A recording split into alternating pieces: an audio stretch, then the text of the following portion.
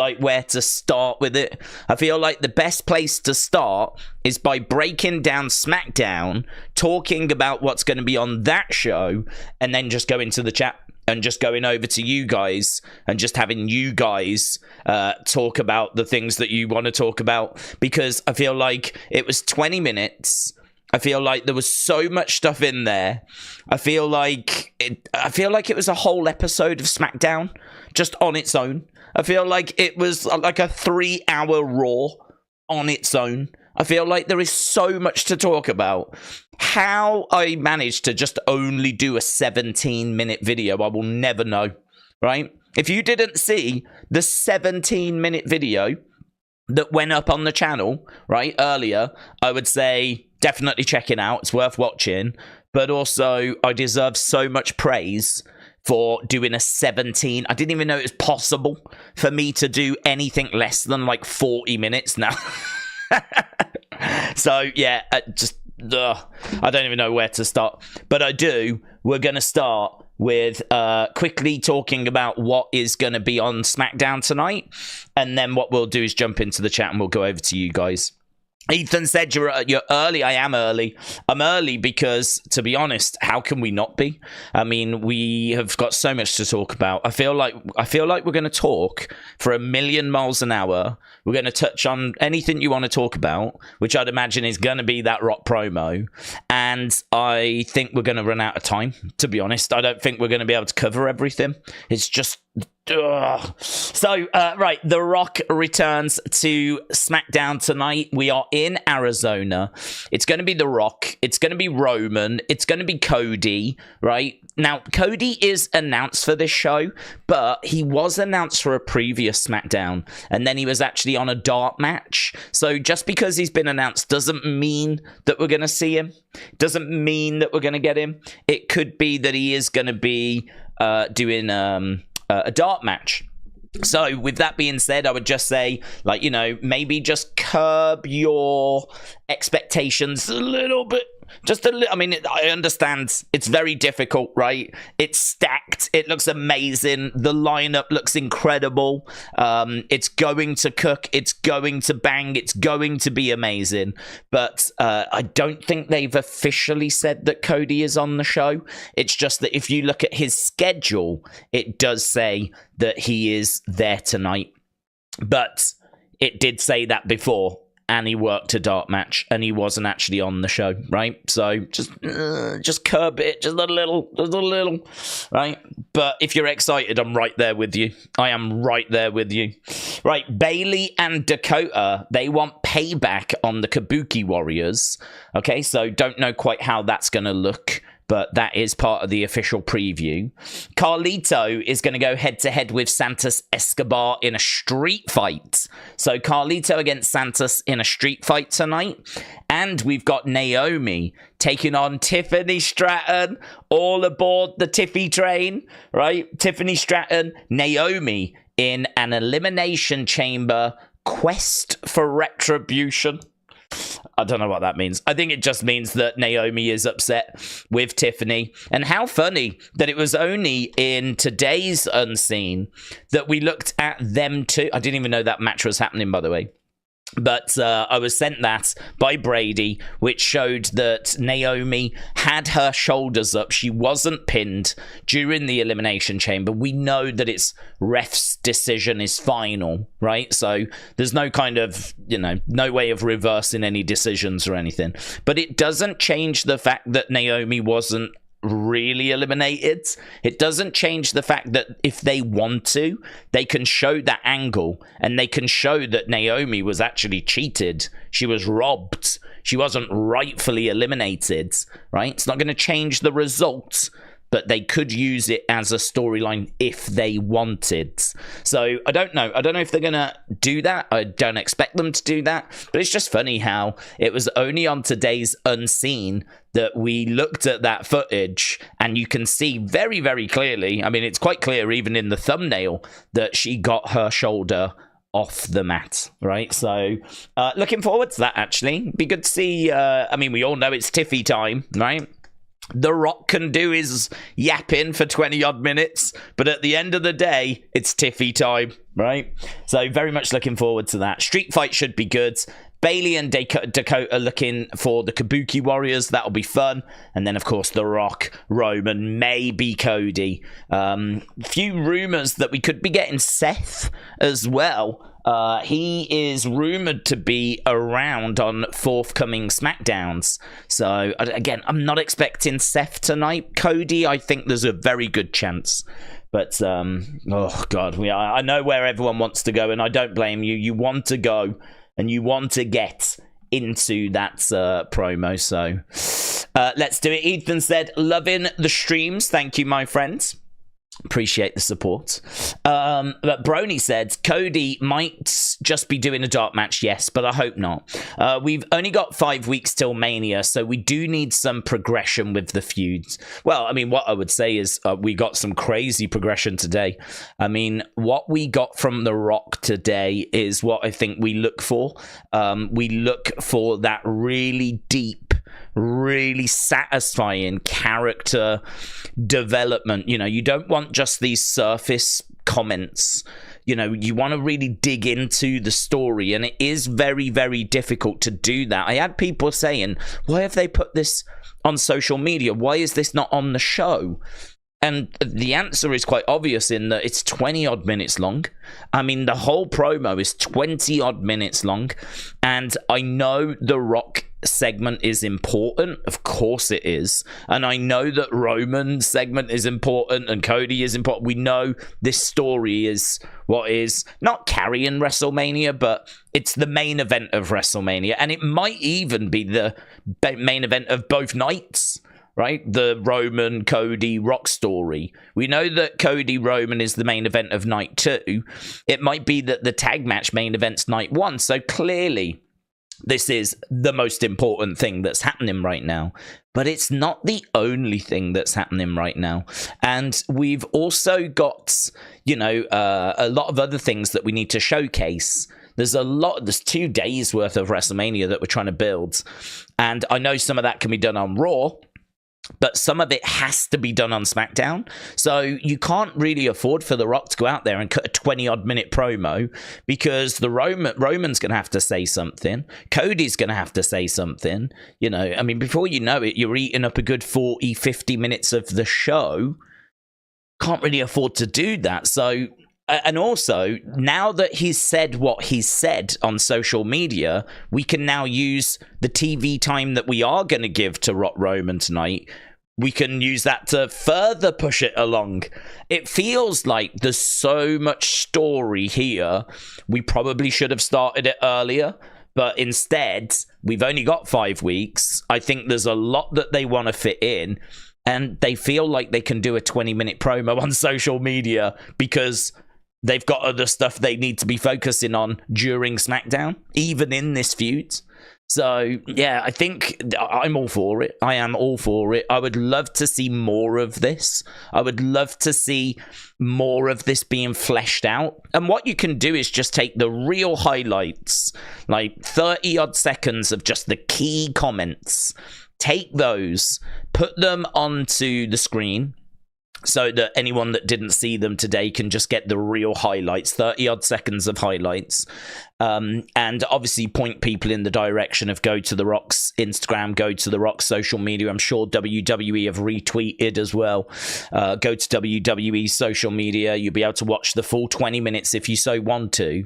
But I'm a big fan of, and we've said this before, I'm a big fan of content that lives outside of the shows. You know, one of my favorite things we spoke about before was Yokozuna being slammed on that USS Intrepid by Lex Luger.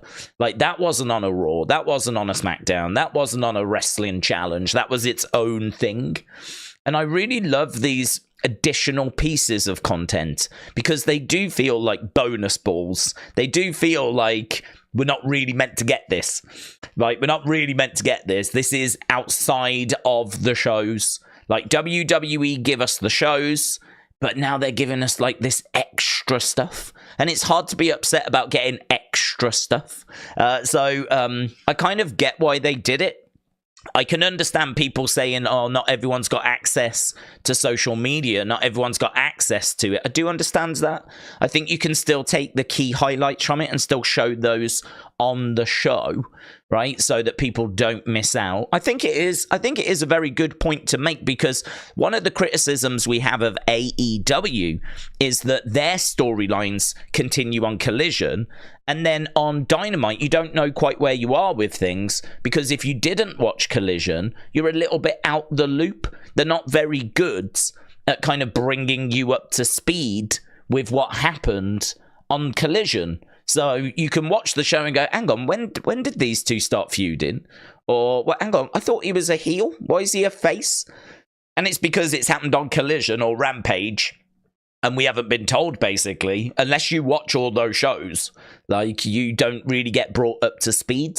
I think WWE need to make sure they don't fall into that trap. I think WWE are very good at recaps and video packages. I don't think they will fall into that trap. I think if you have missed this promo today, WWE, I would expect them to do a good job of bringing you up to speed. So that'll be something that'll be worth just keeping an eye on from a business perspective. Do WWE bring up the casual fans? Do they bring them up to speed with something that they could quite easily have missed today? And you know, it was funny because when I got sent that clip and I watched it, I mean, my mouth just dropped to the floor. Like, you know, when you watch something and you just know that it is monumental, you know that it is just something so seismic that you're just like, oh my God, like, we've got to do a video, and we've got to do a video now. I went on Twitter and I was like, guys, huge video dropping now. And I didn't know how I could get that message across any bigger. I didn't know how I could, like, I'm not joking kind of a thing. Like, this is massive. It was so exciting. It was so exciting that we had this extra bonus piece of content that was not even short. It was 20 minutes long. I mean, Raw used to only be like 40 odd minutes. It only used to be an hour, but you used to have commercials. So Raw used to only work out at about 40 odd minutes long. This was like half of a Raw from 1993. It was amazing, amazing. And he said so much stuff as well. So much stuff. So yeah, oh man, there's so many different ways to attack this. Dro said, Rock on SmackDown. It's going to be interesting. It's going to be really interesting. It's going to be really interesting. Mosey, the wrestling god, appreciate the support, dude. Hope you are well. Eric said, I love what The Rock said about the busted open guy. I wish he would go off on JD from New York next. LS Dub said, I thought the Rock promo was fantastic. Plot holes were filled. I have no other questions except what comes next, which is a great anticipatory question. Oh my God, please. Come on. Yeah, we're wrestling fans. I haven't got IQs that can cope with words like that, right? Let's do this. Connor said, do you think Rock and Cody will face each other? Well, it's very difficult, because when would that happen? I can't see them doing that on a SmackDown. I mean, the only thing I would say is that we don't have a premium live event in March. So unless you want to make one of those SmackDowns monumental, right, and you really want to stack it, and it's to all intents and purposes a premium live event. But I mean, even then, do you know what I mean? We've just done Elimination Chamber. There wasn't anything at Elimination Chamber as big as Cody versus The Rock, right? So even then, to do it on SmackDown would be bonkers. It would be mental. So I can't see that. So I can only think, if we're going to do it, it's either going to be night one of WrestleMania, which wouldn't make much sense because Cody's already got a singles match, right? Or you do it after WrestleMania, which you absolutely could do. You're not going to do it in France, right? Because literally nothing good happens in France. So you're not going to do that in France. Maybe you would do it at SummerSlam. I think it would be perfectly acceptable to do it at SummerSlam. Obviously, the Saudis, I have no doubt, are looking at this situation going, we get The Rock, yeah? We get The Rock. I actually don't know if he would go. He's never been. And I don't know if he would go, to be honest, because The Rock is in a position where he has to think about his personal brand. He has to think about his movie career. He has to think about himself, you know? If you're someone like Natalya or Cody or whatever, and you're the only thing you do is wrestling, right? The only thing you do is WWE.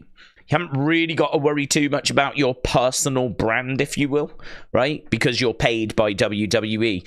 The Rock is bigger than that. You know, he's bigger than that now. He's like one of the most recognizable celebrities in the world.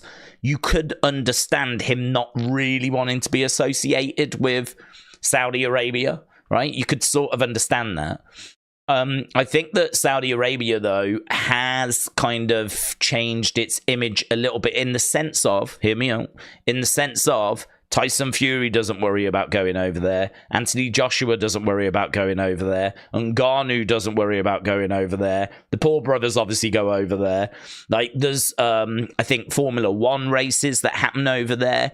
Like, if Saudi Arabia was attempting to sports wash their image, I would say that it's probably worked a little bit, to be honest. Like, if The Rock went over there, I'm sure some people would complain, but we've watched so many WWE shows that have come from over there now that, to me, it wouldn't feel like an issue, right? Which is weird, because you go back about 5-6 years and it probably would have felt like an issue. So that's an interesting one. I don't know if Saudi Arabia would be on the table, but if they want that relationship to stay strong, you've got to think that it should be or would be. So that's a place where I think they could do the match. But again, I don't quite know how he feels about Saudi Arabia, so it's hard to say. But yeah, I think that is a match we could get. Definitely feels like we're building to it, but it's just, when would you do it this side of WrestleMania? There is no big show coming up. And I can't see it at WrestleMania because Cody's already busy. I do think The Rock is going to have a match, though. I do think The Rock's having a match. He was getting ready to face Roman, like, for real. So, and he's training, he's pumping the iron, he's working out, he's getting ready for a match. So I do think that there will be a match. I do think that he is going to compete. I don't know if we're actually going to build to Rock versus Seth. That's the one I've liked all along. That's the one that's, since this kind of started going the way it's gone, Rock versus Seth is the one that I would take over the tag match. I'm not a big fan of the tag match. I don't see the point in the tag match. I think the tag match is something we can do after WrestleMania. I kind of feel like the tag match is just a way to get The Rock on the card, but actually you can get The Rock on the card by doing him versus Seth. You can get The Rock on the card by doing him against Cody if you want to, but Cody's already got a match. Cody, I mean, imagine if we do Rock versus Seth on night 1, and then you do Cody versus Roman on night 2. Like, that to me is clean. Like, no one has to do double duty. Yes, Seth has still got to defend against Drew. So I appreciate there's an issue there. I don't know if Damian may cash in before WrestleMania, or if we have Seth work 2 matches. I'm not sure what the plan is. But even if you do the tag match, Seth has got to do 2 matches. So doing the tag match doesn't change that situation. So it's again, I'm sure there's going to be more twists and turns. I'm sure there's other things that are coming. But at the moment, it's just a little difficult to see how we're going to do Rock versus Cody this side of WrestleMania. Alchemouts, a shout out to you, buds. Said, you'd think someone the caliber of The Rock would know what winning the Royal Rumble means. Well, do you know what? He really did acknowledge that today, and I made a point of, like, in the video that we put out, saying, like, this is the first time he's really acknowledged that Cody won the Rumble. Because do you remember when he did his speech and he was like, oh, this is just like a sports team. Imagine the 49ers lose the Super Bowl and then they cry about it wanting a rematch, and everyone was like, that's not what's happening. Cody did lose, but he's now won the Rumble. He has now earned his way back into a rematch. So the example that The Rock gave is not what was going on. So a lot of people pointed that out. So him actually acknowledging that Cody had won the Rumble, that was good. That was great, right? I mean, the promo was so weird to me. Weird in the sense of I could see The Rock's perspective. Like, The Rock was talking, and there was some stuff in there that I really did go, yeah, okay, why did Cody do that? Probably the big one being, why didn't Cody speak to The Rock when they were backstage at the press event? I need Cody to answer that question.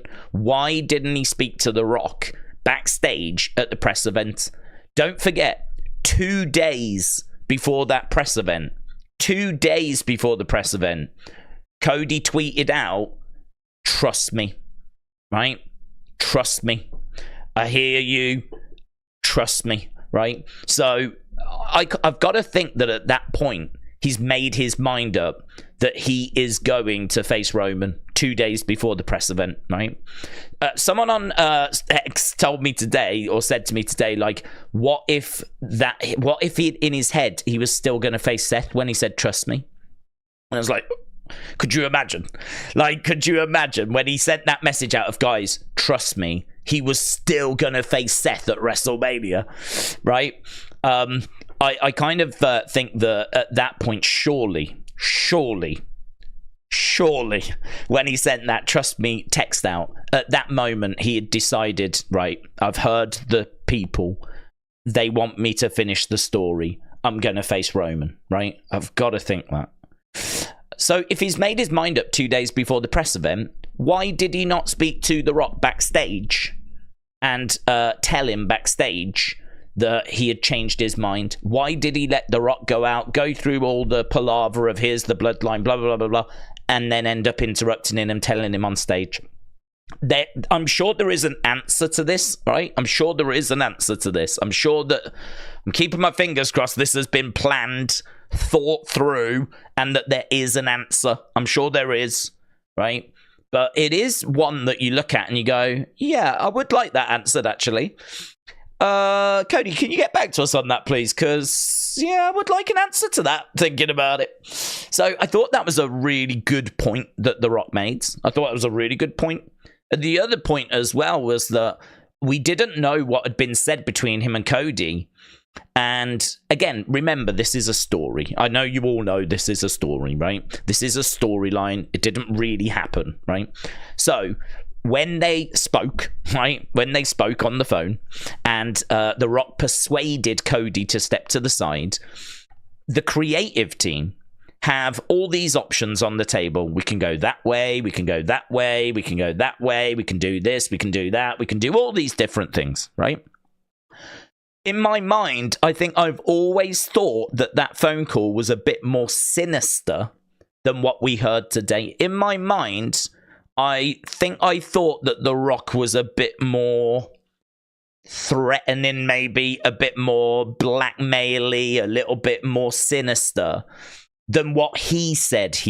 Now, he could be lying. He definitely could be lying. 100% he could be lying. But you can't really presume that at this stage, because we've got to go with what he's said. If what he has said is true, then the conversation we need to have is, how does Cody answer it, right? That's where we are. That's where I am, right? Because if he's lying, if he's just lying, well, then it's going to be easy to respond to, isn't it? You're lying. That's not what happened. Here's what happened, right? That's easy. But if he's telling the truth, how is Cody going to respond to it? Because I didn't think what he said was that sinister. The Rock turned around and said, I think I got it written down. He said that I was born into this business. You was born into this business. Roman was born into this business. We've got an opportunity to bring the business up. We've got an opportunity to put on the biggest wrestling match that pro wrestling has ever seen. You can finish your story further down the road, but, we've got an opportunity here to do something big. And that seemingly is what The Rock said. That's what he said. And Cody apparently agreed and said it stings, but I agree. I want what's best for the business. That's all it took. That was it. That's all it took for Cody to completely derail his plans. That's all it took for Cody to just abandon his plans. That was it. I mean, to me, I thought there was going to be something more sinister there. I thought there was going to be something more threatening there. I thought he was going to be put in a really awkward situation, you know? I thought The Rock might have made it clear that, listen, do this, otherwise I'm not sure there's a future for you in WWE. Do this, otherwise I'm not sure you'll ever finish your story, if you know what I mean. That was an option that was on the table for them. They easily could have made it a more threatening phone conversation, but the way that The Rock has presented it is that you can sort of look at it and go, okay, well, The Rock has put his argument across, he's made his point, and Cody's gone, yeah, all right then, okay, I agree. I mean, I don't know about you, but like Cody is like, please support me, I want to finish my story. So people have dressed up as him, they've bought tickets to go and see him, they've bought his merch, like they've followed his schedule and followed his social media. Like, there is an army of fans that have been right by Cody. You know, you see those kids that dress up as Cody. You see those kids. And seemingly for no reason, or very little reason, he just threw them all under the bus, just abandoned them, and was like, yeah, okay, I won't do it then, you do your match instead. I don't get that bit. I need that fleshing out a bit more, right? Because to me, that just makes Cody look weak. Where's his backbone? How is he so easily pushed to the side? Especially when, from a creative point of view, you could have made it a bit more threatening, and maybe it was. Maybe it was. Maybe The Rock is not telling the truth. Maybe it was more threatening, and maybe we will hear that side of it from Cody. So, you know, I'm not going to get too into it, if you know what I mean, because I've only got the one side. I need to hear the other side. But equally, I am looking at this like I've been told the truth. Because, you know, the alternative is that The Rock's lying, and Cody can very easily come out and say, well, that's not true, that's not what was said. And if he says that, brilliant, then let's find out what was actually said, and that'll be really interesting, right? But he might, if this is the truth, he is gonna, I think, have a little bit of a tricky time to explain to everybody why he was so easy to push to the side, why he was such a pushover. You know, why he was such a wet mop, right? I mean, I don't know about you, but I feel like if you're going to get people to buy into you and buy into your story, you can't just abandon it that easily. So, yeah, that bit, I looked at that and I was like, oh, man, if that's true, I don't think that paints Cody in a great light. And if he did know and didn't speak to The Rock backstage, I don't think that paints Cody in a good light. So there's definitely some stuff that's come out of this that makes me go, oh, yeah, I do need some answers here. I do need some answers. But on the flip side, right, to flip it around, there are some things in there that I think do make The Rock look like a heel. Because during that phone conversation, in the ring, you know, when he whispered to him, apparently what he said in that moment is he said, but here we go. He whispered, let's put on the biggest WrestleMania of all time. Let's do it for the dream, and let's do it for the soul man. And I did get a YouTube comment where someone was like, oh man, that's a bit heelish, where he said, let's do it for the dream. So basically what he's saying is, step to the side, would you? And we'll do this for the American dream. And we'll do this for the soul man, Rocky Johnson, which is both their parents, of course. And I do agree that there is a bit of manipulation there. I do agree. You know, he's kind of pulling on the heartstring of, let's do it for your dad. This is the right thing to do. Let's do it for your dad. I do agree there's a bit of manipulation that's snuck in there, you know. So that bit I kind of looked at and I was like, oh, that's a bit heelish. Maybe calling Pharaoh a goofy ass dog is a bit heelish, but I just thought it was funny. And then, boy, he absolutely buries Seth Rollins at the end of that promo.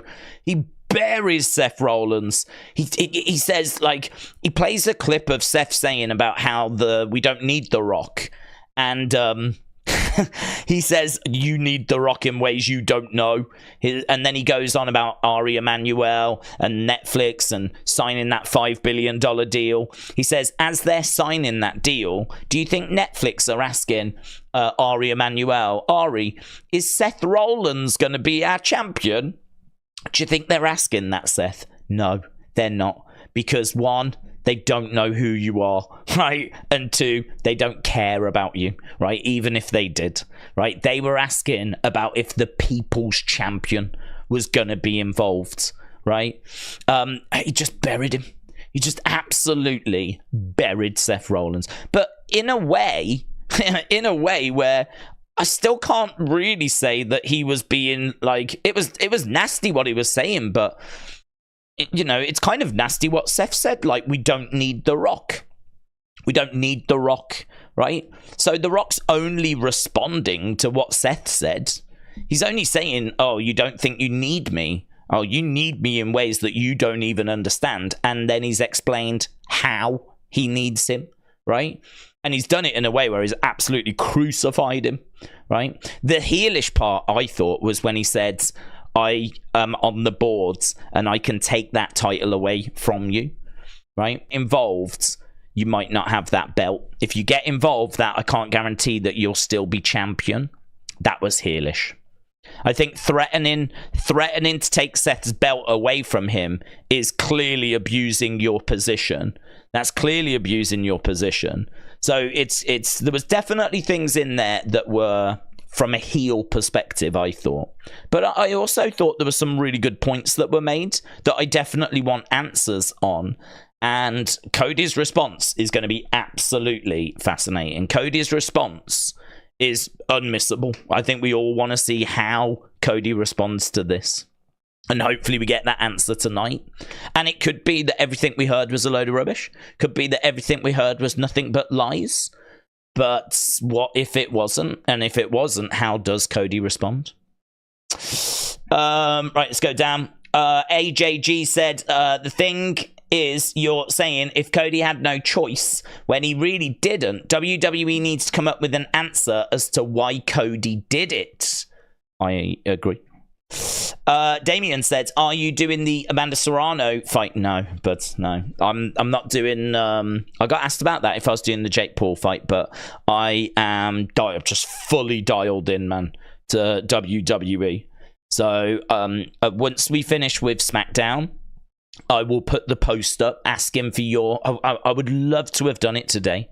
If this promo had dropped yesterday, I would have asked for your thoughts and feedback, so I really wanted it. But the problem is, I can't ask for your thoughts and feedback on the promo because here we are with SmackDown. And whatever The Rock has just said, we may get the answers to on the show. So I can't do a video asking for your opinions when literally a few hours later, the conversation might be moving on. I actually think, part of me does think they might have dropped it on the wrong day. It might have been better to have dropped it yesterday and got everyone talking for 24 hours, everyone excited. And then, because, you know, not everyone will have seen it today. So they've dropped it today. It's certainly made a noise. But I don't know that everyone's had a chance to see it. I don't know if it's maximized, if you know what I mean. Like, it's had an impact, but has it maximized its impact? If you dropped it yesterday, more people would have seen it by now. So, and we could have done a video on it where I asked for your thoughts, and then we could have done a breakdown. So my plan is that we're doing this stream. Afterwards, of course, we're doing the unseen video. We always do. Then whilst I'm doing that, the post will be up for you to share your comments on X. And then I will record a video for that, which will be up tomorrow. And then obviously we need to keep an eye on the situation because there may be another video that needs to be made there. I just don't know. I mean, I feel like I need to be free at the moment. So, yeah, I have no plans for a stream tomorrow. My plans for tomorrow are to upload the opinion video and do, obviously, another Unseen on the night. But more than that, just be free so that I can do what I need to do. Because at the moment, it's WrestleMania season and we are cooking. And this is just amazing content, amazing stuff that WWE is putting out that a lot of people want to talk about. So I don't want to be bogging myself down with like doing hours and hours and hours and hours and hours and hours and hours of boxing streams or hours and hours and hours and hours and hours of UFC streams. Obviously, if it's huge, you know, if it's going to be something absolutely monumental like UFC 300 or even UFC 299, then I will. But I don't think not too many people have asked about Serrano. In fact, I've only had 2 people asking about Jake Paul. I don't even think people know Jake Paul's fighting tomorrow. It's against a journeyman boxer. It's just it ain't a Nate Diaz or a Anderson Silva or a Tommy Fury or anything. So, no, I'm very much dialed in with what's going on at the moment. James said, dissing the goat that is Pharaoh. He's a dog, actually. Is a heel move. I ain't having that BS. Daniela said, wait, what was said about Pharaoh? He called him a goofy-ass dog, right? Which... yeah, you can say that that's a heel move, but I can sort of, if I put myself in The Rock's situation, he thinks that he's going to be facing Roman, and he's walked out on that stage at the press event thinking, I'm facing Roman, let's educate the crowd. Maybe some out there don't know that we're related. Maybe some out there don't know about the Anoa'i family. Let's put up this pretty sick graphic and give them a bit of a lesson. And he's gone through all of that only for Cody to come out and go, whoa, this is BS. You ain't facing him. You know, you can imagine The Rock being very, very, very embarrassed in that moment. Very embarrassed. Like, the whole world is watching. Everything's been planned. You've probably told your family and your friends and everyone's tuned in, and certainly the press are there as well. You know, this is egg on the FaceTime. And so he is kind of embarrassed from that point of view. But then, of course, all right, Roman made comments, right? Roman made comments and Cody fired back. The Rock's not going to be upset at Roman for making comments about Cody's family, but he's definitely going to be upset with Cody for making comments against his family. And you know... I mean, family is family, isn't it? Family is family. But, you know, that Anoa'i family, that bloodline, I mean, you just don't mess with them. If you mess with one, you mess with them all. I mean, you just don't. And they take it very serious. So I sort of can see his point of view where he's just, you know, anything goes now. He doesn't like Cody. He doesn't like Seth. They've embarrassed him. And so, that's it. Gloves are off. Shots are being fired. So, you know, if he wants to call Pharaoh a goofy-ass dog, I would say, yeah, that's a heel thing to do.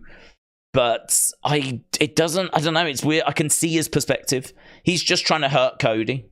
You've embarrassed me, so I'm going to try and hurt you back. And if insulting your dog is going to do that, then I'll do that.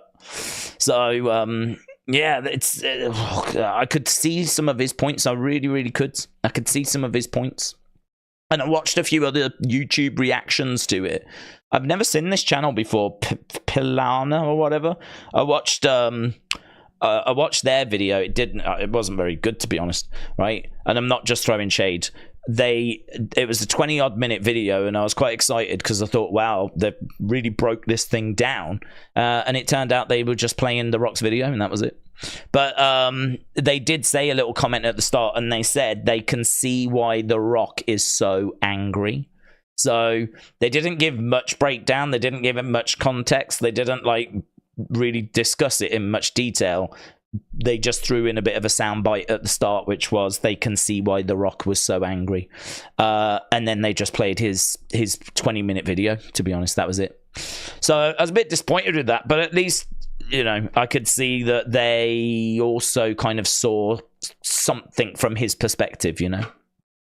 I mean, I've had reaction all across the scale. I've got people that are just, you know, Cody's the best, Cody's innocent, Cody's blah, blah, blah, whatever. People saying, oh my God, maybe The Rock was right. I mean, the scale is just like the Maxine situation. So I've seen loads of people in the Maxine situation saying that the guy was wrong to say what he said. I've seen people saying he was fine to say what he said. He didn't go too far. And then people all kind of in the middle saying, I'm not quite sure, like blah, blah, blah, blah. This feels the same. Like this promo has got people like all kind of mixed up. Some people are like, oh, The Rock, what a heel. I can't believe he said what he said, blah, blah, blah. And then some people go in, oh, actually, I can see his perspective. You know, he makes a point here, he makes a point there, blah, blah, blah. And then people all kind of in between as well. So I would say that, you know, anyone's reaction to that promo is not wrong. Right? If you saw it a certain way and you saw it different to other people, that's not wrong, right? Because everyone is interpreting this story in their own manner, right? But I just think that for me, I could see where The Rock was coming from with some of the points that was made. It didn't paint him in a very devious light. But then, of course, it's The Rock that's telling us this, and so The Rock's not going to paint himself in a devious light, is he? So we have to wait and see what the alternative point of view is. We've got to wait and see what Cody says. And if Cody says that this is what happened, get Cody's timeline. As people said, you know, that Three Faces promo, like it's kind of the same here. Like there's three truths. There's their truth, there's the other person's truth, and then there's the actual truth. So we've heard The Rock's truth. We need to hear what Cody's truth is, and maybe somewhere in the middle will be what actually happened, storyline wise, you know. So oh god, I mean, there's just so much to break down, there's so much to talk about. I feel like we've only just scratched the surface. I mean, he really does, like, for 20 minutes, like, lay out the whole story. And do you know what else he did that was amazing? If you don't watch wrestling and you don't know anything about wrestling, he told you the whole story. He told you about the head of the table line, right? And how the crowd didn't quite know where it was going. And then he dropped the line, right? So you kind of see January 1st, him making that comment.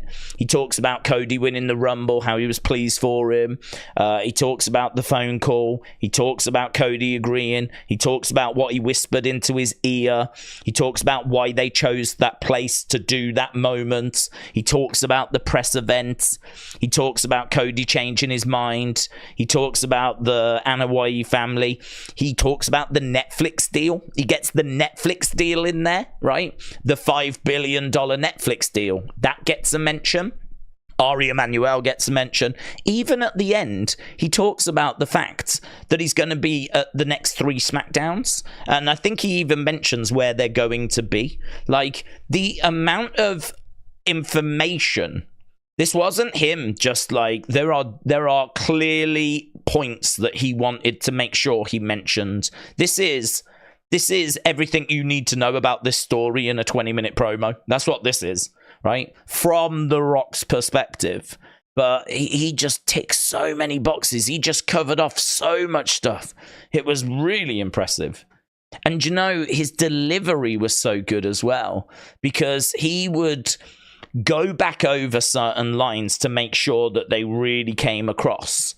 You know, he would make sure that he paused. There was a lot of silence. There was a lot of dramatic pause, right? It wasn't just blah, blah, blah, blah, blah, blah, blah, blah, blah, blah. It wasn't Excalibur, right? It was blah, blah, blah. It wasn't that. It was a lot of pause, a lot of, like, you know, taking his time, telling the story. It was very clear. The way that he managed to get the emotion across was fantastic as well. I could see a lot from his perspective, of course. And it was amazing. The delivery was amazing. I mean, to be able to talk like that for 20 odd minutes, not forget that what the point you're making, not leave out any detail, or if it did, it didn't seem like he did. It felt like he hit everything he wanted to hit. I don't know if it was in one take. It felt like it was in one take, but then I suppose it might not be, because he does put in footage from like different shows. So as that footage is put in, that could be where the cut is, so that the next bit you see is a different take, if you will, right? It might be that he's like read the bit he wants to say, delivers it, then we go to a clip, and then he's like, right, what's my next bit, right? But it definitely flowed and felt like it was just one continuous like promo. It felt like he'd done it in one go, and then they'd dropped in the footage after. But it might not have been that way. But it was incredible. It was an amazing promo. Not just from what he said, but how it was delivered. There was no missteps. There was no filler words. There was no stalling. There was no getting lost. There was no pauses where he's trying to recall like certain things. It's just flows. It just absolutely flows. It was amazing. It's one of the best promos I've ever seen. I would love to see if he could do it live, though. 20 minutes in a ring. I would love to see if he could recreate it, or if it was done in like multiple takes. But even so, as a piece, amazing. Aaron has tweeted you something. Days, did you see the fans saying that Becky is overpushed and she is taken away from people like Liv? Do you remember when everyone loved Becky? I haven't seen I've seen some people saying it, but I think Liv's got a fan base that's going to be making noise. So I don't know if that's the majority or if that is just like Liv fans, to be honest. So I don't know. It'll be interesting to see what the reaction is that Becky gets. If that is the majority, then Becky would be getting negative reactions. And to be honest, I'm not hearing that. So I don't know. I think there's a lot of Liv fans out there that are tired of Liv always falling short. And so I'd imagine that it's probably down to them. But apparently you've sent me something and I need to have a look. I'm so behind on X. I mean, I tell you what's a bit of a problem for me, and I don't really know how to fix this. But like, if something happens like today, I get tagged in it, obviously, like 20 odd times, right? No problem. But if I then share my thoughts on X, then people obviously respond to that. And so you should, like with their thoughts. Just like here when we're talking and people are in the chat, like with their thoughts. But like what that means is that it means my notifications get just flooded and filled with things that have got nothing to do with Unseen. So it's like, oh man, I have to go through all of that to get to the little bits that people have tagged me in for Unseen as well. So I'm kind of making it all a bit harder for myself, to be honest. I don't know if Unseen might end up getting its own account. I might have to start a new X account for nothing but Unseen. But that we'll worry about that down the road. So, with that being said, you'll have to bear with me to see if I can even find whatever you've sent. Oh, I can. Here we go. I was just about to say, I might not even be able to find what you've sent me. But no, I have actually. Right, what's this? Cody Rhodes. Let's look at this together because I haven't seen this. It's just been sent through by Aaron. And actually, I can see that Swinging Man Lou has sent it as well. So, here we go. Look. What happens if I click on it? I ain't watching all that. I'm happy for you though, or sorry that happened. So is that what Cody? Is that Cody's response? Cody's response is, I'm not gonna watch that 20-minute clip. I'm happy for you, or sorry it happened. Is that his response? His response is, I ain't gonna watch it. What's this?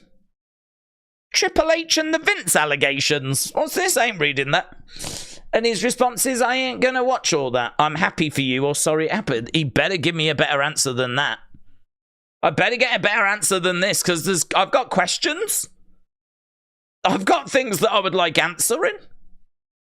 So, that's a bit... Does anyone else think that's a little bit heelish of Cody? I ain't going to watch that. I'm happy for you, or sorry it happens. So, hang on. The Rock comes out to air his grievances and say why he's upset with Cody and why he's upset with Seth. I think he's made some good points, right? And I know many of you do as well, judging by the feedback I've received, right? And Cody's response is, I ain't watching it. I mean, I'm happy for you or sorry that what happened. I don't know, man. That ain't the right response, in my opinion. I would much prefer that Cody responded with, you know, that ain't what went down, and you know it. I'll see you at SmackDown tonight. Like, that would be a much better response, right? That would be a much better response. That ain't what went down. That ain't what went down, and you know it. I'll see you at SmackDown. No, I ain't watching it. I ain't watching that. 20 minutes. Do you know what? I feel like every time I upload an unseen video, that's the response that I... Guys, there's a new unseen video. It's 53 minutes long. Also, though, what I will say is that will now be a meme, right? I don't know if it's just a meme anyway, but that is now definitely going to be a meme. I can see that Briggsy has tagged me in it. Vetrix has tagged me in it as well. Appreciate it. Right, let's get back into the chat, shall we? That's a bit of a lame response from Cody. I'm gonna give it time. Maybe we get Cody's full side on things tonight. Yeah, I mean, in all fairness, I wouldn't expect Cody this close to SmackDown to do a full 20-minute response. But yeah, I would have preferred a different one, to be honest, yes. I'm not watching that. I'm happy for you. Sorry about your damn look, said Alka Meltzer. Isn't that a DM that Cody got? I think it's part of a chat between The Rock and Cody. Honestly, don't know. If it is, then that's inside baseball even for me. I don't know of that. Unless Cody comes out and says that's... But then, why... When would The Rock send that? When would The Rock have sent that? What would Cody have done that The Rock didn't want to watch? Don't know. Not aware of it being a DM, right? Not aware of it being a DM. I wouldn't want to watch all of that either if I was Cody. I'm lazy. I have no life. Well, it's true, actually. I mean, in all fairness, I'm sure WWE will sum it up, so he probably could just wait for that, couldn't he? Do you know what I mean? Probably could wait for that. Ovion said The Rock will soon realise WWE fans won't tolerate a Tony Khan booking. Not JPEG said, who would watch Undertaker Home and Garden show? I would. Got a view of gorilla position and pictures, says Joseph. Joseph, what, are you there, are you? Are you at the show? How would you have a view of gorilla position? Unless you've run through the curtain. Have you run through... Are you at the show and have you run through the curtain? Angie, shout out to you, said, Cody is trolling. He did it to get this reaction. Maybe he did. I don't know. I can only react to what I'm presented. So, to me, that's, as I'm sitting here now and as I'm watching this story unfolds, not the response that I would have given if I was in Cody's situation, not the response that I would have expected. So, I don't know. I mean, if it turns out he's trolling, it turns out he's trolling, but I don't know. There's like so many what ifs. You know, there's so many paths that this can go down. I think the only thing we can do is just watch and see how it plays out. But if we do that, well, then I'll come back in an hour, shall we? Do you know what I mean? Like, what should we not have a conversation?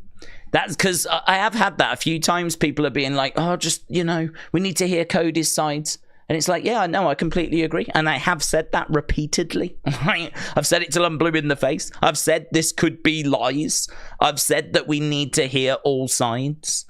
But equally, as wrestling fans, I was under the impression we like to talk about wrestling. And I was under the impression that we like to have a conversation about wrestling.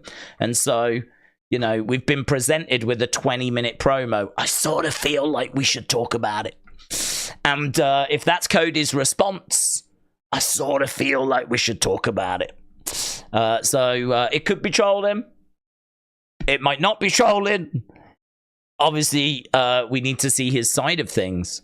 I really hope he's on the show. Honestly, really, really hope he's on the show. Because I sort of think, like, there's so much that's being thrown at him in that promo that if we don't see him tonight, like, yeah, all right, we can wait till Monday and we can get an answer on Monday.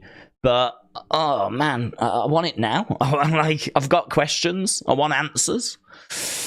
And I'm hoping that we get him tonight. It's weird because The Rock has said a load of stuff. And then on SmackDown, it's more Rock and Roman. Do you know what I mean?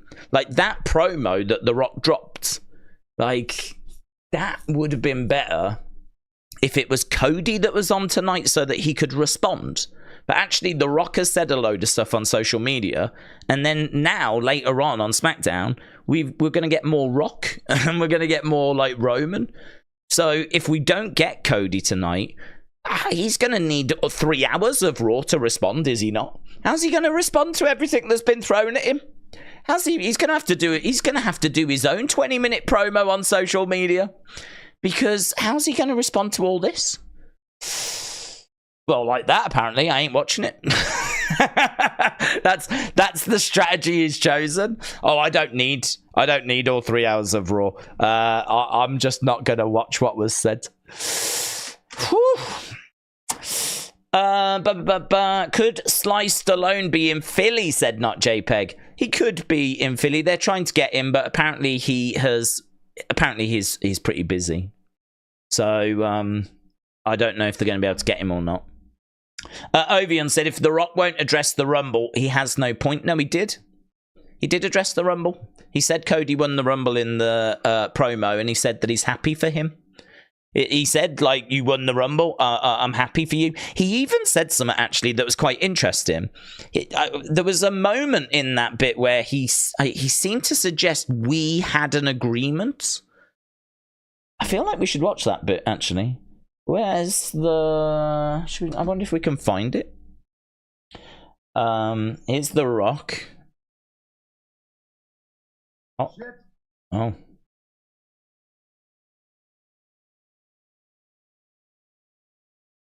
Test the waters.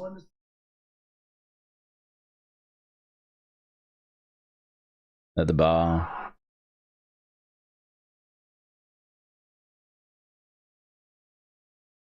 Fair and square. Works his ass off.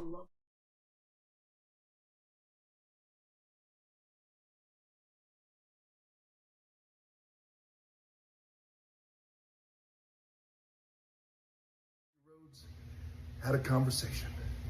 But it was a conversation that a few have had with Cody Rhodes before. Because Cody knew the biggest match of all time was looming. That's interesting as well, isn't it? A few had that conversation before with Cody Rhodes. So what does that mean? That a few have told Cody to step aside before? And Cody's done it? That's interesting. A few have told Cody to step aside before. The Rock talked to Cody and said, Cody, you know, you love this business. The Rock loves this business. You were born into this business. The Rock was born into this business. Roman Reigns was born into this business. The 3 of us born into this business. You know, Cody, you got the biggest WrestleMania main event of all time. Right here, you have an opportunity to bring this business up to places it's never been before. You can always, with all due respect, finish your story another time. You agreed. There's a bit where he says, but I don't know where it's going to be. He says, I might have to go through this whole thing to find it. There's a bit, right? There's a bit where he says that Cody won the Rumble and we all agreed what the right thing to do was, or there was a plan that we all agreed. It might be that he's insinuating that there was an agreement with, like, Triple H, and there was an agreement with the board as to what the next step should be. And the only person that they needed to speak to was Cody, right? So it might be that he was kind of insinuating. But to be honest, without like trying to scrub through the 20-minute video to try and find the bit I'm referring to, we might have to just leave that point for now. I might look into that a little bit more and see if I can find that clip, because it's in here somewhere where he kind of insinuates there was an agreement about like Cody winning the Rumble, which I thought was interesting. But that's interesting as well, the bit where he said we had a conversation many others have had with Cody about stepping aside, which is kind of interesting. That's a little thing that may fly under the radar. You went past it when he said about the Rumble. Yeah, but it didn't say, did he? He didn't say the bit I was looking for, did he? Let's bring it up. Oh, God, look, we're back again. Crowd exploded. All time. He won it fair and square. So, yeah, look, just to assure us, The Rock has chills on his arm. The crowd exploded. Because they knew, after all these years, the crowd knew they were finally getting the Rock versus Roman, Roman, the biggest WrestleMania of all time. Time. And what happens? Cody Rhodes, wins the Royal Rumble. Wins the Rumble. Fair and square, works his ass off, and he wins that Royal Rumble, baby. Yeah. He's going to WrestleMania. Yeah. Good for him. Good for him. Conversation that a few have had with, because Cody, you know Rock loves this. Rock loves running into this WrestleMania right here. No. There's another bit somewhere that I need to try and find. There's another bit which was, it was only very short. Very, very short. It's like a couple of words, but the way he worded it, which may have been just him misspeaking or me mishearing, because I'd have to go back and find it, sort of insinuated that there was some sort of an agreement in place before Cody had won the Rumble, or Cody had won the Rumble and we'd all agreed what the best thing to do was going forwards. And it sort of insinuated that there was something else, but you'll have to leave that with me and I'll have to try and dig it out. If I can find it for Unseen, I might put it into Unseen and put it in there. Because I watched the whole 20 minutes and I distinctly remember that moment, and I distinctly remember thinking, that's interesting. I need to talk about that. And what I should have done at that point is wrote down the time, and I didn't. Does anyone miss the dude that used to say, now WWE presents the Royal Rumble with Hero in the background? They still do that. And now WWE presents Elimination Chamber. They still do that. I thought you meant the bit about the Rumble. No. There's a little annoying bit. It's just a couple of words that you can easily miss. Again, I'll have to look for it. Big Time said Cody's tweets got over 30,000 likes in under an hour. Rock's tweet 29,000, and it was tweeted 5 hours ago. Steven said, Days, hope you are well. Another huge night for SmackDown. Tonight's segment will be massive on the road to WrestleMania. Ipswich are away to Plymouth tomorrow. So proud of the Tractor Boys. JB is hyped for the show tonight. Mitchell said, don't miss my super chat. Thank you. Mitchell said, Days, I'm disappointed you're not goth now. Oh, dudes, I haven't had time to get the costume together. I haven't had time to pull it all together. I was going off to the shops today to get all gothed out, but the Rockers ruined my plans instead. Miguel said, clowns for sure. Great show, Rock. I can smell what you're cooking. Brad said, Rock's fans are older and are not all on Twitter. Alka Meltzer said Triple H won 2 Rumbles, Batista won 2 Rumbles, Orton won 2 Rumbles, Brock has won 2 Rumbles. Edward said, I've tagged you in more stuff for Unseen, thank you. I'm drowning in stuff on X. Big Time said, poor AEW, they only did 822 for Sting's final Dynamite, down from last week's 828. Fun fact, AEW has not been over 850 for 11 out of the past 12 weeks. The one exception was Hook Samoa Joe at 891. Matthew said, do you think Hall of Fame inductees will be announced tonight? Would be good if we could get an announcement on that. And we are in March now. It's March 1st going into March 2nd here in the UK. So it is definitely at the point where we should be doing that. We're only, 5 weeks away. So if you announce a different one each week, then we tend to put in about 5. So it would make sense to start now. The only thing I would say is that you could do next week as the first one. It could be that Raw Monday is when we get the first announcement. So don't know if it'll be tonight. Don't know if it'll be Monday. It's got to be some point soon, though. It's got to be some point soon. Connor said, with Drew and Seth are fighting, Damian Priest could cash in and then it may be a triple threat. Jody said, I'm not sure Triple H will be at the show tonight, as tonight he's the princess dance at his daughter's school. Jean-Pierre said, Seth on SmackDown tonight for The Rock. A. Jobson said, I was at SummerSlam 03. The arena was dope. Is Seth there? I've heard rumors that he was going, but I don't know if he is actually there. They've not announced him, or they hadn't announced him. Seth Rollins is trending, but then The Rock did absolutely destroy him in that promo. And there is just a lot of people destroying. There is just a lot of people. I need Seth to be at his best to come back from this, said someone.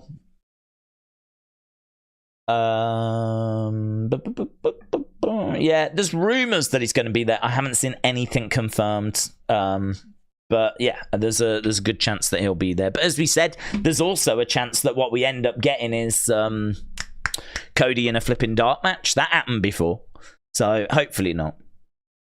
Alexa Ball, shout out to you, says, my bad. You're bad for what? You're bad for what, bud? I have not seen, I don't think I've seen an Alexa Ball comment, so Alexa Ball, shout out to you. Appreciate the support. Jean-Pierre saying about Seth, I was just looking into that and I'm not sure. There is a good chance though, and there are plenty of rumors. Jim said, Steve McMichael should be inducted in the Hall of Fame, following the NFL's lead for putting him into their Hall of Fame. Edward said, how are you? I've spent over £500 this week on Wrestling Shop Live and Cody, Rhea, Rowan and Rock merch. What, you spent over £500 at Wrestling Shop? Well, not Wrestling Shop Live, but at Wrestling Shop. On what? Cody, Rhea, Roman and Rock merch. Well, you're ready, aren't you? You're ready for WrestleMania season? Alex said, don't speak about the bloodline tonight or The Rock will slap your candy ass. Did you see the reports that WWE declined AEW's request to use WCW footage to pay tribute to Sting, said Big Time. I did not see that, no. I didn't see that. That's a shame, to be honest. I understand that they don't want to help AEW out and they don't want to make that show more engaging. But it's a bit of a shame, isn't it, really, that Sting is not going to get as strong a send-off as possible. Because, obviously, a lot of the key moments that he had was in WCW. So, I mean, all AEW can do is ask. And I'm sure they'll pay for it, of course. So, offer to pay for it, whatever. But you can sort of understand WWE not wanting to make that show even more engaging. Why would they want to make Revolution even better? But it's just, unfortunately, it's Sting that gets caught in the middle. And I know a lot of people will be like, oh, they should have just done it just for Sting. And, to be honest, I do lean that way. But it's business, innit? It's dog eat dog. The business world is a nasty, horrible world. It's not let's all hold hands and skip together world, is it? It's dog eat dog. It's survival of the fittest. It is what it is. It's business, Wrestle Andy said, Days, do you think they'll announce another UK pay-per-view this year? I don't think so. Just because we are already in March. I feel like they would have already announced one by now. I think if you're doing the UK, I suppose you could do the O2, but You could do the O2. But we're up to SummerSlam being announced. And honestly, do you really want to do the UK outside of summer? Like, certainly not a stadium show, you wouldn't. You could do the O2, but I don't know, you were already doing France. You're already doing Germany. I sort of feel like, I think rather than look at the UK, I sort of think like maybe they're looking at Europe.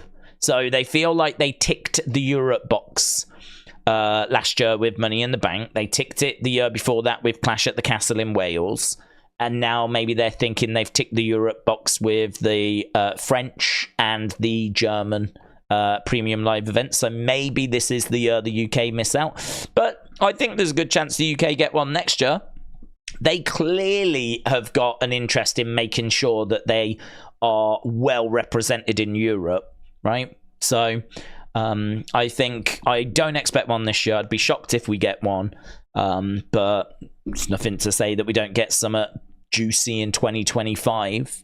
I mean, I know this isn't the same, but I would love it if NXT would come over. From a business point of view, you could understand they might not want to do that because NXT is not as big as the main roster. NXT has got a more limited fan base, so you can't run big venues, but it still costs a lot of money to bring the superstars over. It's going to cost you as much to bring over, like, you know, the NXT people as it is the main roster people, because a plane ticket is a plane ticket, and you can't shove them in, like, you know, economy. You know, you're still going to fly them in business or whatever. So I kind of feel like it's a lot harder to make your money back on an NXT tour. But I loved it. I so miss it. I loved it. I loved the NXT shows. It was smaller venues. It was a really great, passionate crowds. You knew that you were seeing superstars of tomorrow at a much smaller space, you know? I mean, I remember seeing NXT in, like, Brighton. When they did a show in Brighton, I saw them in Bournemouth. In a smaller venue there. You know, these are the kind of venues WWE won't tend to run with the main. They do sometimes, but they don't tend to, because they're much smaller venues than an O2 or an MEN Arena, you know, or the NEC in Birmingham. So I would love it if they brought NXT back over. It just felt a bit smaller. It felt like you could potentially meet the wrestlers, like bump into them. It just felt like a bit more grassroots, you know? I really miss that. If you go to a WWE show, like, you ain't going to see the wrestlers, or it's unlikely you're going to see the wrestlers unless you've got a VIP ticket. And there's so many people around that it's just, you know, it's a big show. It's like going to see a concert, really. A big band at a concert. Whereas with NXT, just always felt that bit smaller. So I am going to try and go to an NXT show when I go to Florida in April. I am going to try and go to one. So I am looking forward to that. I did it in 2018, and it's one of the best things I've ever done. If you go to Florida, go and watch NXT. It is so, so good. There's only about 200 people in the room. It's about 200 people in the room. And I mean, when I went, I saw Io Sky, Dakota Kai, Kairi Sane, Shayna Baszler, Viking Raiders. Saw them. Saw, who else was there? Undisputed Era. So Kyle O'Reilly and Bobby Fish, I believe it was. Can't remember if Roderick Strong was there. Adam Cole definitely wasn't.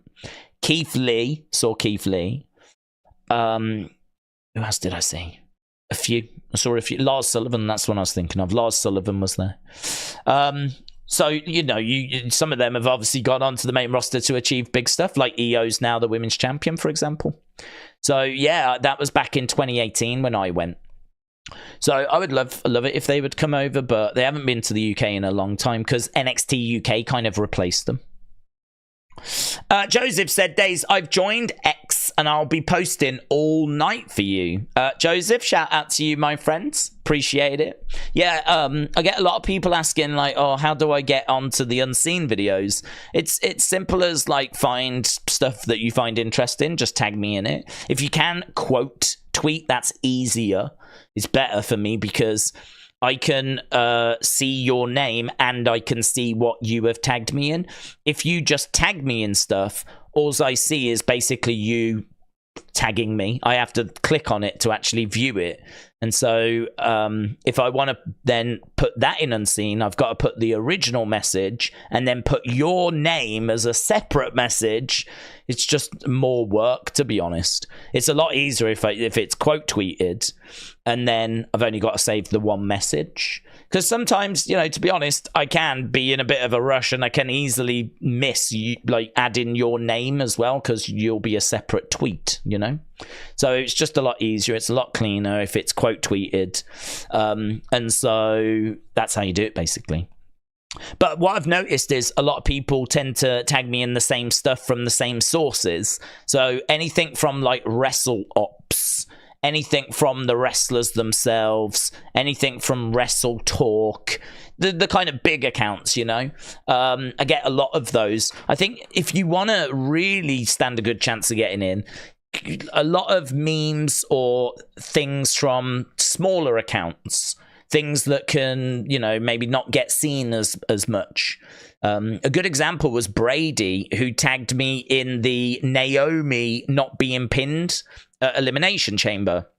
That wasn't tweeted out by Wrestle Talk or WrestleOps. It wasn't tweeted out by a wrestler. It wasn't tweeted out by Ringside News. It wasn't tweeted out by Fightful or Sean Ross Sapp or anything like that. It was just some small accounts. I think it was a fellow Alexa Bliss fan, actually, that had just got this fan footage. And, you know, as I said, no one else had tagged me in that. No one else had tagged me in it. So not only did that make the video, but I thought it was such an interesting video that it was the thumbnail, it was everything. So, I would say, you know, if you are going to keep tagging me in things like WrestleOps and Wrestle Talk, that's fine. You can do it. Just know there's probably a good chance a lot of other people have done the same. And so it's going to be a lot harder to kind of get in the video and get a shout out that way.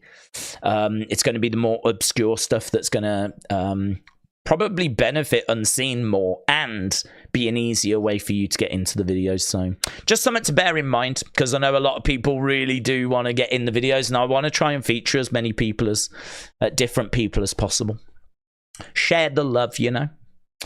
Alan said, imagine a PLE in Japan or India. That would be awesome. That would be a lot of fun. Epic Scene said, I hope when Sting retires, his son replaces him as the new Sting. Elizabeth said, Toronto, Canada has got SummerSlam and Survivor Series. Apparently, SummerSlam is going to be in Cleveland. Don't know where Survivor Series is. WrestleMania next year expected to be in Las Vegas. I think that was in today's Unseen video. That's where they're expected to be. Big Time said, Days, unpopular opinion, I thought the chamber being in a stadium was a distraction from the visual of the structure. I prefer it in an arena. Okay. Matthew said, Days, NXT in Plymouth when HBK and Triple H were there just before the pandemic. Yeah, so I can't remember when NXT UK started. I can't remember when it first started. But I know that they wound it down and they leaned more into NXT UK. So pre-pandemic, just before the pandemic, back in 2019, I could believe that being the last time that we got an NXT show here. They've not started it back up since then, but I mean, you're going back 5 years, you know? So I would love to see them bringing it back. I really, really would. I went in 2016 and I think again in 2018. I think it was 2016, 2018. So I could believe 2019 being the last time they were over. But with no NXT UK now, I think there's a gap in the market for them to come back. I really do. Rebel Eric, shout out to you. Rebel Eric said, this is heel Rock on 1,000. If anything, Cody will be the biggest babyface in history. Rock is bringing a realism that I don't think I've seen before. It's amazing, isn't it? I mean, I compared it to Drew McIntyre in the sense of Drew's a heel, but he's making a lot of good points and you can see things from his perspective. What I would say is that Drew is trolling CM Punk quite hard. People are finding it entertaining, and it is definitely helping Drew, but it is also kind of making sure that, you know, he comes across as being a heel. Like, he doesn't like CM Punk. CM Punk hasn't really done anything against Drew. And so Drew is going in on CM Punk. He's made his feelings known. He's made the shirt. He's gloating about Punk being injured. You can see his perspective because he doesn't like him. But he hasn't really done anything to him. And so it's kind of making him seem like a heel. I think with The Rock came out with something similar. He did like this ultra real promo. He walked you through the whole story. I think you could see things from his perspective. I think there was some stuff in there that just kept The Rock heel. But yeah, to be honest, I mean, my feeling on it has not changed since I first watched it. I'm still surprised they didn't go further with him being a heel. I still think of all the things he could have said to Cody to make Cody step to the side. I think there are like 100 more things that he could have said that was more sinister, that would have made him come across as more of a heel. Also, what he whispered to him in the ring, you know, there's maybe a little heel vibe to that, but I think there's like 100 other things that could have been said that would have been even more heel. You know, as I said, an example would be The Rock could have said to him, I know you've won the Rumble, but if you want to stay with the company, now that I'm on the board, you're going to have to step aside, right? And you're going to pick Seth. And Cody could have easily been put in the situation where he didn't really have a decision to make. He either picked Roman and he knew he would end up losing his job, or he picked Seth and plays along with The Rock. Like, they easily could have gone that way. They didn't. Well, not according to The Rock, anyway. Not according to The Rock. The conversation that they had was one where The Rock just made his point of, let's do me and Roman instead. It's going to be, you know, the biggest WrestleMania main event of all time. And without very little persuasion, Cody seemed to agree. I mean, like, that's the Rock side of it, yeah? That's the Rock side of it. So, looking at that, I really think that they could have gone further with the heel thing. But again, it is The Rock's perspective. We'll see what Cody's got to say. But that was a very interesting promo. The tone of it was not what I expected. The reveals as what was actually said were not was expected. Again, if they'd have gone really quite heelish with, you know, what they said to each other after the Rumble, then, you know, when he whispers to him in the ring, he could have said something like, "You stick to the plan. You remember the plan. Yeah, you're a good boy. You're a good boy. You know what's right for you." You know, it could have been something like that. And who knows? Maybe it was. I keep having to say this because people keep telling me he might not have been telling the truth. And it's like, I know. I am aware he might not have been telling the truth. So we'll see what Cody comes back with. And I hope that we get that answer tonight, because if I've got to wait till Monday, it's going to drive me insane over the weekend. I mean, I will literally lose my mind. Right, let's go down.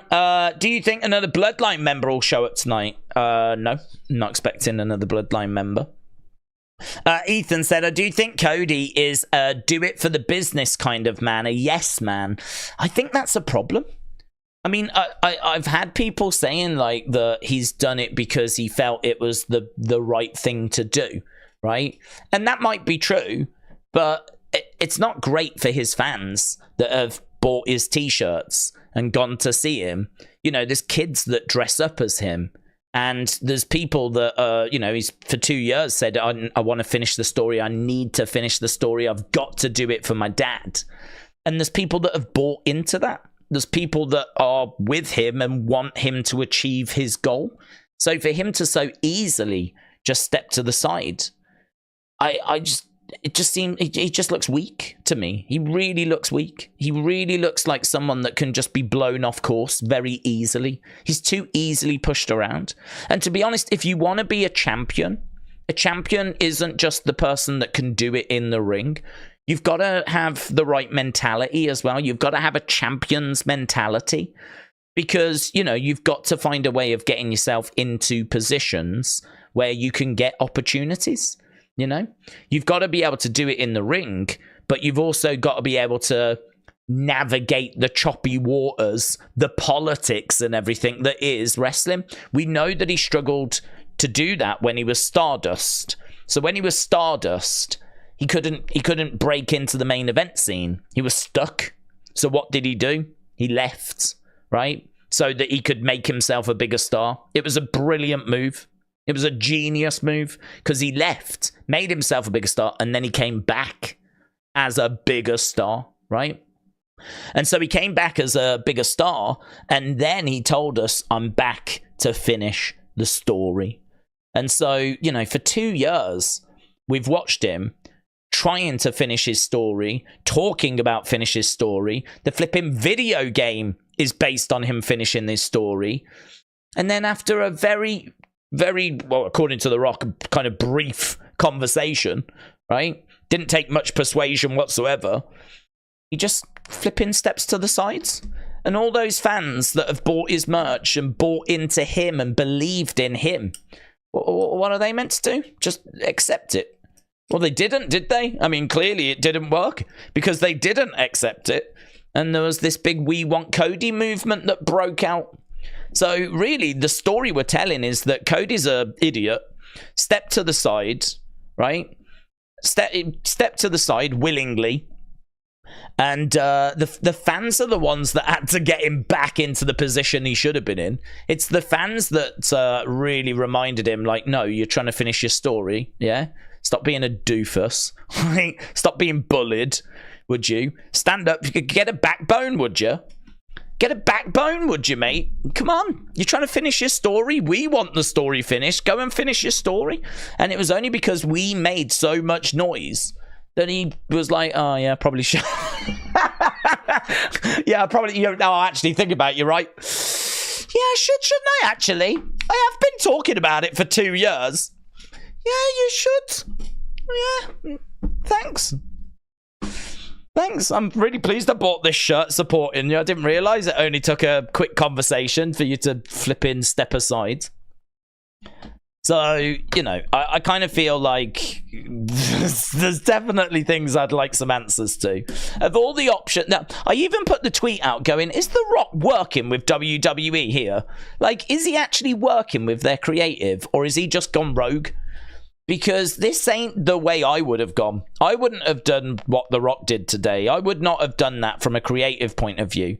Because I think the options on the table of what was said, there was lots of things that we could have done. That ain't the one I would have chose, right? Because I just don't think it paints Cody in a good light.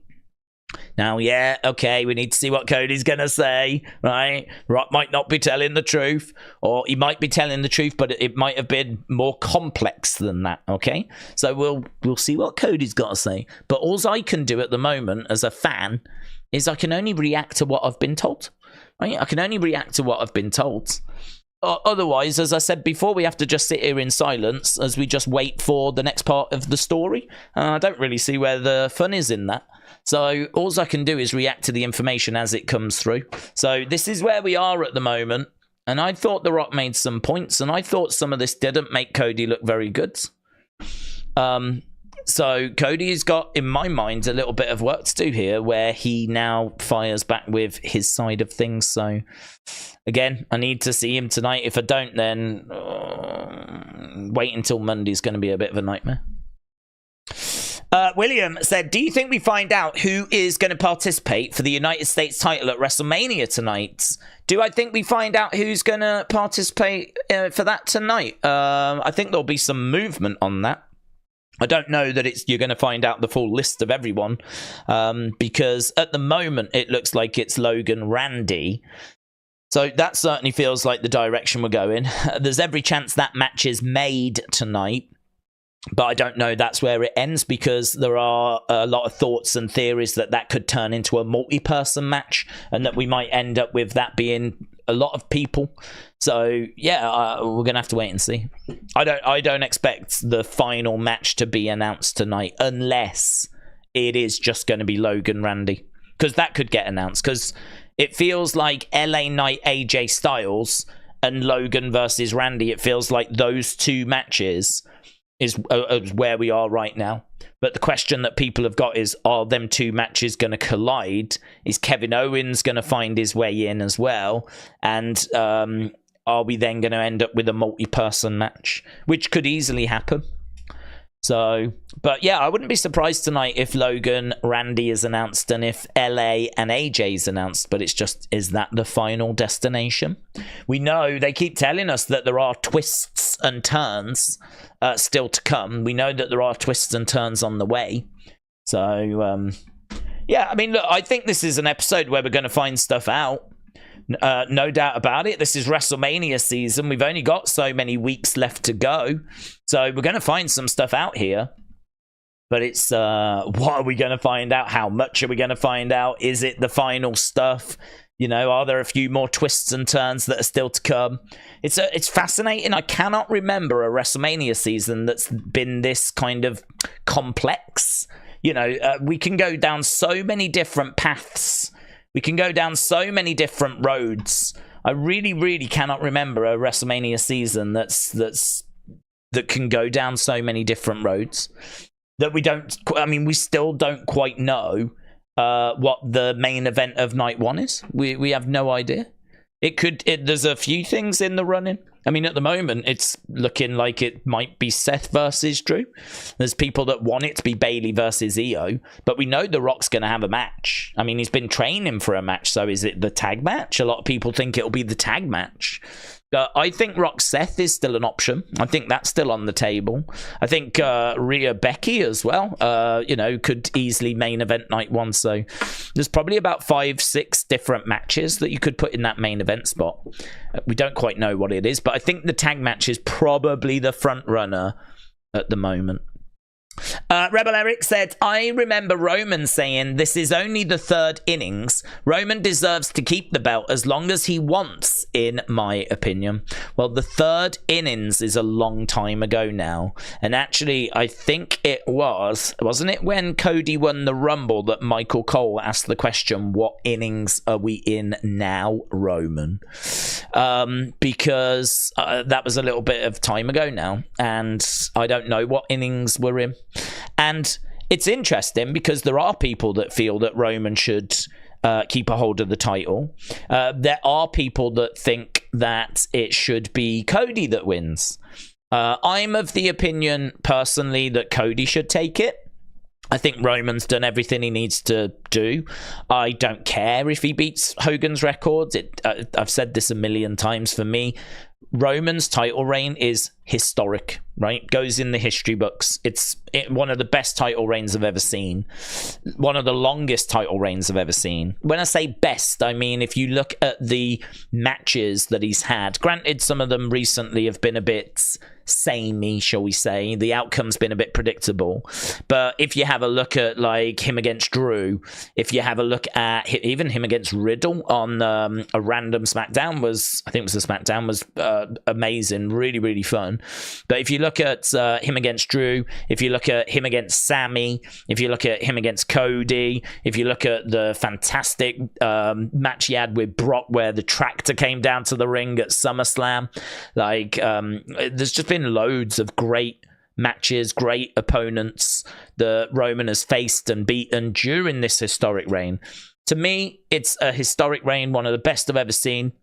And if it ends at WrestleMania, nothing changes. If he goes on and carries it forwards, still nothing changes. To me, it doesn't get better if he beats Hogan's records. Nothing changes. It's still a historic, one of the greatest reigns I've ever seen. And if he beats Hogan's record, the exact same thing. I don't know how this gets better, to be honest. I don't know how it gets better. I mean, like, he's not going to beat Bruno's records. He's not going to beat Bruno's records, so I don't see it getting that far. And I think you're always going to have records. If you beat Hogan's record, then you're going to want him to get to 2,000 days. Then you're going to want him to get to 2,500 days. Then you're going to want him to get 3,000 days, or you're going to want him to beat Bruno's record. Do you know what I mean? Like, when does it end? Where does it stop? And I've seen people saying, oh, Cody shouldn't finish his story because once he finishes his story, what else is there? I'm not just saying this. I genuinely think that's one of the stupidest things I've ever heard. I really think it's one of the stupidest things I've ever heard. I cannot get my head around that point of view. I cannot even begin to understand it. It's like saying, if John Cena wins the WWE Championship, well, what else are we going to do? Well, I don't know. How about the other 15 reigns he had after? What about all the other stories that he told after the first time that he got the WWE Championship? Like, the idea that the only thing Cody can do is win this title and finish the story. That's it. The idea that how people can't comprehend that we could tell, I don't know, a different story. I don't know why people can't comprehend that. To some people, Cody's finishing the story is literally the only thing he's going to do in life. That's it. Whereas to me, I'm fascinated to see what a Cody Rhodes that doesn't have the burden of trying to finish the story. I'm fascinated to see what that looks like. I want to know what Cody Rhodes looks like without having the burden of like trying to finish the story for his dad. I want to know what a Cody Rhodes title reign looks like. And I want to know what stories they've got planned to tell after that, you know? I mean, the idea that like, I've saw, who was it? I think it was Riddle on Ariel Helwani. He said, look, once he finishes the story, that's it. That is it. And it's like, dude, we've had babyface champions before. Like, we've had tons of babyface champions. Like, the idea that Cody finishes the story and that's it is mental to me. I mean, it could be it if the creative isn't strong enough. There is definitely a job for creative, right? You can't say finish the story, then finish the story, and then go, oh, what do we do now? That ain't going to fly, right? That ain't going to wash. Like, you better have some juicy stuff lined up. But in all fairness, they've had how long to think about life after Roman, right? Roman Reigns is not going to be champion forever. So once Roman loses the title, they better have some good stories lined up, because whoever beats Roman, even if it's not Cody, whoever beats Roman is going to need support, because they have just ended one of the most historic title reigns we have ever seen. So even if it's not Cody, whoever does it, they better have good creative. They are going to need good creative, because in a way, you are replacing Roman, right? You are replacing Roman at the top of the card. And that is a monumental task for anyone. Not even just Cody, anyone. Anyone that beats Roman is going to get a massive boost, a massive rub. But equally, you are replacing Roman, and so you are going to need to have really, really strong creative. And I've got to believe that they've already thought about this. I've got to believe that they've already got some fun ideas lined up, right? I've got to believe that. Because if not, then not just Cody, but anyone that beats Roman is going to struggle. Anyone that beats Roman. So if it is to be the end at WrestleMania 40, right? And I would say the signs look pretty good. If it is to be the end, then I really hope Triple H has already got planned what's happening after. I hope he's already got like feuds lined up and he knows what he's cooking and what he's doing. And who knows? Maybe it's going to be a continuation of the feud with the Bloodline. Maybe the plan is that Cody wins, continues to feud with Roman and Rock, and we get Cody versus Rock. I mean, if that is the next match that we build to, if it is going to be Cody versus Rock at SummerSlam, I mean, come on. You can't tell me that his reign is going to be dead. You can't tell me that Cody's buried and it's all over. Because if he is then going to be taking on a heel Rock, like, that's money, man. That is money. That is big time money. So I don't get the argument of, oh, well, we can't finish the story because that's all he's got. Because, well, Ric Flair had 16 title reigns. We found stories to tell for Ric Flair. John Cena, who's always been face, he had 16 title reigns. We found stories to tell with John Cena, right? The idea that Cody is just going to win the title and that's it, that's all he's going to do. I don't get it. That doesn't compute to me. I don't get it. I do get, though, that finishing the story is everything. It's been everything. And then we will have to start a new story. We will have to start a new chapter. But that's a chapter I'm really intrigued by. I think Cody not having the burden of trying to finish the story is very, very interesting. Very, very interesting. So, yeah, we'll have to see. I mean, first of all, we need to see if he wins at WrestleMania 40, but I feel like he does. I feel pretty good that he does. I feel like 40 being an anniversary show, and with how loud the fans were that they wanted Cody to finish the story, I feel pretty good that he will finish it. But Rebel Eric, shout out to you. Rebel Eric said he thinks Roman deserves to keep that title. Dork Knight said a rolling stone gathers Omos. Dork Knight, shout out to you. Bonkers said, how long would you give Cody with the belts? Well, my answer would be, we were asked this before, I think, about long title reigns, and my answer is the same. I think that you treat each story individually. I think that you definitely have some feuds lined up for Cody. So you probably have something that's on SmackDown or on Raw, and you have got something you can get your teeth into, right? And then, which is something you can revisit on a weekly basis. But clearly The Rock is not something you're going to be able to revisit weekly. That's special. It's going to be once in a while that The Rock will be around. This is obviously an exception because it's WrestleMania season. But after WrestleMania, I'm sure The Rock will make appearances because he's on the TKO board and it's in his interest. But I don't think it will be, frequent. So you're going to have to do like a feud for Cody with someone like, say, Nakamura, right? I'm not saying that's the person. I'm just giving you an example. And then you do, you build towards The Rock and you build towards SummerSlam and you do the big match between him and The Rock there. Then what you might do is you might then look at Gunther. And by that point, Gunther might be ready. And then you do the feud with Gunther. But to be honest, you're having to analyze things as you're going along. Like, are the fans still with Cody? Where are we with his opponents? Has someone caught fire?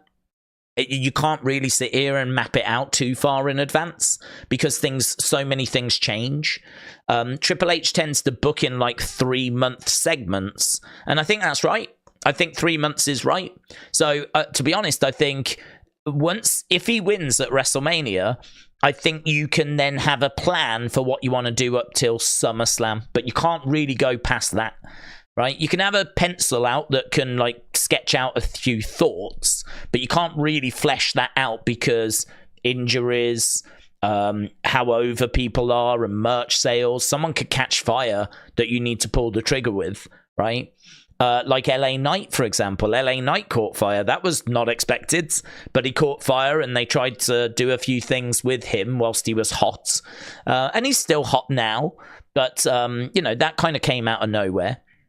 So there is a little bit of reacting to how the crowd are taking to certain people and taking to certain storylines. So what I would say is, I don't think you can sit here and say, oh, he'd have it a year, or oh, he'd have it 2 years, or oh, he'd have it 3 years.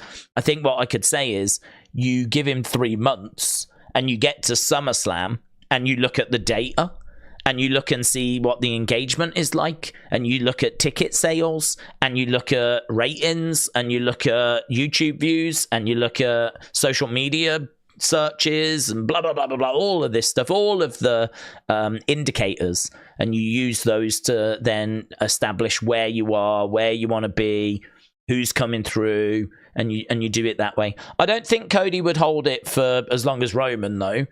I think Roman's title reign has been very, very special. I actually think that it's come at a time that was very unique, which was the pandemic. And, if you think he picked that title up, was it the end of 2020? He picks the title up and has carried it ever since, the Universal one. And he's carried it ever since. I mean, that was such a weird time that I kind of feel like I just don't know that you would do that now with, you was able to do quite a bit of Roman's early reign when there was no fans. A lot of Roman's early reign was in the Thunderdome. and there was no fans around. And so, you know, now you are gonna have to do Cody's reign with fans there all throughout. So you're gonna get a lot more feedback. You're gonna get a lot more live reaction, right? You're gonna get a lot more, well, just reaction in general. And that might mean that his title reign isn't going to be quite as long, because you might hear some of those reactions to Cody and they might not be as big as what you're hoping they are, you know?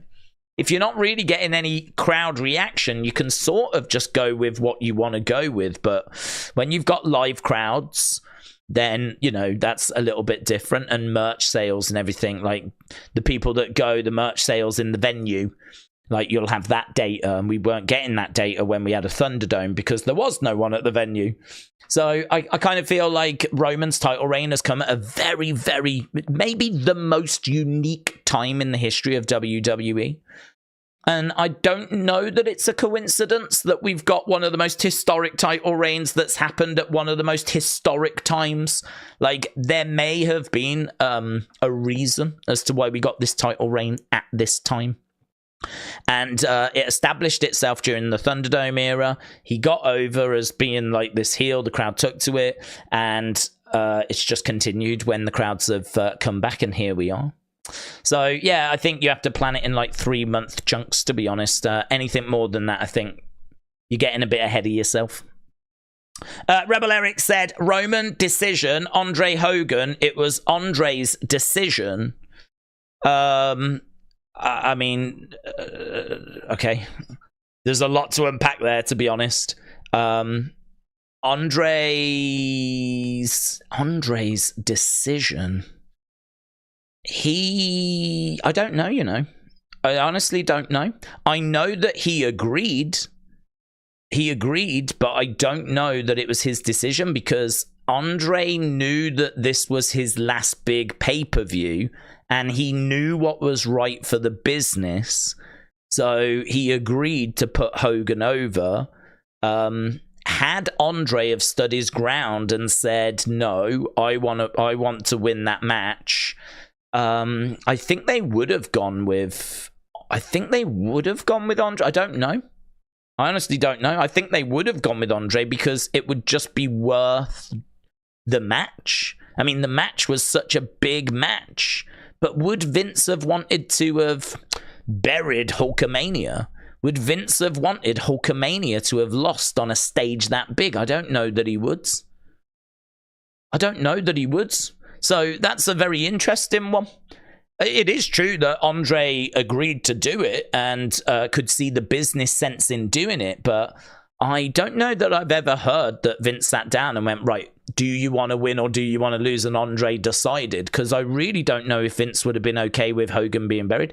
Everything was strapped on Hogan at this point. Hulkamania was running wild. So I don't know. I really don't know about that. In regards to Roman, you know, would it be Roman's decision? I don't know. To be honest, I don't think so. I think Roman would have a big say. I think if Roman was absolutely adamant that this was not the right time to drop it, if he was absolutely adamant, I think that would carry water. But at the end of the day, I think the only person who's got the final say is Triple H. Triple H is the one that will ultimately decide. And I don't think, well, it's not Roman's decision. It's Triple H's decision. But it is, you are correct that Roman is going to have a big say in it. You are correct in that. And I think that would probably be true of the Andre one as well. Andre agreed to do it. I think he would have had a big say in it.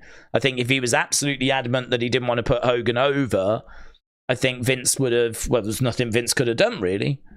There's nothing Vince could have done. The only thing he could have done would be remove Andre from the match. But it was such a big match, and it was such a big draw. You know, that's a tricky situation to be in, isn't it? That's a tricky situation to be in. Do you bury Hulkamania because Andre just won't put him over?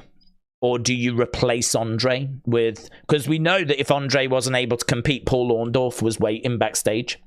So if Andre had any issue on the day, the plan was Andre would be out and Paul Orndorff would have been the replacement. So, you know, he could have, if Andre said no, we could very easily have ended up with Hulk Hogan versus Paul Orndorff at WrestleMania 3, which just would be nowhere near as good, because Paul Orndorff had been feuding with Hogan quite a bit at that time, and Hogan had quite easily got past him, quite easily got the win. Like, that would not have drawn anywhere near as well. That would not have been received anywhere near as well. So it is true that Andre had some power in that situation, but I really genuinely don't know what Vince would have done. So that's a very interesting one, Rebel Eric. A very, very interesting one.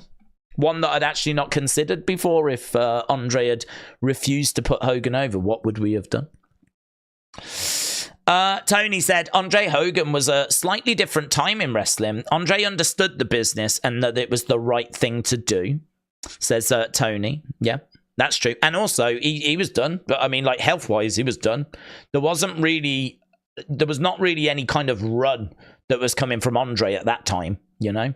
Andre's health was so bad, we know that he had a brace underneath his singlet. Like, he had to have extra support just to stand up. His health had deteriorated to such a point, you know. I mean, that is what, 87?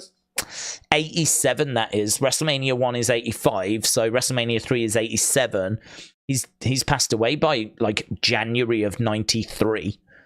So, you know, you can kind of get a bit of a feel as to where his health was. I mean, he was struggling to walk and stand at that point. The fact they were even able to get the match that they did is incredible. Right, I know a lot of people look back and go, it's not a great match, is it? And no, it's not. But it has its moments.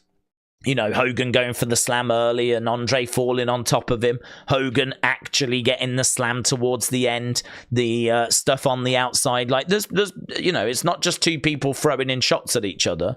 There's definitely things in that match which make it a proper match and worth watching. But it's undeniable. The spectacle of it was way bigger than the technical aspects of the actual match. Yeah, that's good. I love thinking about the things in that kind of different perspective. And like, what would they do? What would they do if he did refuse to do it? I mean, what would they do? I don't know. I really don't know. I don't know if he would have pulled him or if he would have replaced him with like Paul Orndorff or if he would have just gone with Andre getting the win. Yeah, it's a really interesting one.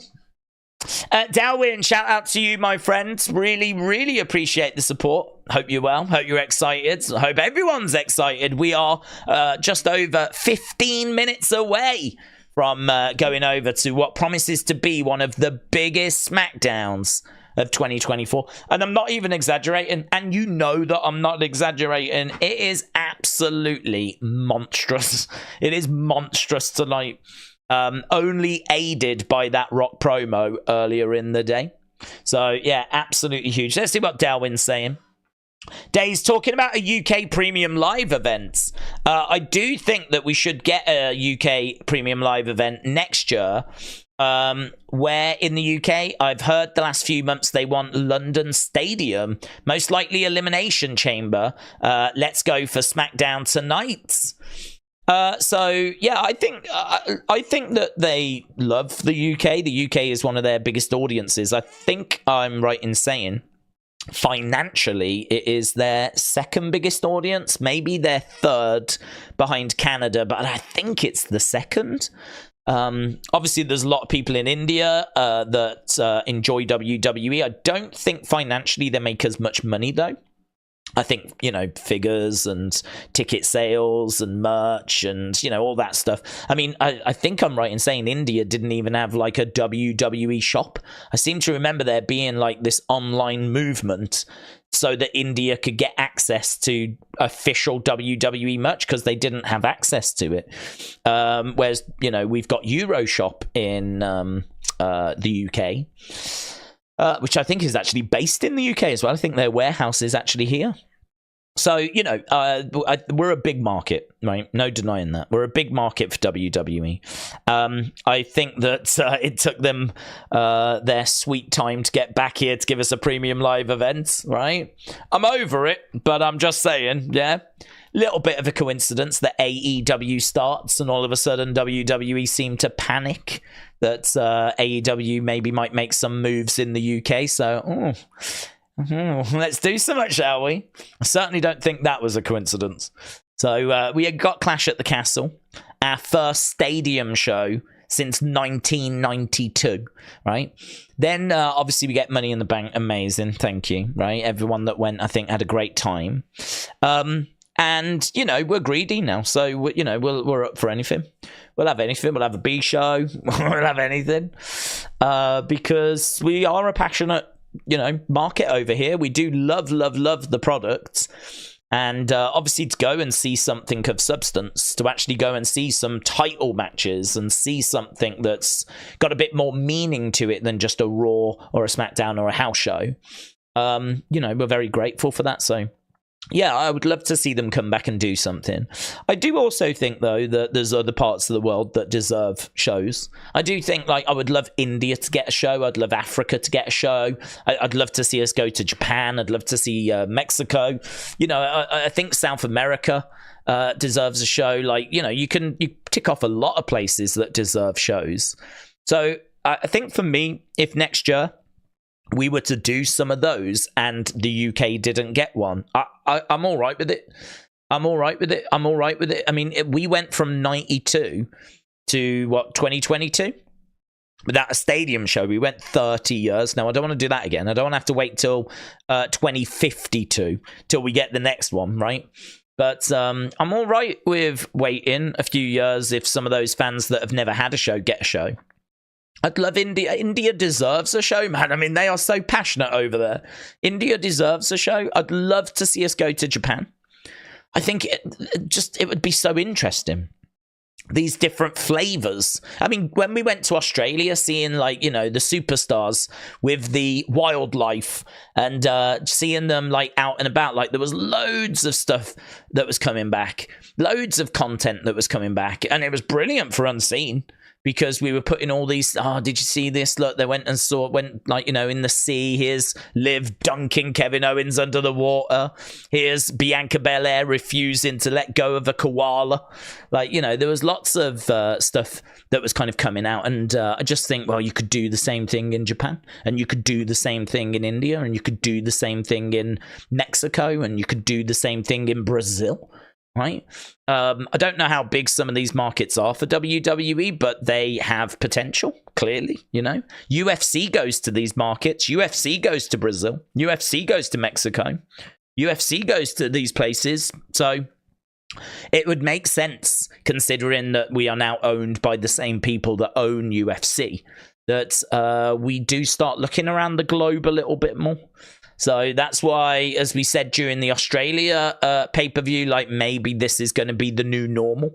Maybe this is going to be something we've got to get used to a little bit, where we are going to go a few times a year internationally. And I'm fine with it. Let's go. So, yeah, I'm down for a UK pay-per-view. I definitely want the UK fans to be satisfied.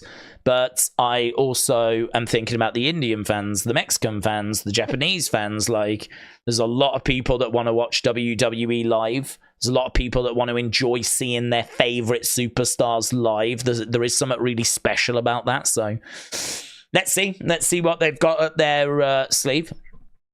You know, to be honest, I mean, they've got 3 brands. They've got a lot of wrestlers on the roster. There's really no reason why they can't have, like, a group of wrestlers going around, touring around, you know? Not doing loads, but just going places, you know? They're pretty good at going around America. You could have, like, a group that kind of do a bit of a world tour for a month. You know, they go around and whatever. And they're just house shows. Not even, like, you know, Raws or SmackDowns, just out on the road. If they need them, hopefully you can get them as they come back around. Or maybe if you're doing a Raw in Canada, maybe they can kind of cross paths. It would take a lot of working out and a lot of logistics, but WWE can clearly hire someone to sort that out. But you could have, like, a bit of a C squad of wrestlers that kind of go around and Granted, you would need some sort of name to be on that card as well to bring the people in. And clearly it won't be Roman or Seth or anyone like that, but I'm sure you can find something. They used to have actually... They used to have like A towns and B towns and C towns. They used to do that. I don't think they do that anymore. But they did used to have 3 groups. And that was when the roster was a lot smaller. They used to have 3 groups that would go around and they would do like A towns, B towns, and C towns. If you was a C town, you weren't getting brilliant talent, but you was getting something. And, you know, they could maybe look to do that and go around the world. But look, that's for them to sort out, innit? I don't get paid to deal with that. Timothy said, Days, do you think Stone Cold will make an appearance tonight, or could he be on Raw since Raw is in Texas? Well, I'm not expecting him tonight, no. Could he be on Raw because Raw is in Texas? He could be on Raw, I suppose. I mean, really, it's WrestleMania season, so anything can happen. And we could make an announcement about him doing some sort of part role at WrestleMania. So yes, something could happen. He could be there. I'm not expecting it. There's been no rumors of it. Obviously, that doesn't really mean anything, but there's been no talk about it. There's not really a place to see him fitting in, right? Unless he's going to come in and give some advice to Cody on how to deal with The Rock, right? Because he would know what with facing him 3 times at WrestleMania. So he would definitely be able to give him that advice. That would be pretty fun, in all fairness. You know, that would be pretty fun. Maybe we do get something like that on Monday. But as I'm sitting here right now, there's no reason or indication to think that we are. So I'm leaning towards no, but it would be great if we did. That would be a lot of fun. I'd definitely be down for it. Yes, on Raw, SmackDown is more The Rock's show, says Cleveland. James said, Days, there was a kid on Twitter that told Cody that is helping her through cancer. There was a kid on Twitter that told Cody he's helping her through cancer and said he is her hero and told him to finish the story because she's going to finish beating cancer. Okay, so there's a kid that's got cancer that reached out to Cody. Got you. Okay. Yeah, he's amazing at that, isn't he? He's got such a connection with the kids, but this is why I think it bugs me so much that he stepped aside so easily. Because what we see so often is him talking to people that are blind at house shows, you know, and they've got their signs saying, I can't see, but I'm just here, like, so I can be in the presence of Cody. And then, like, he'll jump over the barricade and give him a cuddle. Or the kids that get dressed up as Cody and he, you know, picks them up and like poses with them and gets them to sign some autographs and whatever. You know, or like, you know, that person you've just said has reached out about how she's going to beat cancer and she wants him to finish his story. This absolutely sums up what my issue with The Rock's promo was, which is Cody knows these people and has met these people for 2 years. And so it just doesn't really make much sense that he would now throw it all away, just so that The Rock could, you know, have his match instead. I kind of feel like you are not, you know, you've been pushed aside, but by doing that and agreeing to step aside, you're letting your fans down because your fans want you to finish your story. They're supporting you. And they are buying your merch and they want you to finish your story and they want to see that story finish themselves. So for him to be so easily just persuaded to step to the side, that was, you know, my issue with what The Rock said, really. And again, might not be the truth or it might be exaggerated and we need to see the other side of it. But you do see a lot of that with Cody. He's excellent with the kids and he's excellent with people. And even Triple H said, you know, if we want to get Cody, I think this was the Royal Rumble press conference, he said, if we want to get Cody, we have to find him. And he's normally with the fans, like meeting them and signing stuff. And all you see online is just him meeting fans. Triple H said he is absolutely the right person to take this business forward in the future. He said, I've no doubt he is absolutely the right guy. Because I think Cody was born for this, loves this, wants this, and wants everything that goes with this. Really, he is a student of John Cena. He used to drive John Cena around, and he has sat under the learning tree that is John Cena, which even WWE call him the GOAT, right? But did anyone ever have as good a connection with the fans as John Cena? I mean, no one has ever done more Make-A-Wishes than John Cena. I don't know that anyone's ever put in the same level of work that John Cena did. And Cody Rhodes was right there as his traveling partner to witness like how Cena had that connection with the fans. And I think that's really, really rubbed off on Cody. I think it's massively rubbed off on Cody. And I think, you know, if someone was going to beat John Cena's Make-A-Wish records, it wouldn't surprise me if it had been Cody. I don't think it will be now because Cody's a little late in his career. And so I don't think he's going to have as long on top as what John did.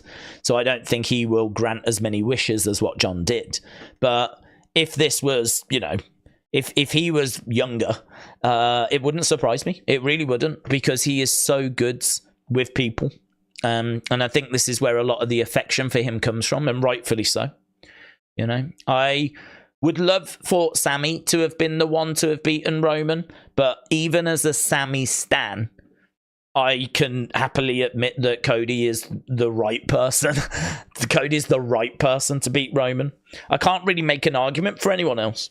I you know, if Triple H tells you at a press conference Cody is the one, you go, okay, I hear you, and I understand you, and I understand why he is the one, and he deserves it as well. Right, we are just minutes away. Leo said, Days, how are you? It's Wrestling Leo. Hello, buds. Hope you're well. You might remember me from stand-up comedy on the Wrestling Escape Pod Talent Show. I do, my friends. Of course I do. I hope you are well. Hope life's treating you well. Of course I remember you. And welcome around. Yeah, joining us for this conversation as we said, you know, we've been chatting for 2 hours, actually just over 2 hours.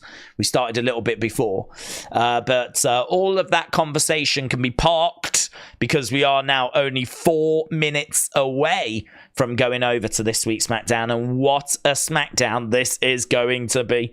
Absolutely monumental. Don't know what we're starting with. Don't know. I'd imagine they will save the juice for the end. That would make sense. But what is this going to be? How is this going to go down? Tony said they need to push Bayley tonight. She's not been on for a few weeks. Maybe a special battle royal or a ladder match. Andy said, Days, I hope you're having a good time. 4 minutes away till 2 a.m. here in Norway. Just coming up to 1 a.m. here in the UK. So Norway, shout out to you. Hope you're well. Johnny said, I've still got 1 more hour for SmackDown because I can't wait for them to go back to USA. What? Because of your Fox? Fox is an hour away still. What's that? Is that West Coast or something? Why are you still an hour away? That doesn't make any sense, does it? Or is it like Central? You know, is it that? I'm confused. I thought Fox was the same time for everyone apart from people on the West Coast. And those people have it, unfortunately, a few hours later. How do those people watch it, actually? I don't think those people wait. I wonder how they watch it. If you are on the West Coast, let us know. James said, I would have Naomi go on a losing streak until she snaps and then joins the bloodline. Alchemouncer said, I've been timed out, I've been blocked, and I've been banned more than anyone. Have you? What, here? Oh, God. Well, why are you still around then? You sound like a wrong-un. I'm just that damn controversial. Well, welcome back. Welcome back for however long you're going to be around. Johnny said Fox has got different times everywhere. Al said it's 7 p.m. here in the Tiffy state. Oh, let's go, man. I'm so aboard the Tiffy train. Let's go.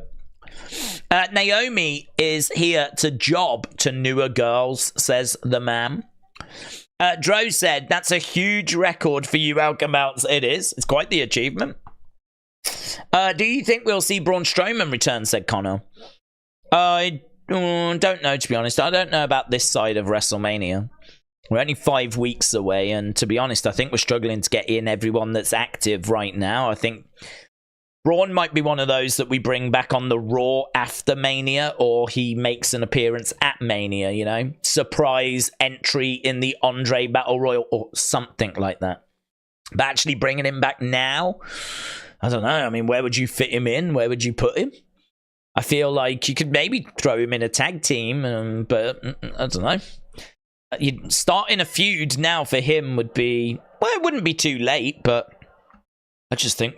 I'm trying to figure out where everyone else is going to go, you know? There's so many people. The roster is stacked. It is so stacked. They were initially going to join Bloodline, but they realized her aura, the entire Bloodline, would end up on the injury report, said Davids. If it's true with Naomi, she would have been better off staying with TNA. DJ said, what do you think about the Tama Tonga rumors? Well, I think he's coming into WWE. I don't think he's coming into Bloodline. We broke it down in Unseen.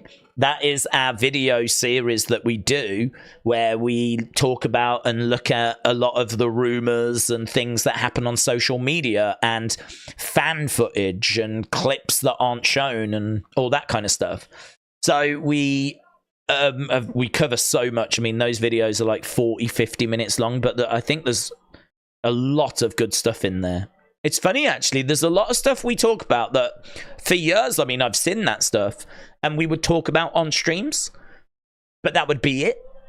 Whereas now they've got their own video series, they've got their own space, and I think, you know, people obviously have really taken to it. So Tama Tonga, I think he's definitely coming in, but we spoke about the Dave Meltzer wording, because people are like saying that Dave Meltzer says they're joining Bloodline, or he's joining Bloodline. That's not quite what Dave Meltzer said. But he could absolutely find his way to Bloodline, but equally he could find his way to NXT, and he could join up with Gallows and Anderson, as they've obviously got a Bullet Club history, so he could easily go there as well. So I don't know. I mean, look, it's going to really depend what they want to do. I mean, he's kind of joining the Bloodline at a time where it feels like the Bloodline is breaking apart. I mean, I don't know how much longer the Bloodline are going to be around, you know? There's a lot of people thinking that The Rock is going to turn on Roman at WrestleMania to set up a match between them at WrestleMania 41. Well, you know, we know there's issues between Roman and Solo. So, that could easily break down. So, I don't know. I don't know where Tama Tonga would fit into all of this. I know he's not technically family, but he is regarded as family by the Bloodline. He's Tongan and they are Samoan, and there is a very close relationship between those families. So they regard him as like a brother, you know. So it's not impossible for him to join the Bloodline, but you know, there's nothing concrete in place to say that's where he's going to land. He could equally just join Gallows and Anderson, the Good Brothers. Right now, we've just got a video package. We're just looking at Elimination Chamber. So we're just seeing the main event of Rhea Bloody Ripley taking on Nia Jax. And obviously, we've just got this recap because it was Elimination Chamber last weekend. And a big thank you to everyone that joined us. I hope you had a good time. We obviously had a big old stream last week as we was enjoying all the action from Australia. It was a good show, a solid show, good show. I think it did miss the OMG, like, real big moment, you know? It's crazy that I think we got a lot more from the 20-minute Rock promo that was online than we did from that segment in ring, the Grayson Waller effect. I saw a lot of people saying that wasn't quite as strong as what they were hoping for. And they're just showing that right now. He just said he was driving for Cena. I thought he was doing it for Randy. By the way, it's 9 a.m. now where I am from. He did both, actually. You know, when he was in Legacy, I believe he was doing a lot with Randy. But I think when he was doing the dashing Cody Rhodes stuff, he was with Cena. So he talks about, I've seen interviews where he talks about Cena, and you might remember actually there was a moment when he first came back where there was like him and Cena in the entranceway. Can't remember where I saw him talking about that, about him and Cena and him driving Cena. It was in an interview, but I can't remember who was interviewing him. Otherwise I'd point you in that direction because it was very interesting. But yeah, you're not wrong. He's been around Randy as well. I don't know if he got I don't know if he picked up good habits from being around Randy at that time. Right. Wow. Jeez. We're starting big. We're starting big and we're starting early. Roman Reigns. So here we go then. Here we go. Where are we going now? What is going to be said? Roman Reigns is going to make his way down to the ring. Don't know if The Rock will be in this segment as well. We might be shoving everything into the segment. I'm surprised that we haven't saved this for the end. Maybe The Rock comes at the end. Perhaps we start with Roman and end with The Rock. Roman Reigns making his way out, though. He's coming down with Solo, Jimmy, and Paul Heyman. Ladies and gentlemen. Let's get some acknowledging on the go in the chat, please. Let's get some acknowledging. You might not like him, but you can still acknowledge him. He's been champion for 1,279 days. 1,279 days. Roman Reigns. There's a dude in the crowd with a thumb down. He's not acknowledging.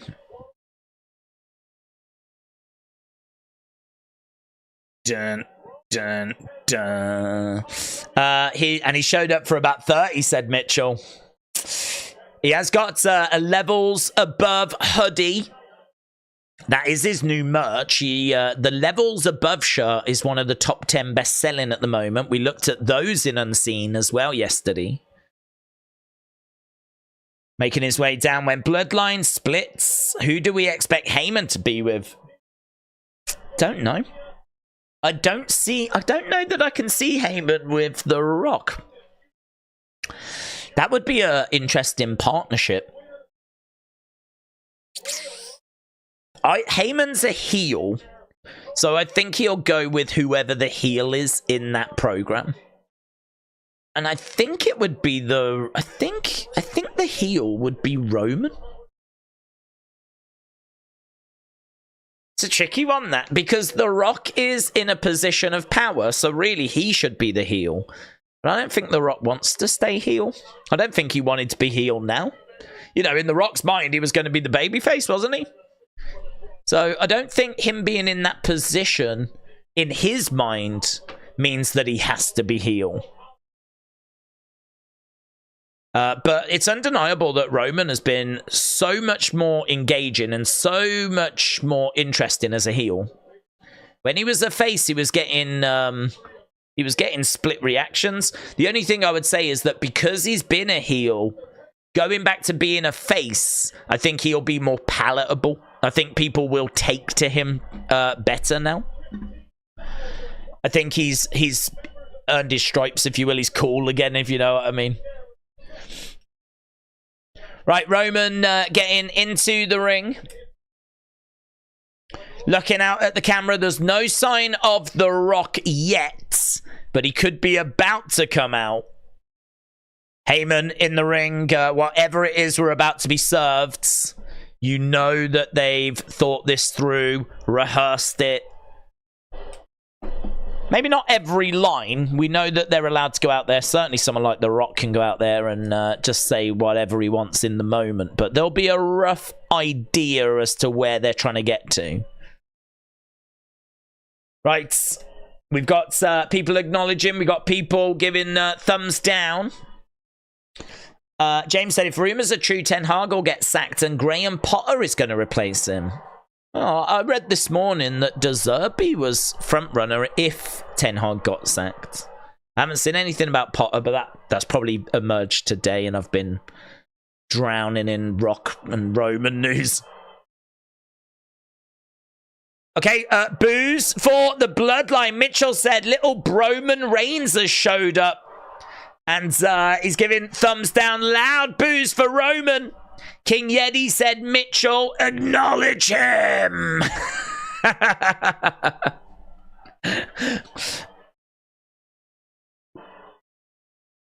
Boos for Roman. There's a sign that says it's Tiffy time. Boos continuing for Roman. There's a sign that says 1,279 days. Greatness acknowledged. Rocky sucks sign. People's champ sign. Arizona. Die Rocky die sign. Acknowledge me. Aubrey, shout out to you. Mitchell, acknowledge it. I love how people are going off at Mitchell at the moment. We've got community warfare going on. You used to be louder, says Roman. I think they're making noise, but the boos go up a notch.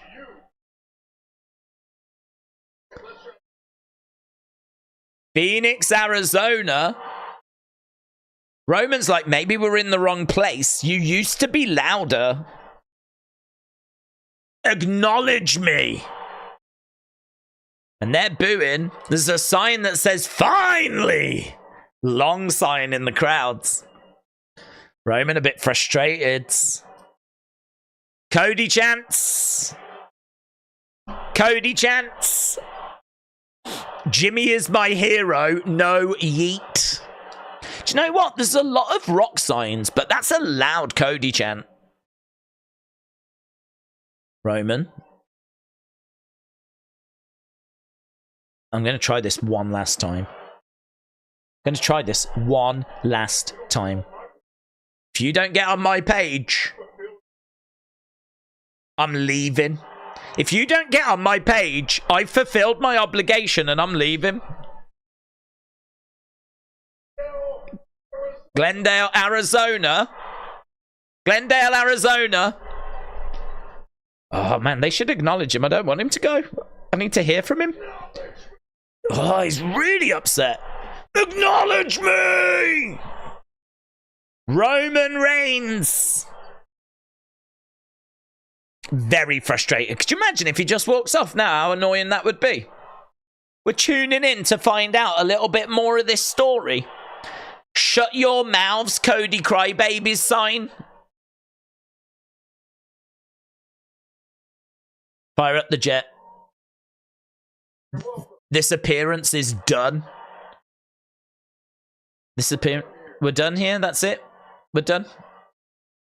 Tribal chief. Tribal chief. We do have some other business. We can't leave yet. He's coming out. Give me a moment. Na na na na na na na na. Hey hey hey. Goodbye.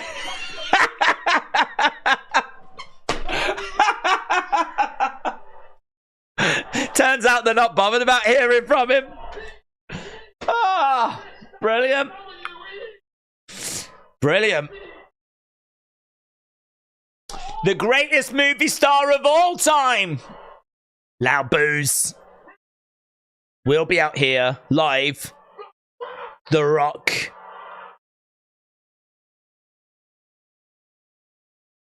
After this commercial break, The Rock will be out there live after this commercial break. Oh my God. Spread the word. Tell you. 13 minutes. All we've had is Roman head to the ring.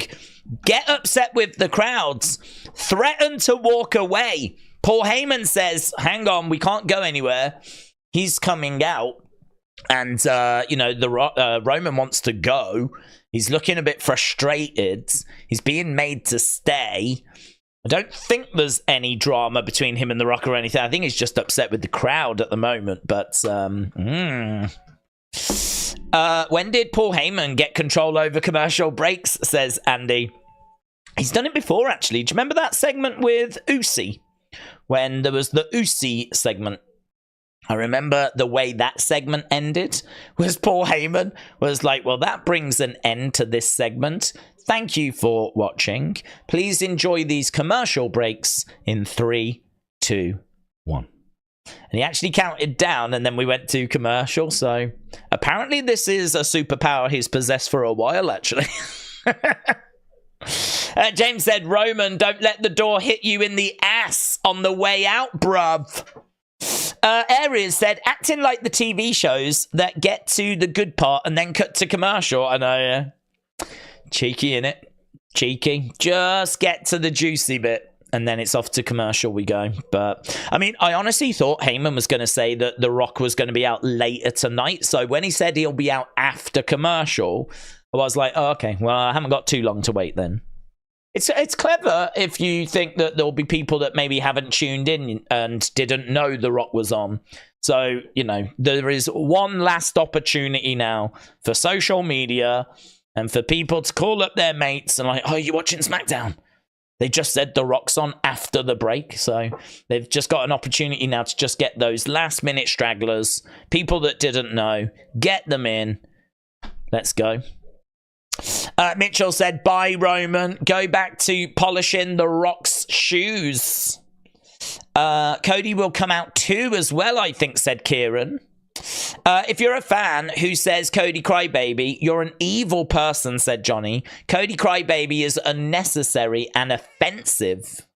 AR1 said, imagine at Mania, Heyman turns on Reigns for The Rock. Dork Knight said, I'm not sure The Rock is the best Rock to ever start in the films. We have had Chris Rock. That's true, actually. That is true. Zoom Station said, see what you've done, booing the tribal chief. Just one in Crowder said, what is the point of The Rock coming back? Are they losing ratings? No, they're not losing ratings really, but it is WrestleMania season. So in 5 weeks' time, we've got WrestleMania, not just any WrestleMania, WrestleMania 40.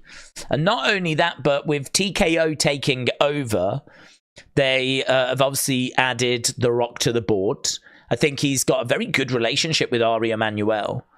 And so, you know, he's managed to get himself onto the boards. So now The Rock has got more of an interest to be here.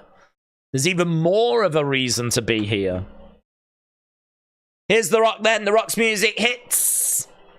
Crowds get to their feet and the camera pans over. We've come back from commercial break.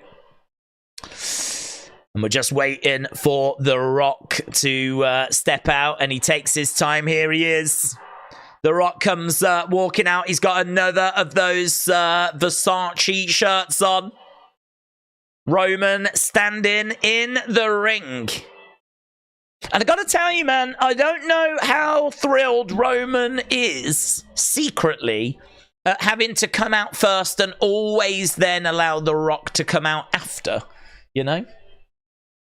The Rock has got that shirt on. He's looking out at the crowds.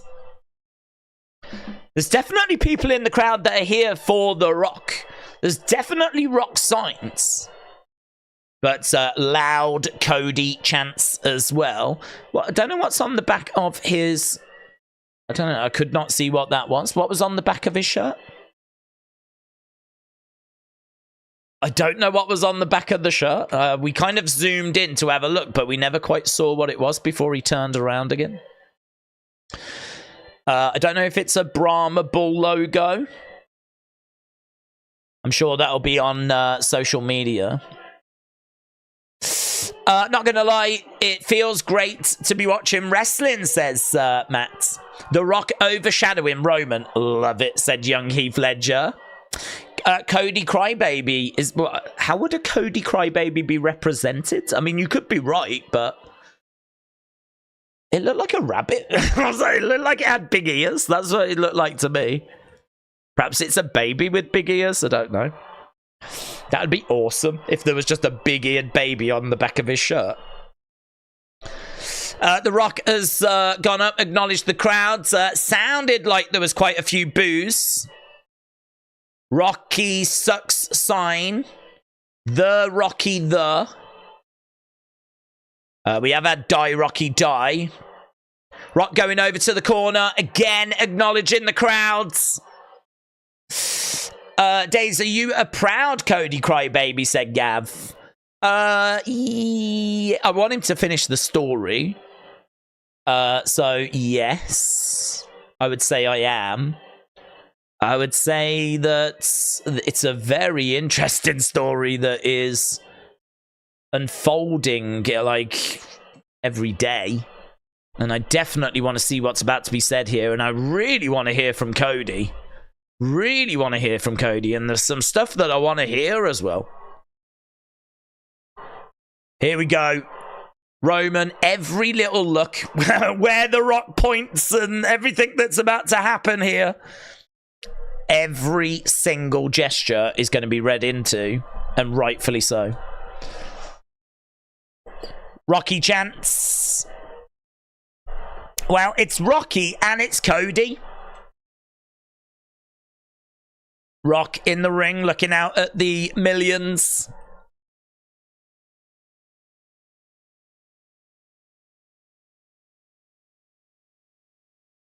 Put his hand up. He went to talk. He drops the microphone. The crowd boo. He knows how to work that.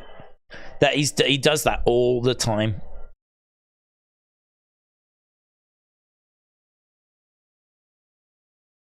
And again. Goes to talk. No. Are you sure? Are you sure you want to boo The Rock?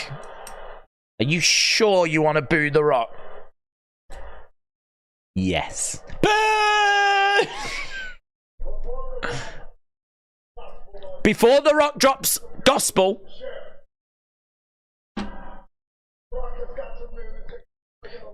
Rock's got some news. And some, you might even be proud of it.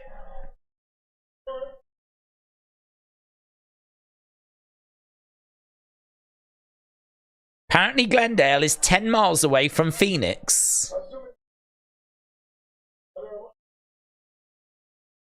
Are there a lot of people from Phoenix here tonight?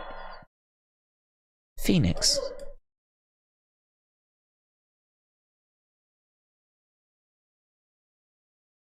This is a fact.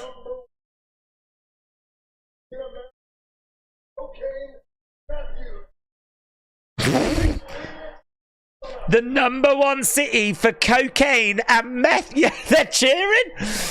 The #1 city for cocaine and meth use is Phoenix. And the crowd are like, yeah! Phoenix, Phoenix, Phoenix, Phoenix. We did it! We did it, guys! #1, #1, #1. It's gone down really well. Here's what it means. Here's what it means. That finally, your life has meaning. Oh, that's a hell of a fact, isn't it? Finally, you crackheads have got something worth shooting in your veins.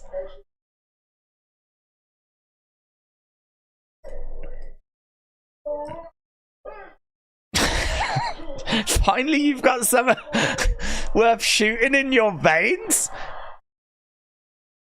Does he? This is PG, you know.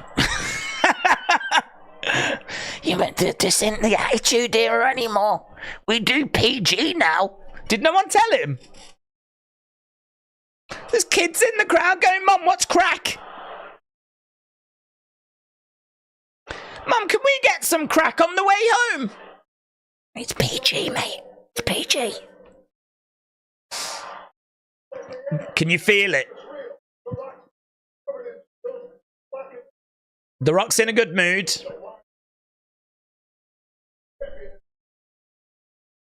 Jimmy's in a good mood. Solo's in a good mood. That's his happy face. Solo just had to wipe his face there. I reckon that was him trying to knock corpse.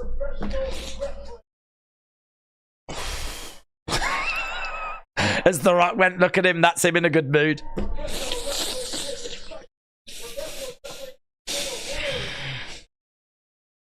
Professional wrestling is cool. Professional wrestling is electrifying.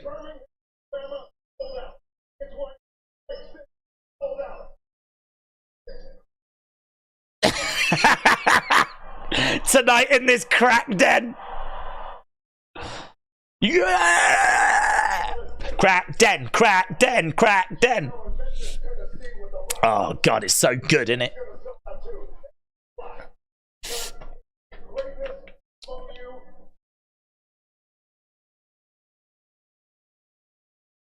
Wrestling is cool again because of The Rock.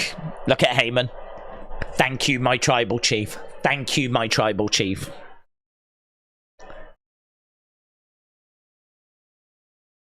Okay. The crack stuff is probably the biggest talking point so far.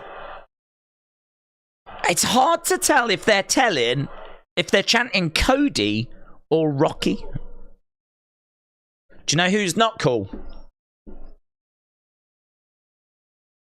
Your hero, Cody Rhodes.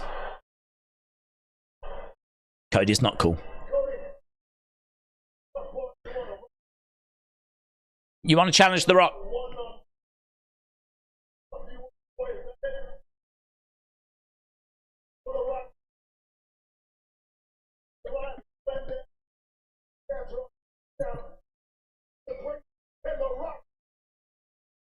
One-on-one with the Great One. The Rock says no. That's a good sign, isn't it? Cody Crybaby sign. One-on-one with the Great One. No. The Rock says no. Athletic Mind, shout out to you, is doing a terrible job at getting heel heat. The Rock is going into business for himself a bit. That is true. He is coming out with some really fun lines, isn't he? Every woman in this arena wants to go one-on-one with The Rock. And there was quite the high-pitched squeal. Quite the high-pitched squeal. A lot of women just exploded. I don't know if he was lying there. He calls them crackhead Karens.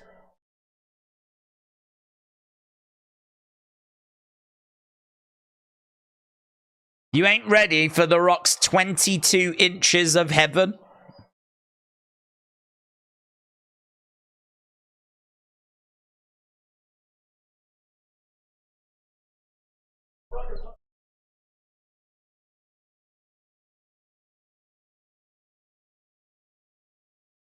It won't be one-on-one.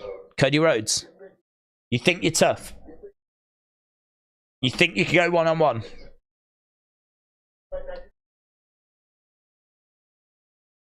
Are you an idiot?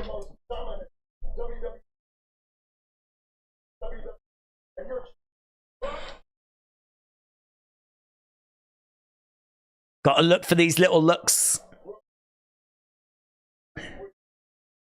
We saw your challenge.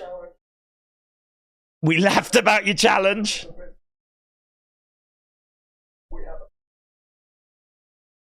Okay, a counter offer. Counter offer. Feels like it's going to be tag match, doesn't it?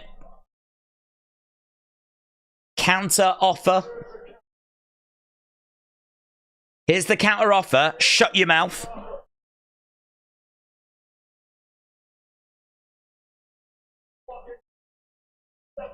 Walking clown emoji. Walking clown emoji, Seth Rollins. Here's the challenge.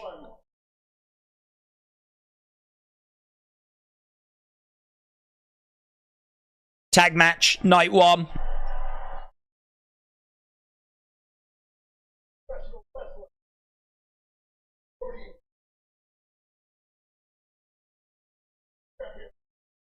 Cody Seth against Roman and The Rock night 1 of WrestleMania. That's what's been proposed.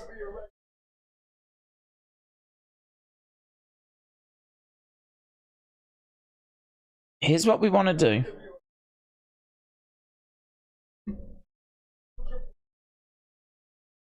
If you win,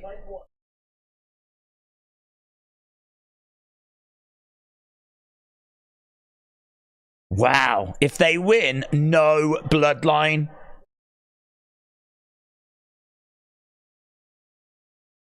No Jimmy, no Solo, no Rock. We'll sign the contract. Beat us on night 1. You've got a shot to finish your story 1-on-1. Wow, okay. And what happens the other way? But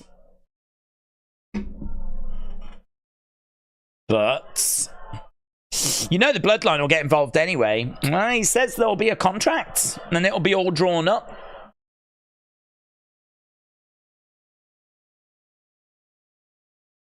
Okay, well, we're just waiting for the alternative. But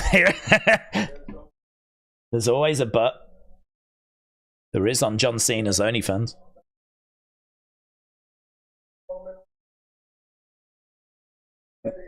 When we beat you, is he going to want him and Roman instead?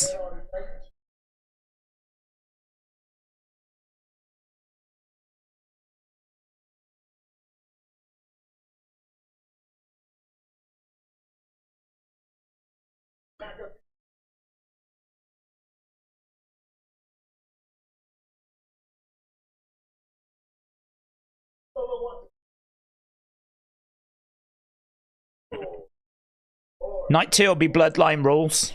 Anything goes. So,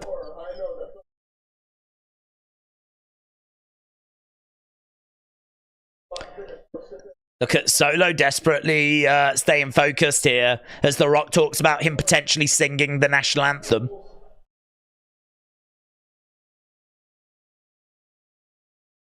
Solo champ. Solo champ.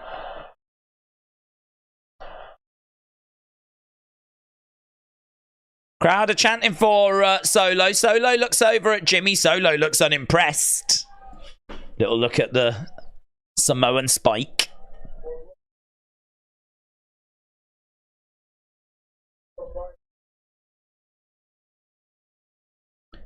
I might bash your brains in with a chair. You got a lot to think about. I'm very surprised he didn't propose him and Roman that they get their match instead.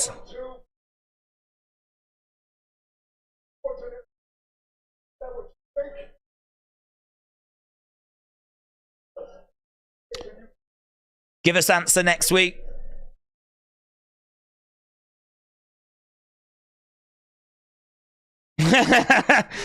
You walking emoji clown show. If you don't accept,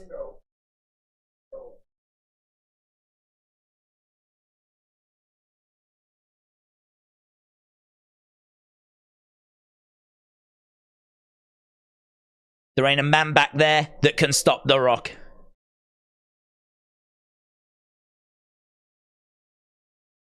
The Rock is your boss.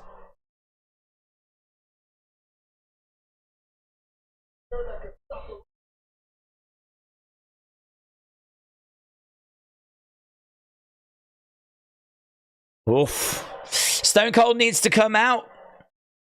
Cody is going to have an army with him on night 2 in the shadows, said Dort Knight. This is a long open. It is a long open.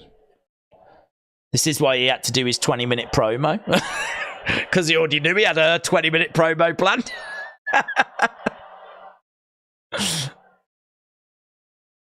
Like The Rock was saying.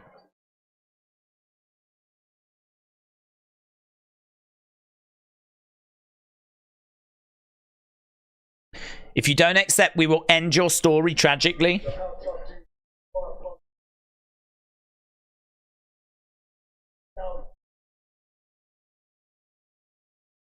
If you smell... Oh, hello. If you smell... Oh, my God. You don't stop The Rock when he's doing that. But Roman just did.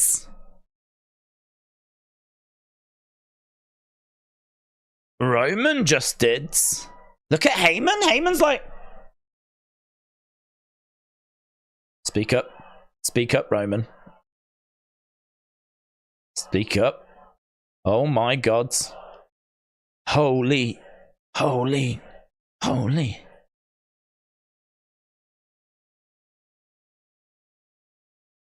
He wants the microphone. Oh my God, it's cinema, in it.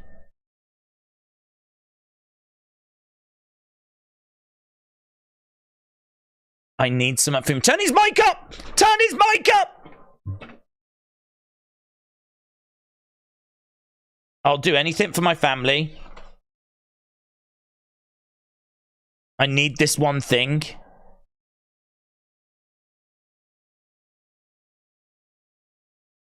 What? What? He's staring at him. Acknowledge me! Oh!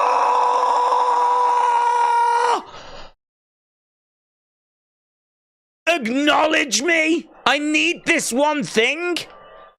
Acknowledge me! He's staring at Roman. Oh my God. Oh my God. Oh my God. Oh my God. The Rock takes his glasses off. Oh my God. The Rock takes his glasses off. I'll do anything for my family, but I need one thing. Acknowledge me. The Rock is looking a little bit confused right now. That moment where he grabs his arm.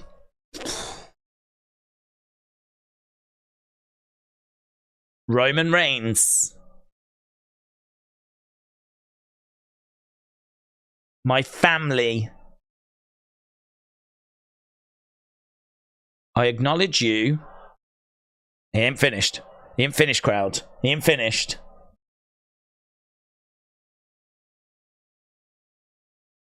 Oh, I acknowledge you as my tribal chief. He did it. He did it. And he puts his hand out. Oh my God. Cinema's not big enough. It's not big enough. The word cinema is not big enough. There's never been a film that has been as big as this.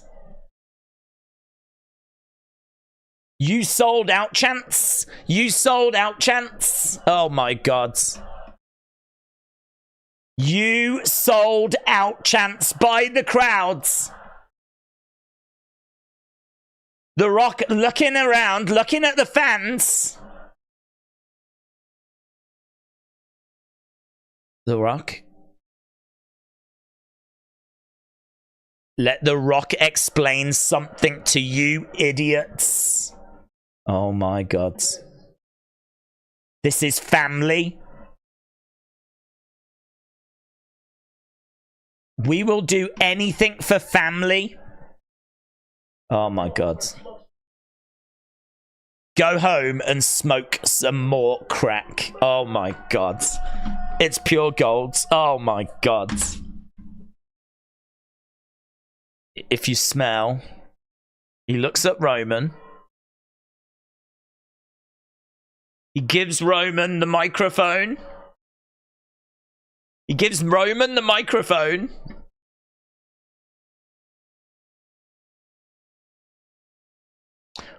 What, the bloodline is cooking? Oh my God. Oh my God. Oh my God.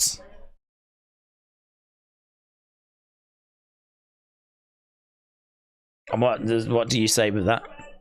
What do you say with that? Oh, wow. Perfect segment, said Arbisk. AF Chris thought it was Dragon, though. Oh my god. Oh my god. Just when you think that you've had everything that you were going to get, that moment where he stops him and says, I need one thing for you, acknowledge me. Mate. Didn't know how that was going. Jesus. Here's Grayson and Austin Theory with LA Knight. I think we're about to go to commercial break. Randy Orton is in the background. Grayson and Theory are just laughing in the background. Is Randy. He's coming over. Obviously, we need to talk about this.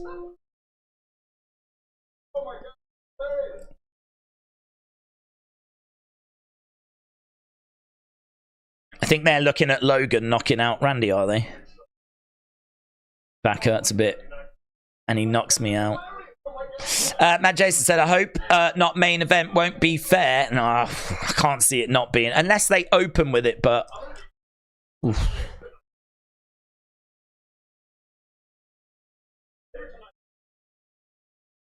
Randy is all fired up here. He says, how about either you or you come in the ring with me later tonight? Wrestler Andy said the bloodline is now the greatest story in wrestling history. Oh my god. Please go to commercial. Grayson has just thrown Waller under the bus a little bit there. He's made the match great. Austin Theory's like first Australia, now this. Right, we've got to do a quick little video. Of course we do. It's not the greatest image of The Rock I've ever seen, in all fairness. I don't know if we've got a sharper one. I'm a little bit of a slave to what gets put up on social media because I was so... It'll have to do. I was so engaged with what was being said.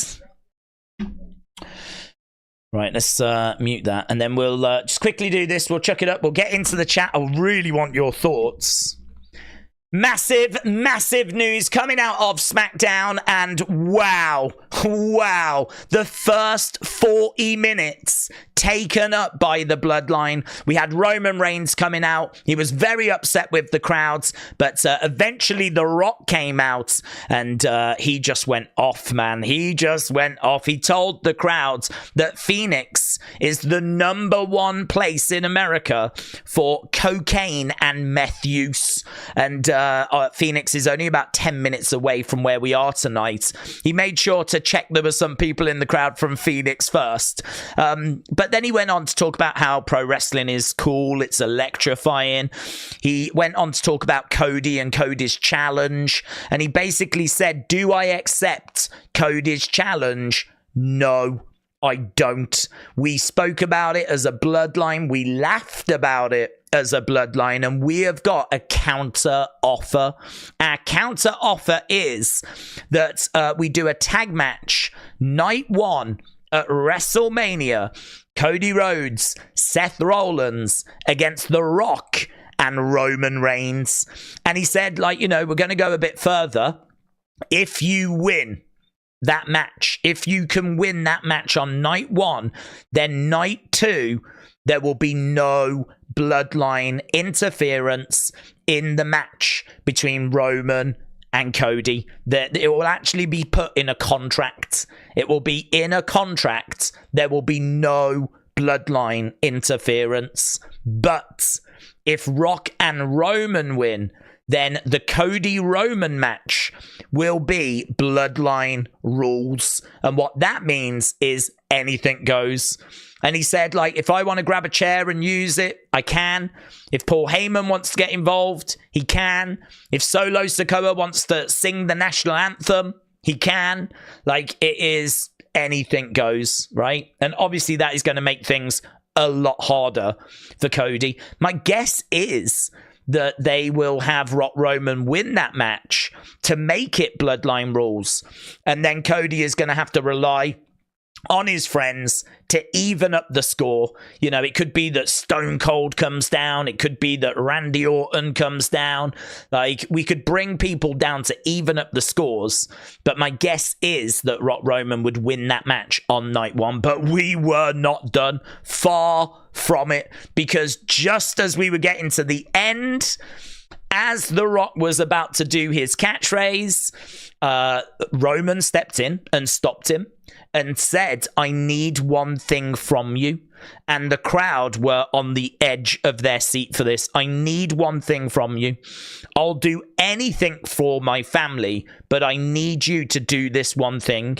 And everyone was waiting to see what Roman was going to say. And he said, "I need you to acknowledge me."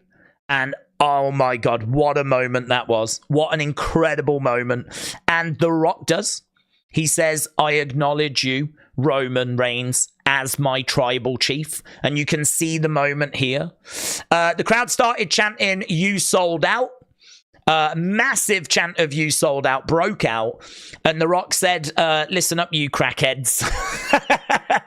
Here's what you don't understand. We will do anything for family."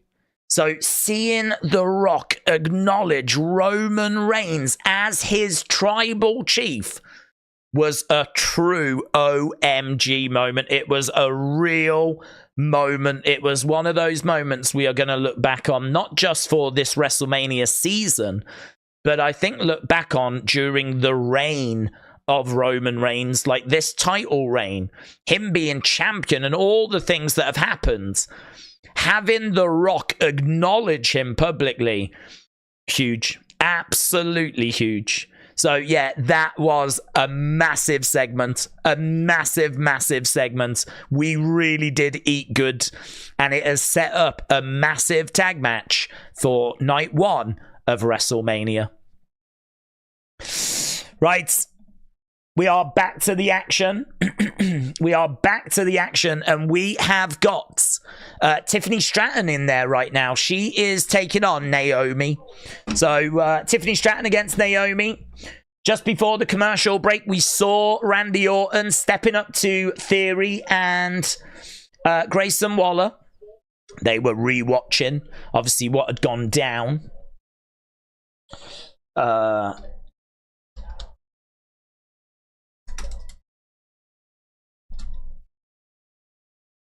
The Rock acknowledges Roman Reigns. Tag match made for WrestleMania. It does make me wonder, though, if we're going to get Cody, because he didn't come out in that segment. We know that he's there, but unfortunately, does that mean that he is going to be in the tag match? Does that mean that we're not actually going to get him tonight? Because they haven't mentioned him, they haven't advertised him, they haven't said that he's coming out later. He didn't come out in that segment, so does that mean that we're actually going to get him tonight? Oh God, we're going back to commercial break already. Back to commercial break already. I wonder if that segment went way over. I wouldn't be surprised if it did. I really wouldn't be surprised if that segment massively overran. Tiffany Stratton against Naomi. Days Lacey Evans is doing some wrestling training, says BBB Ipsy. Commercial break, yeah. We're back at commercial break already. Rock's gonna F over Roman at Mania and help Cody. That's my prediction, said Daz. This feels like quite a good match that's a little bit flat because of what it's got to follow. CJ Digital said it went way over. I'm saying it went about 10 minutes over. John said, who is this month's Wrestling Days Hall of Fame? It is Sunny. So I do have her acceptance speech. Many congratulations to Sunny. I don't think we've announced it yet because I was waiting to put that post up, but I have included both Sunny and James into the graphic up there. So James and Jennifer Palmer were the Community's Hall of Fame inductees for January. Sunny is the community inductee for February, and we won't start trying to find March until we get to the middle of March. So really, we don't We don't really recognize, like, we do the voting in the month that the person's going to represent, but we don't really acknowledge them until the month after. So, yeah, Sonny wins it for February. So many congratulations to Sonny. So when we get to the middle of March, we'll start trying to figure out who the person for March is, and then we will acknowledge them in April. So that's kind of how it works. But interesting, The Rock said we'll get lawyers involved for night 1, meaning that The Rock could turn on Roman and nothing the Bloodline could do for night 2. Well, that is true. He could turn on Roman. There wouldn't be anything that they could do.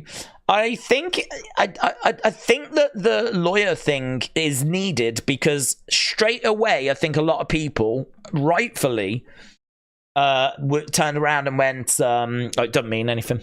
The Bloodline are heels, and it doesn't mean anything. If they lose, they'll say they'll do this, but they won't really do that. So it doesn't really mean anything. So this way, if you say that we're going to get lawyers involved, then at least people can have confidence that it's going to have to be abided by. So I don't know that that's really... It can be used as a way of him turning on Roman and sticking it to Roman. But I actually think the opposite. I think that if you want Cody to finish his story, I think you've got to keep putting obstacles in his way. You've got to keep making it as hard as possible. And I don't know why you would want to make it easier for Cody. I think that Rock and Roman will work together. I think they'll get the win. There'll probably be outside interference by Jimmy and Solo in that match, as you would expect. I think they get the win. I think that makes it harder for Cody on night 2. And as I just said in that video, I think then what we see is Randy Orton, maybe Stone Cold. I'd love Dustin Rhodes to be involved, but I don't think he will be. But Jey Uso, I feel like Jey Uso will definitely play a part. Jey Uso, who used to be in the Bloodline, has now got a new lease of life thanks to Cody. And I feel like Jey can kind of pay that back, maybe by dealing with his brother, Jimmy, who, was sure to get them two in a match at WrestleMania anyway. But, maybe Jey could deal with Jimmy for Cody. But it doesn't really make much sense to make it easier for Cody at WrestleMania when, you can make it harder. So that's why I think they'll go that way. Just what an amazing segment. Rock acknowledges Roman Reigns. Can't wait to see the reaction to that. Can you imagine all of the different superstars? I mean, that was cinema. That was... just I feel so sorry for these two having to follow it. Tag match. It wasn't really announced, was it? It was more proposed for WrestleMania 40. Seth Rollins and Cody Rhodes versus Rock and Roman Reigns. Tiffany is over. She's athletic. She's attractive. She's willing to take bumps. She is someone that lays it in quite hard as well, isn't she? She's someone that really does not mess around. And I really do... Oh my God, that looked nasty, actually. There was a chin breaker there, and she seemed to really crack her in the head, Naomi. Naomi is going up top. Tiffany is on the outside. And right now, the referee trying to separate the two. Tiffany hurling Naomi into the corner.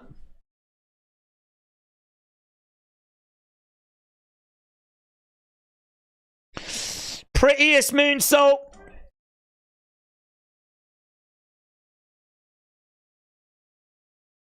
So, Prettiest Moonsault gets the win for Tiffany Stratton.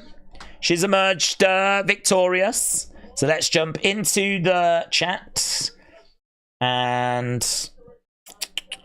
let's jump into the chat. And let's do a poll. What did you think about that match? What did you score that match? Did you think it was all time? Did you think it was great? Did you think it was good, okay? Or did you think it was bad? Crazy, isn't it, that we're almost at the halfway point and so far we've had one match. It's crazy. Right. Days, are you going to stream AEW Revolution on Sunday? No. Triple T, Tommy Toy Travels, will be doing that on his channel. Edward said, do you ever see me going into the Hall of Fame? It depends if you get the votes, but I think there's a lot of very, very deserving people. And, you know, it's been very interesting to see who's been getting nominated and who's been getting votes. But I mean, we've only done two like months, so it's still super, super early. I would rather have Cody Crybaby than a cheating part-time wrestling champion, said TC Monster 64. Tiff cracking Naomi's head is over with the crackheads, said David. But Tiffy's old theme was so much better, said Puko. Casual dub, said Weird Flex Wrestling. Christopher said Cody Crybabies. OMG, the match was short. War. Kieran said Days, the Monday on Raw, Seth is going to respond to The Rock's challenge. Super chats. We'll get to super chats. We're just seeing the Bailey EO segment right now. Matt Jason said, I hope not every main event. I hope not main event. It won't be fair having both days. I can understand that. But it's difficult because, you know, I agree it's not fair for them to have both days, but Seth deserves to main event. So for me, I kind of feel like Seth and CM Punk was going to main event night one, and I think Seth has never main evented a WrestleMania. And so I do look at that and think, well, he deserves it. I understand that Bailey deserves it as well. I do understand that. And she did win the Rumble. So I definitely see the argument for that as well. So Bailey deserves it. I think Seth deserves it. It's The Rock as well. I mean, how do you not have The Rock in the main event? I mean, it's just a lovely problem to have. It's as simple as that. It's a lovely problem to have. We've got so many deserving superstars that deserve to main event WrestleMania. I mean, you can point to Rhea and Becky as being a monster match.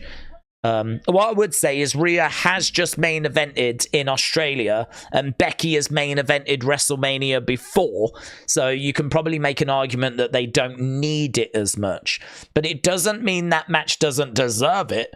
I mean, Becky Lynch versus Rhea Ripley absolutely could main event night one. Absolutely it could. I'm guessing we won't do Seth versus Drew on night one, but if we did, that obviously could main event as well. The tag match could main event. Bailey versus Io could main event. So, you know, we've just got all these options of what we could go with, but I don't know. It would feel like the tag match would probably be the direction that we would go in. Kabuki, I don't even know if that's how you spell it. Kabuki Warriors, I don't know what this is. Are they in action against... They're not facing Bailey and Dakota, are they? Don't know. We're at commercial break again. We'll go back to that. Capper Owen said, Days, this was insane. It was a hell of a start. The Rock is next level. Cinema doesn't do it justice. We're not worthy. This is me hyped. Do you know... We deserve this as well. We really, really deserve this. Like, we have had to watch so many shows over recent years where I've come away and I just haven't even known what to talk about. I haven't even known what to discuss. I haven't even known, like, where the conversation should be. We absolutely deserve this. We deserve to eat this goods. And we are. I mean, I understand it was long. I understand The Rock went on a fair bit. I think once he got to the point of the actual match, the tag match, I mean, you can't be down on that. Because that is giving us the next step in the story, right? His little back and forth with the crowd and whatever, you know, you definitely could have shaved some time off that. Yeah. But him talking about the tag match, can't be down on that. You can't be down on the acknowledging thing. Because we needed to know, like, the strength of the bloodline is the relationships between the people in the bloodline. That's why the bloodline has worked so well. Because we've explored how Jimmy reacts with Roman, how Paul reacts with Jay, how Jay reacted to Jimmy, how Jay reacted to Solo, how Solo reacted to Roman. We've got a good idea of what all these relationships are like because of the little segments we've done over the years. So I kind of feel like we've had this information, but what we don't know is the relationship between Rock and Roman. We don't know it because we haven't really explored it. So that was a massive seismic moment. Absolutely flipping huge moment. Would The Rock acknowledge Roman Reigns? Would The Rock, would he acknowledge Roman as his tribal chief? Or does he see himself above Roman? Because he comes out after Roman. He gets all this time on the microphone. Roman doesn't have as long on the microphone. And we've not seen him even attempt to acknowledge Roman. Roman had to ask. And we didn't know how he would respond, but, well, we got our answer, didn't we?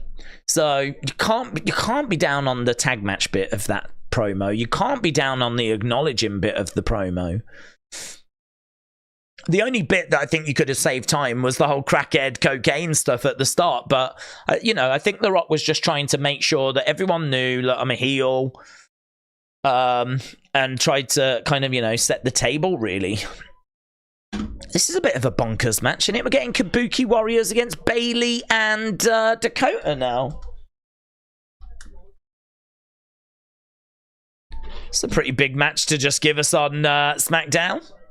I didn't expect this. I didn't even know that we were getting this match. I'm sure on the official preview, it just said Bayley and Dakota want payback from the Kabuki Warriors. I didn't realize that it meant we were getting an actual match. So, that's amazing. Wow! So much, man. So much. King Yeti said, I acknowledge my Hall of Fame Chiefs in Sonny and James. Well, this was voted for by people, nominated by the people. It's not my picks, right? I mean, I have nothing against them, of course. But, yeah, for those that don't know how this works, the members on the channel basically nominate as to who they want to see go in. I always ask for the members to give me one name, and a lot of people give me loads of names. Can I just tell you, I only ever take the first name you mention. So it's all well and good you wanting to be nice and kind and mention lots of people, but that's not what I'm looking for. I'm looking for one name. So I always just take the first name you mention, because clearly that was the first name that came to mind. So that's how I do it. So going forward, members, one name, please, right? Otherwise, I'll just keep taking the first name. So I take the first name or the only name that was mentioned, count up the votes, and then those names go into the poll. And then that poll went out to the channel, and it was you lot that decided. So that's how we've done it, and we will do it again in a few weeks' time as we try to figure out who the inductee for March will be. So King Yeti, shout out to you, my friends. Really appreciate the support, and I hope you are enjoying the action tonight. Hope you enjoyed that massive opening segment. 40 minutes. 40 minutes. Insane. I mean, I feel like what I'll do is I'll put a post up after SmackDown asking for your feedback on this episode. I won't just ask for feedback on the Rock thing. I'll ask for just what you thought about SmackDown as a whole. I still don't know what we're going to get for this hour, but we know we've got Randy coming up. But yeah, I'm expecting a fair few responses to that. So what I would say is if you want to be part of that video, I would say get your comment in tonight, because as soon as I've done Unseen, I reckon I could end up just going straight into doing that opinion video. And getting it done and getting it out. It won't go out tonight, it'll go out tomorrow. But I'll record it and schedule it. Just because once we get like 40 responses, 50 responses anyway, we've got more than enough for a video anyway. So if you want to be in that... Oh! Dakota jumps off the edge of the ring. Wow! Bayley went for the tag. Oh, she's betrayed her. She's betrayed her. Dakota jumped off the edge of the ring. We said it didn't look right. It didn't look good. Bayley is battling away. She jumps out the ring. Now she goes after Dakota. Bayley and Dakota are brawling. And this is why we need to talk about the whole of SmackDown, because we got these moments. Oh, could we not have waited to like next? Well, we can't, can we? I was going to say, like, I feel like this will be overshadowed by the Rock stuff, but you've got the Rock next week as well. Bayley is on her knees. It's slapped there by Dakota. And now Io with knees to the back of Bayley's head. Bayley goes down. Asuka grabbing Bayley by her hair. Bayley is being held up by the Kabuki Warriors as Io.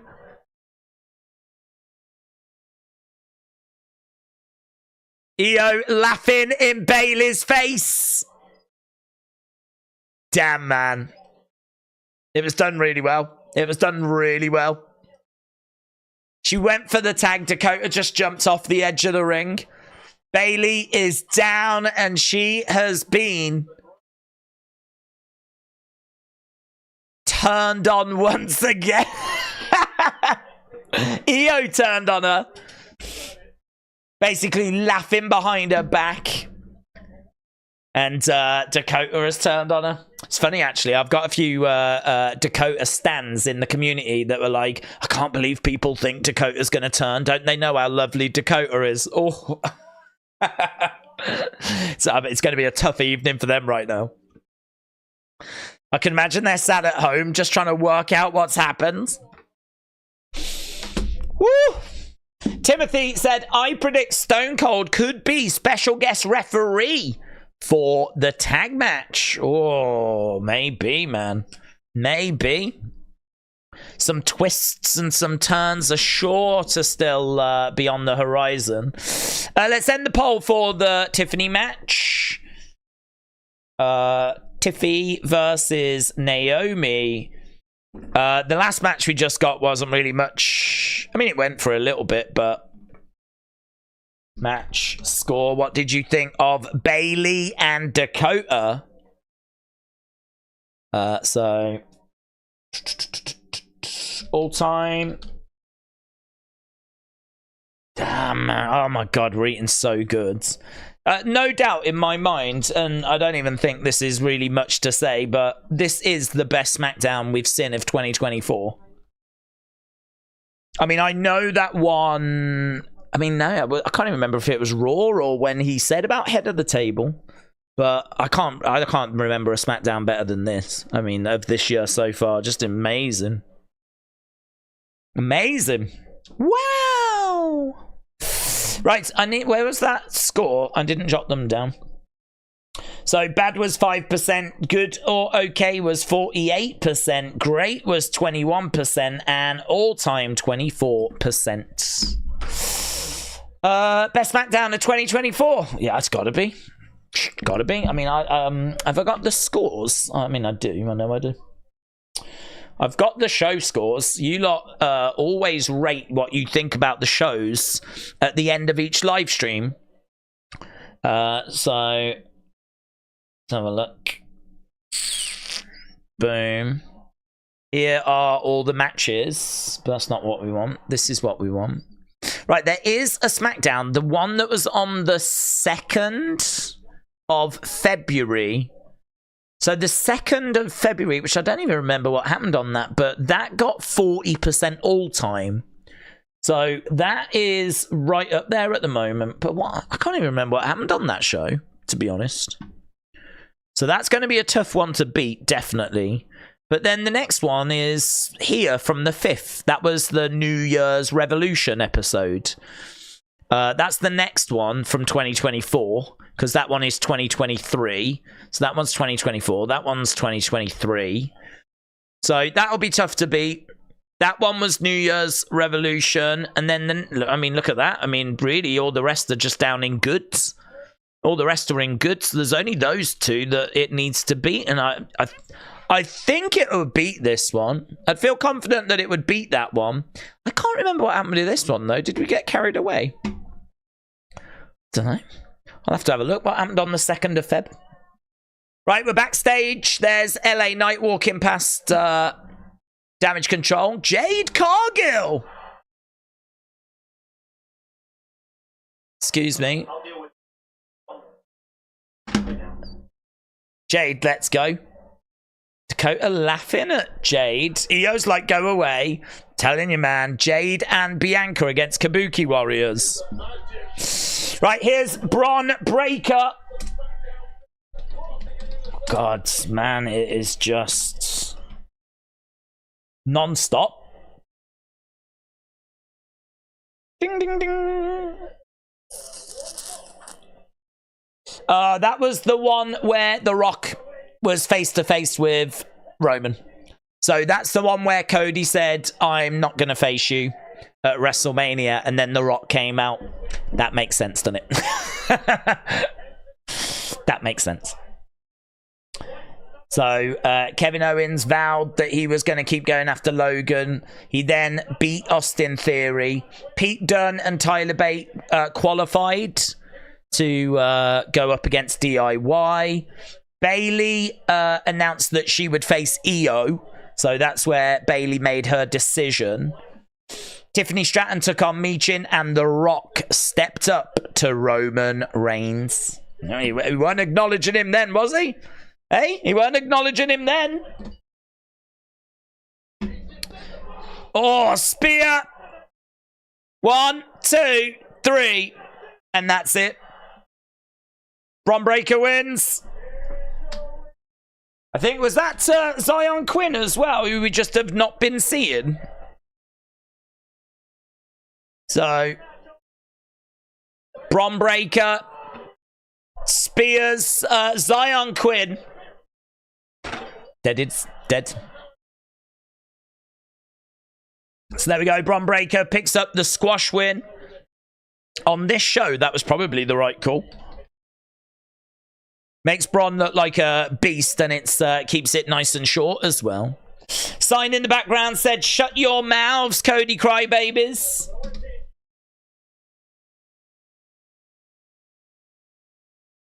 So they're just talking about the disintegration of Damage Control. We're going to go back to that. Let's have a look at the match scores again for Kabuki Warriors versus Dakota. Oh, here's Santos. Talking to Umberto. Oh, they've got him. He's called Umberto there. I thought his name was Berto. What happened to that?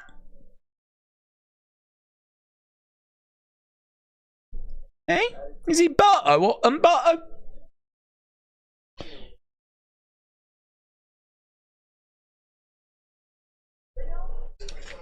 Boom. People said there's no jobbers in WWE, said Cleveland's.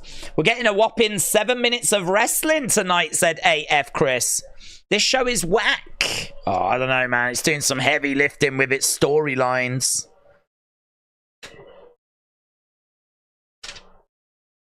I'm sure that we'll get a chunk of time for the main events. But, oh, man, I can't be down on what we've had so far. I mean, Dakota turning on Bayley. Jade confronting Damage Control backstage. Granted, I think you could definitely have shaved some time off that Rock promo, the bit where he's like talking with the crowds. I don't disagree with that. But, oh, God. Amazing. Right, time for a street fight now. So Carlito is going to be taking on Santos Escobar.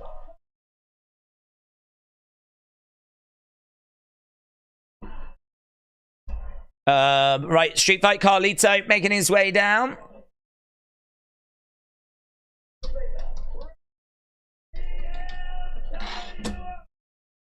Lovely.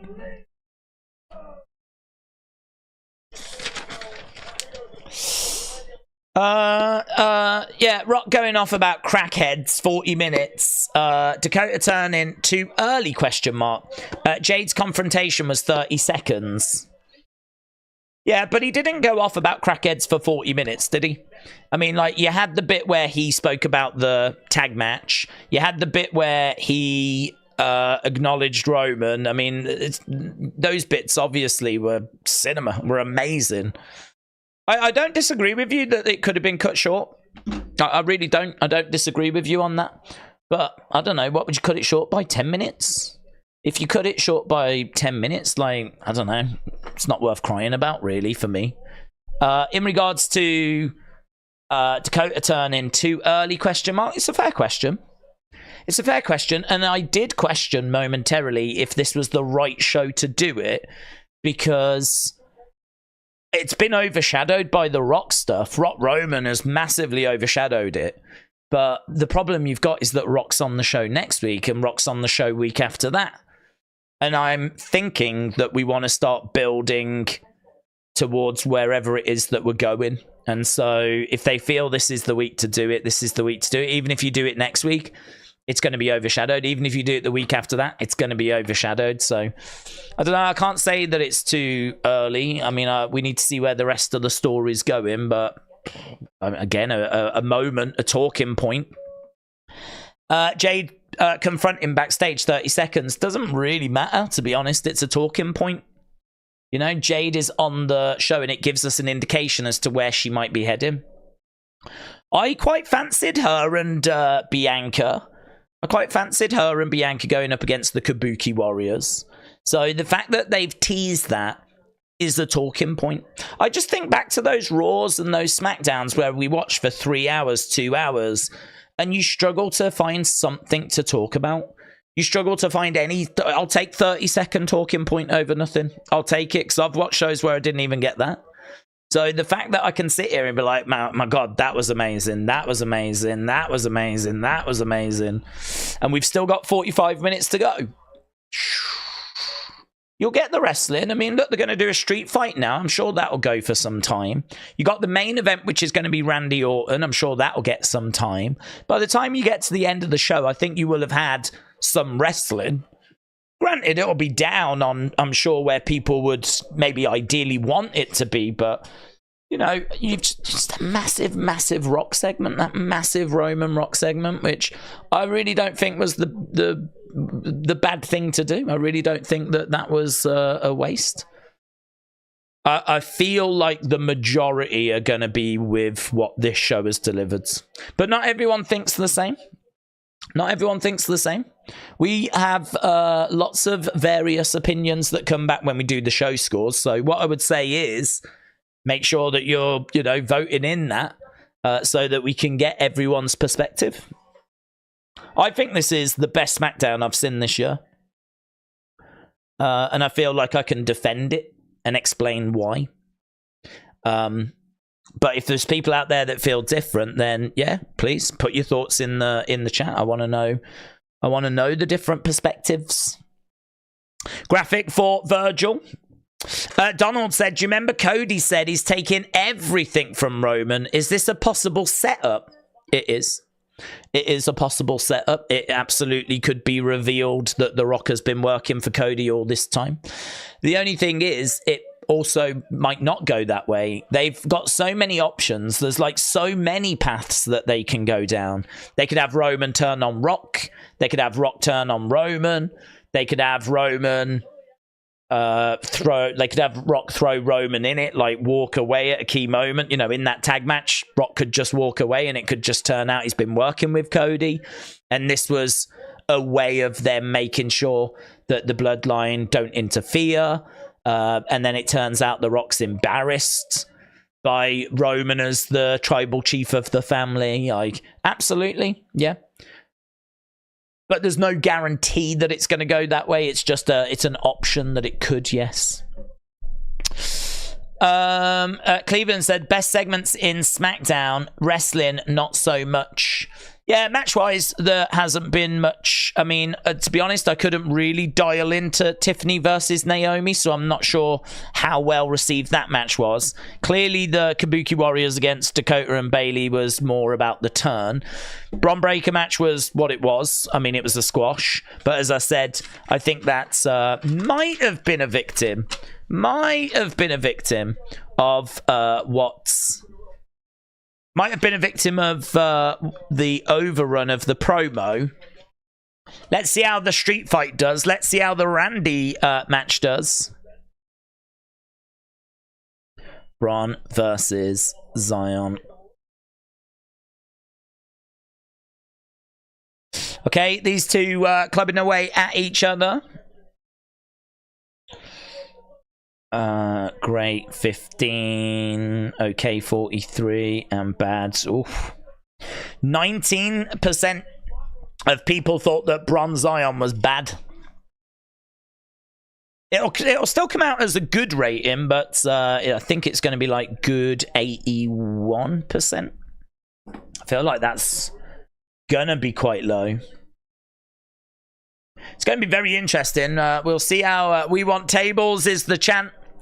We'll see how the matches pan out at the end. Of course, we've got 40 minutes left, so we've still got some time here. Carlito grabbing the table, pulling it out. Kian said, Days, hope you're doing well, having a good stream.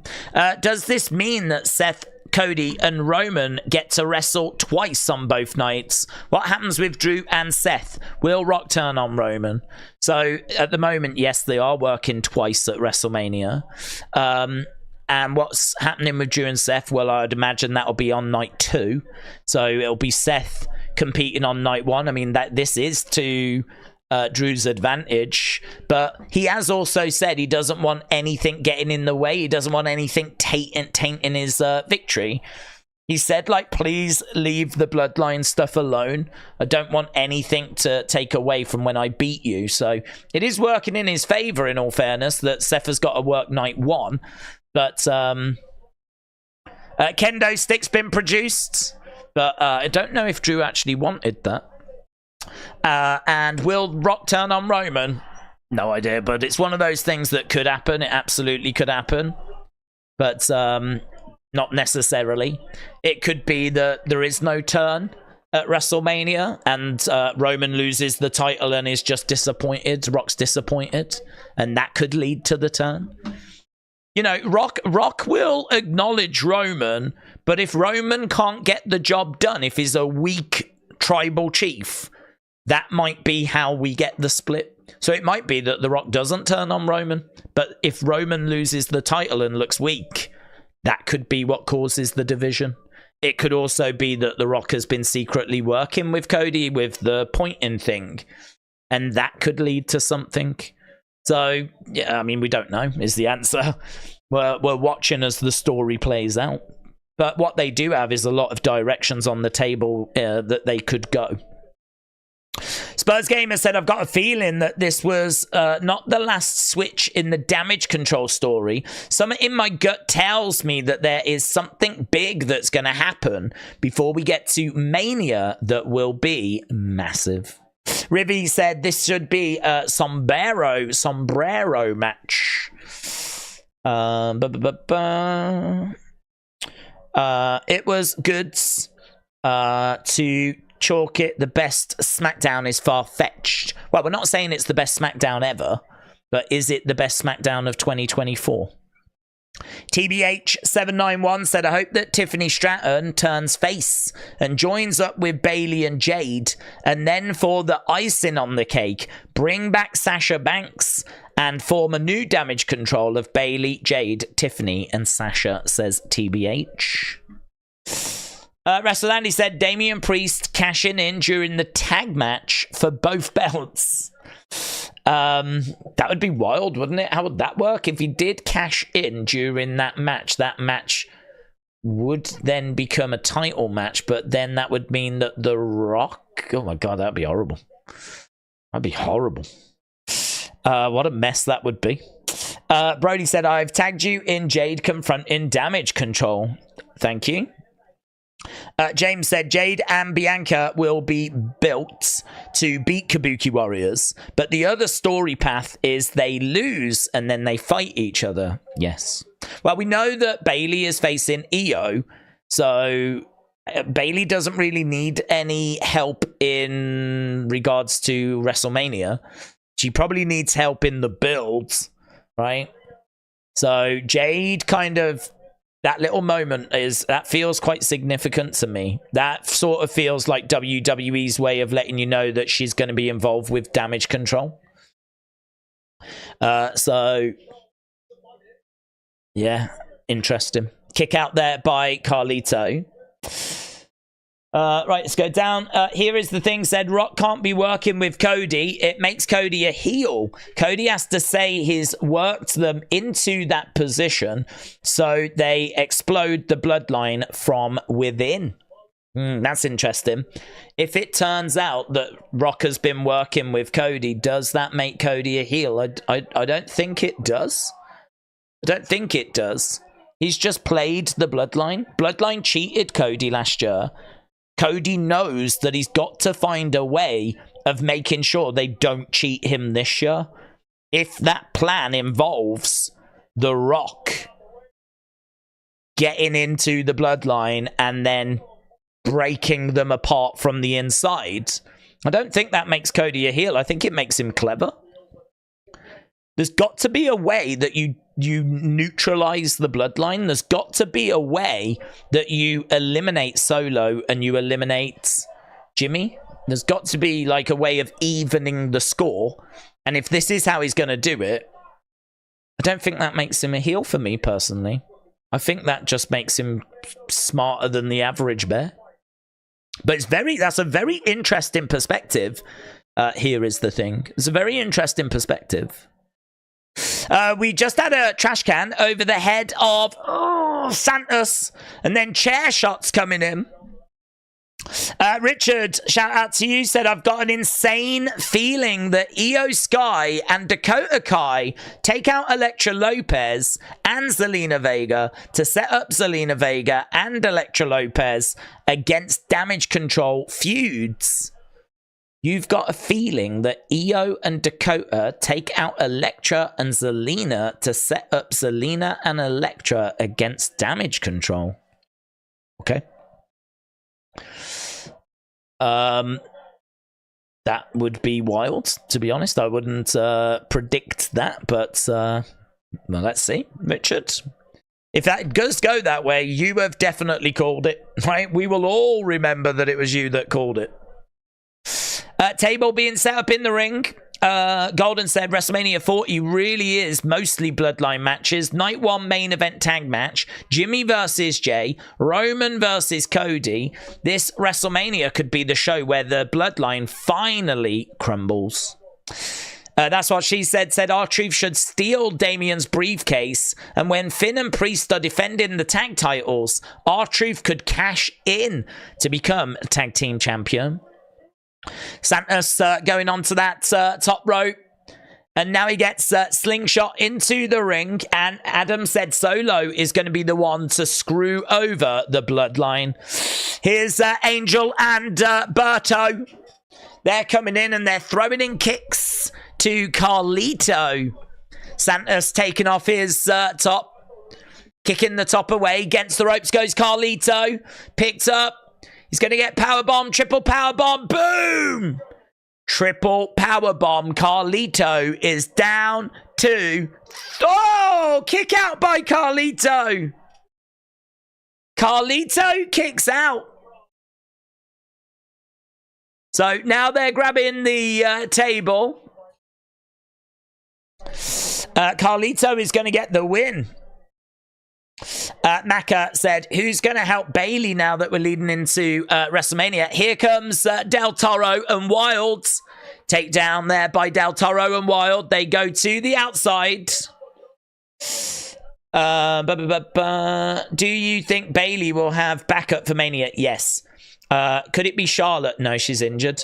Becky and Bianca, maybe Jade. I think it'll be, it won't be Becky. She's busy. She's over on Raw. I think it'll be Bianca and Jade. Here's Rey Mysterio! Rey Mysterio's back! Rey is on crutches, which he definitely won't need. They're making fun of Rey as he's got a new mask. It's the, isn't that the Great Muta mask? He wore a mask like that when Muta went into the Hall of Fame. Literally everyone in that building knows that he doesn't need them crutches. I don't think there was anyone in the world that was fault. Not the kids. You could be watching wrestling for the first time, and I'm pretty sure you were like, you don't need them. Here we go. Boom! To the midsection. Damien to cash in on Charlie Dempsey for the Heritage Cup, said Wrestle with Andy. Aubrey said deadbeat limping ass Rey Mysterio. Solo won't screw over the bloodline, said Christopher. If Cody wins, he wins. They don't want to steal the babyface moment. No, but he could screw over the bloodline by eliminating Jimmy or taking Rock out of the equation. As long as he doesn't, like, interfere with Roman directly or distract Roman. If he, apple right in the face there by Carlito. Backstabber by Carlito. 619. Boom! Carlito and Rey working together. Del Toro and Wild going over the top. Rey against the ropes. 619! Santos! Look, Moody Man through the table and a pin. Carlito wins! Carlito wins! Right. Let's get the match scores. Let's get the match scores. Madness. Mayhem. There's the Lena. Rey Mysterio returns.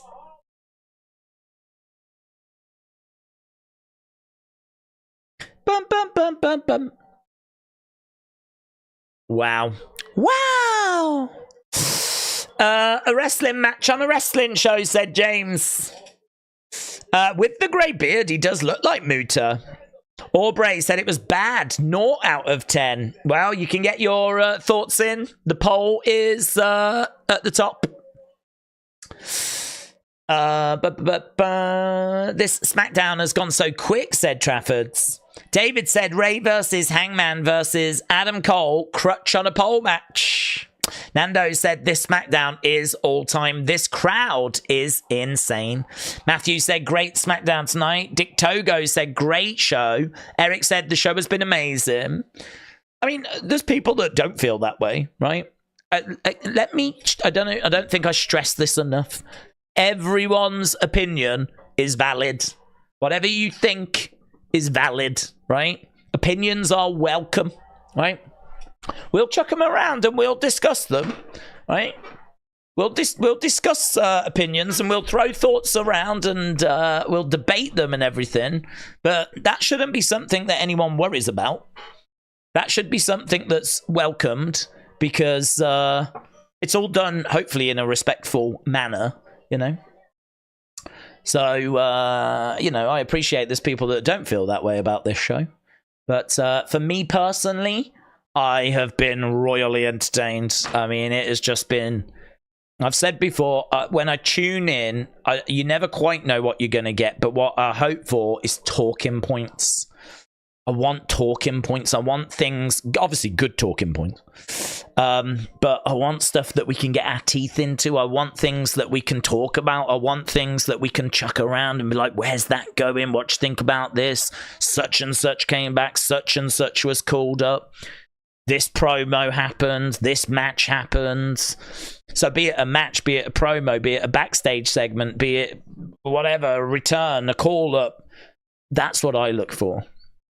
Because, I see enough promos. If I was to get a show that had no promos, I'd feel like something was missing. But if the match is banged, then I'll take that for a one-off, right? Or if I don't really get many matches and I just get like quite promo heavy, but they bang, I'll take that for a one-off, right? I might not want that every single week, but I can take it, right? Or at the end of the day, did I feel like the show was worth watching? That's how I'd view it. And I feel like this absolutely was. Absolutely was. So I really cannot wait to see what the scores are going to be for the show afterwards and see how it comes out. What we'll do is tomorrow in the opinions video, not only will you get to see like people's opinions and their thoughts, right? Because obviously you can see how quick they move, so I don't get a chance to get to even 1% of people's comments.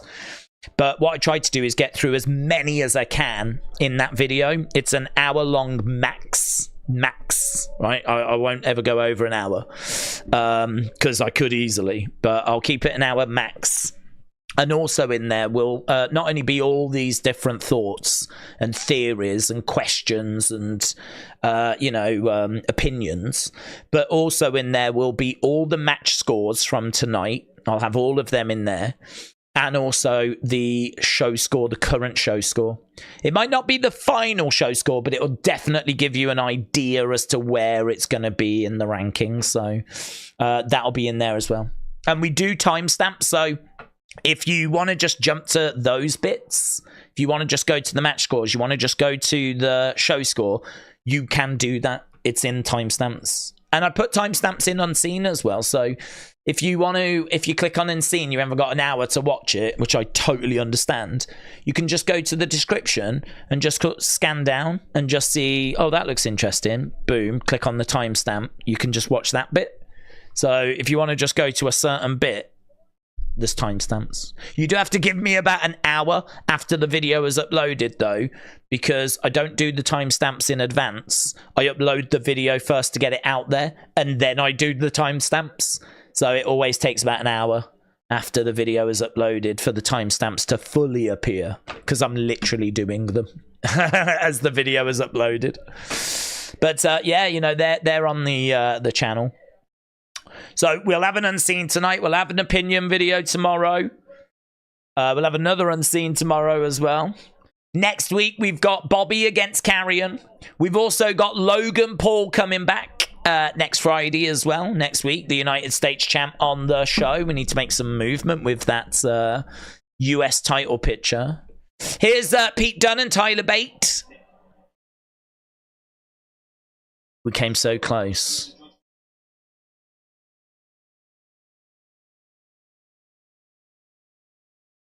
Look at the size of Nick Aldis compared to Tyler Bate and Pete Dunne.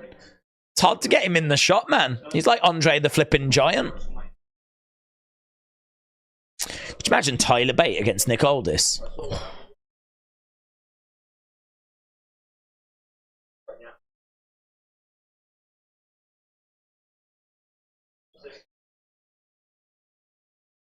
There's going to be an announcement that they'll share soon. So that is expected to be that the titles are going to split.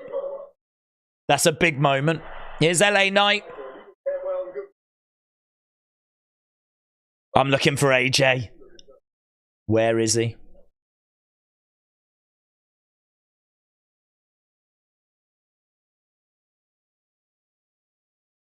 I told AJ not to be here tonight.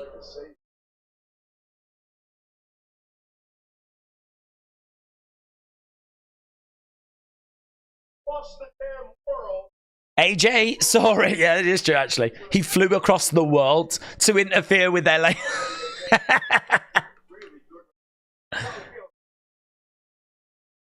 Guess what? The hangover is coming. Let me talk to you, said Dick Togo. I've brought him a souvenir, so we've got a bent up chair. LA Knight is looking for AJ Styles. Crowd yearing as well. Right, here's Kevin Owens. Dun-dun-dun-dun-dun. Owens making his way down.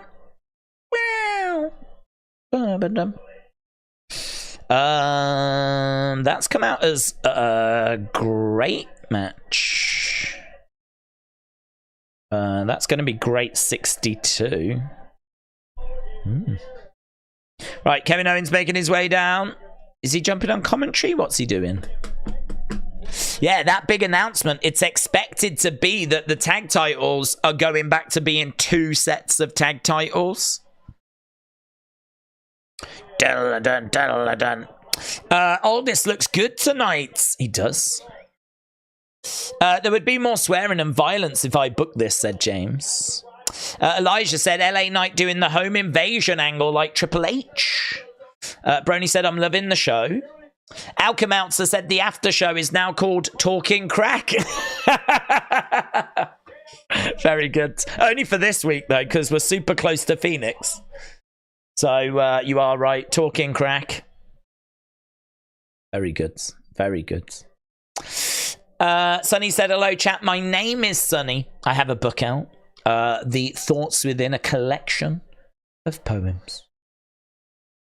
Do you think Solo should sing the halftime score? I think he should sing the national anthem at WrestleMania. You know when they do America the Beautiful? I'd love to see that. I would love to see that. Good that the titles need to be split. They need updating. The designs are awful. God, yes. Trini said, considering Slim Jim commercials make the wrestlers look like they're on crack, do we think that Slim Jim is going to be upset at The Rock's Kokomo? Kokomo? The Rock cut a Kokomo? Do you know what? That's interesting because how will the sponsors and advertisers feel about that? I mean, I wonder if they ran it past them first, or if I wonder if they'll even have an issue with it. I don't know. Don't know. I don't know. It's an interest. How will I mean, like, you probably get away with it this time, but if you're going to keep going down that road, it's not very PG, is it, to talk about cocaine and meth? You know. Did you know Phoenix is the #1 place in America for cocaine and meth use? I mean, that, I don't know. Does that belong on a PG show? I don't know, it's a fact. It's probably a fact. I'd imagine he's done his research. So it's probably a fact. So, I don't know. Could you pass it off as educational? What's wrong, Slim Jim? It's a fact. It's education. This is basically Learn with The Rock. That's what this is. It's just the facts that you're learning and maybe the facts that you didn't think you needed to know. Crack needs to be on WWE Shop, said Joey. Oh. Expensive. Oof, Jesus. Hope you've got, hope you got a bit of money put aside. Crack's expensive anyway. Can you imagine the markup if it went on WWE Shop? Imagine if they slapped big time on it or something. Tribal crack. Oh my god, that's going up at least 50%. Boomer said next week I'm going to book AEW Dynamite and it's going to be a massive night for the fans. Dynamite is going to be big. And do you know what else is going to be big? NXT. Roadblock in it on Tuesday. And we get to see Cody. William said, Days, you haven't banned me yet. Does that mean I'm PG? Well, I don't really think we claim to be that PG in this chat. I mean, we do try, but thanks to people like you, William, I feel like it's a battle that we don't really win. So I wouldn't read too much into that. Alexa Bliss Gamer said, Tiffy time is better than Alexa Bliss. Good to see you've come around, bud. Good to see you've come around. Tony is going to book Dynamite in Phoenix next week. He's on his way, isn't he? Yeah. It's like... It's true. Tony's like, what? Is it? He's booking his flights as we speak. Bembo said, I would love Solo to do a math test. Oh my god. That would be an amazing little inside joke if that made its way into a promo. Right, here's Austin Theory making his way down. Austin Theory is once again once again found himself in a situation where he's been thrown into the deep end. Austin Theory versus Randy Orton. Oh, Willy Wonka experience gets mentioned. Nah, Wade Barrett mentions the Willy Wonka experience in Glasgow that's gone viral all over the world and looks absolutely atrocious. Nah, it's so funny, isn't it? So funny. I mean, not if you bought tickets, but I didn't, so it's hilarious. Days, do you think Cody versus Roman will be Bloodline rules? I do, yeah. I do. I sort of think, like, if it's a one-on-one match, I don't think people will have too much doubt as to if Cody finishes the story. I mean, so many people have come close to beating Roman that if it's a one-on-one match, I mean, you're basically saying that he's going to lose. And, they're saying it's going to be contracted that the Bloodline can't be ringside. So I don't know what would happen if they broke that contract. You could definitely make the argument, well, The Rock's in charge anyway, so if they break the contract, But then if they are going to just ignore the stipulation, then I think that'd be a real shame, because what's the point in doing the match? If for the match to matter, for the match to really have purpose, they've got to stick with the stipulation.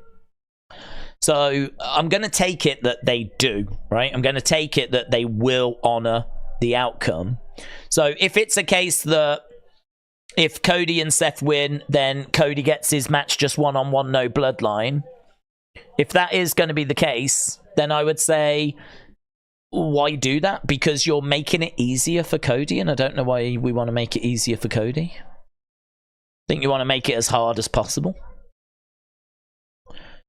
I mean, what I would say is that if Rock turns on Roman and it turns out to all be a work, and this was basically how they figured out how they're going to get, this was the trap, this was the plan. If it turns out they go down that road, then you go, okay, fair play, clever, I like it. Turns out that it was, planned from the start. Cody said, I'm going to take everything from you. Cool. Right? I wouldn't have any complaints with that. But I think if you do that, you are basically saying the story is going to get finished. Because so many people have come close to beating Roman one-on-one, and then the Bloodline have interfered. So I think what's more interesting is if you go the other way, and actually Rock and Roman get the win, then you do Bloodline rules where there can be outside interference. That means a load of people are going to go into night 2 with serious doubt that the story will be finished. There'll be a lot of casuals that are like, oh man, there's no way. Because now The Rock can interfere, Jimmy can interfere, Solo can interfere. But if they can interfere, why can't others interfere for Cody? They didn't really specify that part, So it sort of seems like Bloodline rules. I don't know that it's in the rules that no one can help Cody. It's just the Bloodline will be able to interfere. So, this is why we could see Stone Cold come down. I mean, imagine that moment. Main event of WrestleMania 40. And, the Bloodline are interfering. Cody is outnumbered. And all of a sudden, the glass breaks and Stone Cold comes down. Imagine Rock's facial expression in that moment as he looks to the entranceway and Stone Cold's making his way down to the ring. I sort of look at that and I think that is a much more engaging direction to go than to just do Cody versus Roman with no outside interference. I feel like that you've got a lot more options and it's a lot more engaging to do the Bloodline rules path. Because you could have Randy come down, maybe Dustin if we could do it, but I doubt it. Stone Cold, Sammy, Jey Uso, people could come down and even the score. They shouldn't help Cody win, but they should help even the score. They should help, chase The Rock away, chase Solo away, chase Jimmy away, chase Heyman away. And at the end of the day, we still end up with it just being Roman versus Cody one-on-one. We'll still end up with that. But I just think we can get to it in a much more interesting way. So yeah, I'd I'd have the heels win night one. And then that puts big doubt as to whether the story will be finished. Austin Theory grabbing Orton and slamming him onto the commentary table. Grayson Waller on the outsides. As Theory is in the corner. Kevin trying to offer some words of encouragement. But hearing the glass break, I think would turn me on, said Trini. Oh, wow. I didn't realise that you got so excited by breaking glass, to be honest. Days, I would love to see Solo spelling bee. How do you spell acknowledge? I mean, it would certainly be an interesting segment. I don't know if he struggles with spelling. I know he struggles with math. He might be an excellent speller. I've tagged you in even more stuff for tonight, said Edward. Thank you. William said it's weird to see anyone take on Orton because for him to not even be the bigger guy, he just looks like a monster these days. Orton does look amazing. Did the sponsors pay $7 million a spot tonight like the Super Bowl? I don't think so, but I'd imagine the ratings for this are going to be absolutely flipping huge. Absolutely huge. I don't even know what the number will be. I mean, I guess I would say 2.6, 2.7, something like that. I think, did we get to a 2.8? I mean, but that's where we are. I mean, not long ago, was it last year, we were doing 2.2, something like that. These ones are just massive. I don't actually know what last week's was off the top of my head. I do know someone that will know, though, and that is WrestleNomics on social media. They'll know. Let's go down and see if we can find last week's info. Quarter hours for Collision. TV ratings are in for Collision. Last week's Smackdown. Quarter hours. TV ratings are in. Smackdown. Last week did. Oh, that wasn't last week. That was the week before. Silly Billy. Well, that wasn't last week. But where do I get last week's from? I mean, I've got one here that is, you know, saying that the final Roman Reigns Rock, the final bit at the end last week, did 2.89. So I've got the quarter hour breakdowns, but I don't have the full hour breakdown for last week. But 2.89 was what we did for the, nearly touching 2.9 for the last quarter last week. It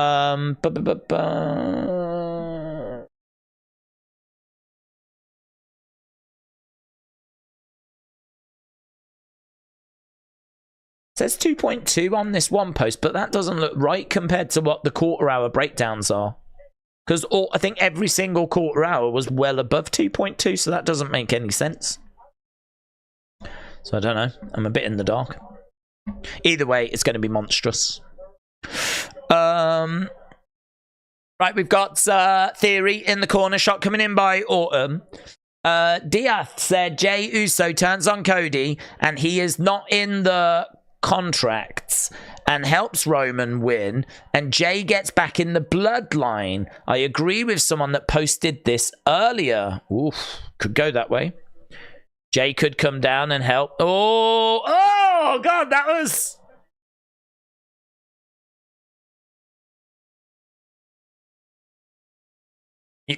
It did look like maybe a blockbuster. That was botchy, man. I think Theory thought he had got a blockbuster there, but Orton no-sold it. It ended up being a superplex, but it did look like a blockbuster.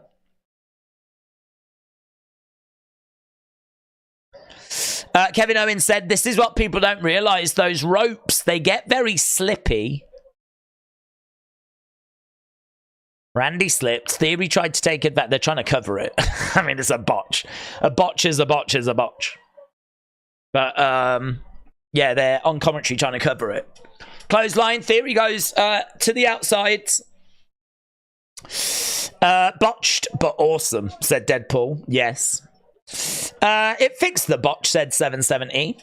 Alka Meltzer said the evolution of DX, Triple H, Cody Orton, Gargano, Ciampa, and R-Truth. Deadpool said this match is fire. Back in the ring goes Theory. We got kick to the midsection to Grayson. Grayson up and through the commentary table. But it doesn't break. He bounces off it. And that was good. He pushes Grayson. And Kevin untied his shoe. Right, we got draping DDT right now. Theory is dropped down. Vintage Orton. Wrestler Andy said, when you think about it, there is a difference. Is there a difference between a blockbuster and a suplex? I think the difference is that with a blockbuster, your opponent's back is meant to touch the mat first. So I think they take the impacts. So it's kind of like you go over, they hit the mat, and then you hit the mat. So really, they should take the majority of the impact. With a suplex, it's once again your opponent takes the impact, but it's them first. So a blockbuster, I think, would be the person on the right first, then the left. And then with a suplex, it's the person on the left and then the person on the right. That would be my theory that I would put into a thesis. I don't know what grade I would receive. On the shoulders, Theory has got Orton up. Do you think that we're at a point where WWE right now is more popular than the Attitude Era? Oh, God, no. Not more popular. Well, I don't know. Globally, it's tricky, isn't it? I mean, it's a completely different time. You know, in this day and age with the internet and everything, globally, that's an interesting question.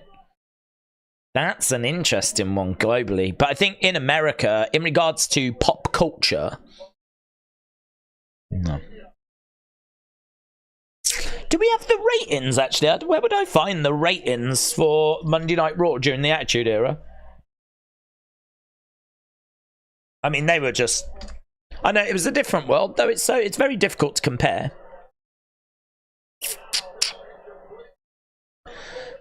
Right now, we've got Theory on the outside. Oof.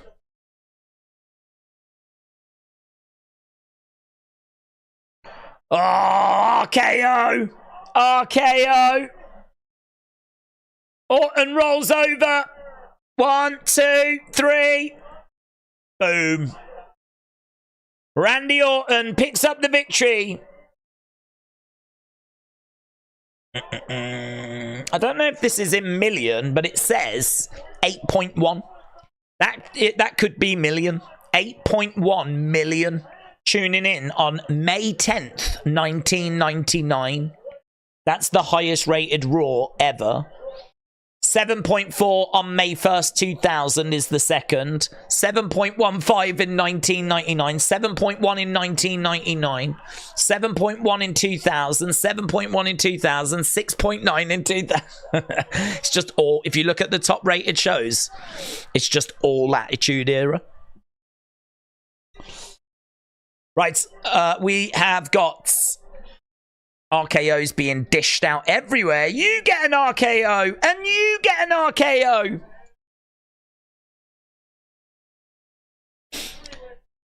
That's pretty sick, man. So he rolls through the ropes, and he gets caught with an RKO, and it's a win for Randy Orton.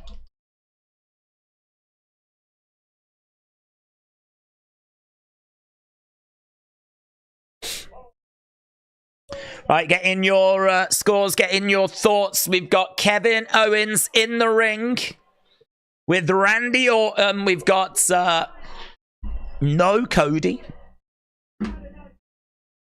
So Randy Orton in the main event of this show.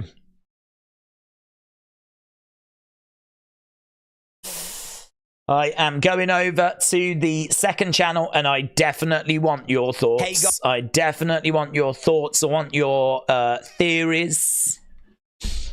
I'll put that post up in a second. But I want your scores on the second channel. So, what did you score WWE Smackdown? And that was the first. So, was it all time? Oh. Was it all time? Was it great? I will put a link in the chat in a second. So I know people do struggle to find this channel. I do it on this second channel. I always say this. I do it on this second channel because it just keeps it out the way. If I was to do it on this main channel, I just would worry that it would just be in the way a little bit. Because you would just be getting flooded with polls. Put it on the second channel. Keep it out the way a little bit. So that's why we do it over there. Let's go live. Let's go here. Let's go here. There you go. That should be a link that will take you to the second channel. Over there, you can vote as to what you thought about the show. And I'll tell you what I'm going to do right now. I'm already going to go on to my X account. And I'm going to put up the post for getting your feedback. Try and give me just one comment if you can, because I am expecting a lot of responses. And I do want to get to as many different people as possible. I understand that might mean you need to be a bit creative with how you word your comment. But yeah, if you can, because as I said, like if I have to read like 2-3 messages per person, I mean, I just won't get through as many people, and I really want to get to as many different thoughts as possible. So, feedback required. What did you think about tonight's Smackdown? From The Rock to Bayley to the matches and more. Please leave.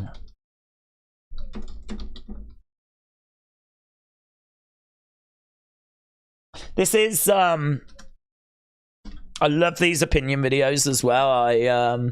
I certainly think when you've got something as big as what we've just seen tonight, and with so many talking points, this is where this really comes into its own, because I think everyone's got opinions about this. Everyone's got thoughts about this. Everyone wants to talk about this. And that's where these videos really come into their own, because as a wrestling fan, like, I think it's interesting to go to YouTube channels and get people's perspectives.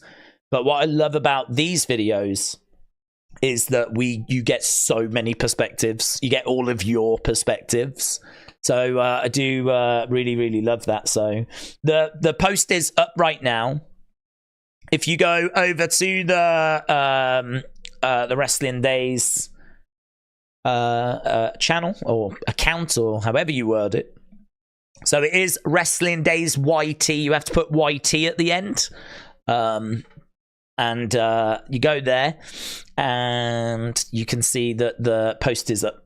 So feedback required. What did you think about tonight's Smackdown? From The Rock to Bayley to the matches and more. Please leave one comment so we can get to as many as possible. What did you think about tonight's Smackdown? So you can go over and leave your comment over there. You can go over to Wrestling Days clips. And you can leave your score over there. And all of this will be pulled together and put into that opinion video. Right, before we run away, then what we need to do is just get a few final thoughts. I also need to end this poll. We'll end this poll. This is the Randy match, is it not? Randy. Is it the Randy match? Randy versus... Yeah, it's the Randy match. Randy versus Austin Theory. All time great. Good and bad. Right, send that. Great is 44, good is 37, all time was 15, and bad was 2. Lovely. Lovely. Right. E. Wilkie, shout out to you, said, hear me out. One of the best Smackdowns I've ever seen. Oof. Wow. Wrestler Andy said the best episode of Smackdown of this era, maybe in decades. Oof. Amazing. Amazing, amazing, amazing. King Yeti said, no, Days, you're either Nexus or against us. Very good. King Yeti, shout out to you. Bembo Sports, shout out to you. E. Wilkie, shout out to you. Richard Jr. and Timothy. Kappa Owens, Mad Jason, Athletic Mind, Aubrey, Mitchell, Darwin, Rebel Eric, Dork Knights, William, Lexable, Joseph, Jean-Pierre, Mosey. But so many people supporting tonight. So many thoughts. Let's get a few more before we run away. Mr. Dale Jr. said Monday Night Raw in the late 90s, early 2000s got an average of about 4.5 million viewers each week. Now Raw averages 1.5. That is a drop of about 3 million. It's true. I do like the point, though, of like, is it more popular now? Because globally, I mean, we always talk about the domestic ratings, but globally, how many people were able to watch in the late 90s and 2000s WWE? You know, I know that you could watch it here, but I don't know how popular it was in, say, India. I don't know how popular it was in Asia. I really don't know. So if we were to take like a global reading, we can't. Well, we probably could, but I don't have that data. But yeah, I don't know. Clearly, it was more popular during the Attitude Era in America. Globally, I don't know. I don't have the answer. I think technology has advanced so much, and there's obviously more people in the world now, but equally there's more choice now as well. So it's a real difficult one to answer that. I feel like the easy answer is no, it was more popular during the Attitude Era. That feels like the right answer, but I don't know if it's the right answer. There's WWE is really popular around the world. Now, there's a lot of people that watch it. I mean, you saw we went to Australia. That was a very passionate crowd. We can go to India and do shows, which we did not long ago, and they get good turnouts. So, I don't know. I really don't know. But definitely in America, it's more popular during the Attitude Era, and maybe that was true of the world as well. Days, I'm gutted we didn't get Cody. I felt like no matter how good the segment was, it needed Cody. Even if it was a video of him saying what he and Rock spoke about, but better if he had come out. Hawkins Jr. said for a 40-minute promo start, the show felt packed full of good stuff in an hour and 20 minutes. Serious Gaming said people know about it more now, but they don't watch it like back in the day. Going to head away for the night. I've got football training. City Fan 99, shout out to you. I'm a Villain said The Rock doing the L hand gesture hints at a Mania betrayal. Cody and Rock secretly working Roman. It's definitely an option. Definitely. But it's also it's not a path we have to go down. It's a potential Easter egg that they don't have to capitalize on. So if they do, then everyone's going to go, of course they did. It was very obvious. But if they don't go that way, I actually think that's the more interesting way to go, to be honest. I think that a lot of people think they've got a read as to where this is going because of that hand gesture. And I think now, if you don't have him turn on him, that actually might be the less expected route now.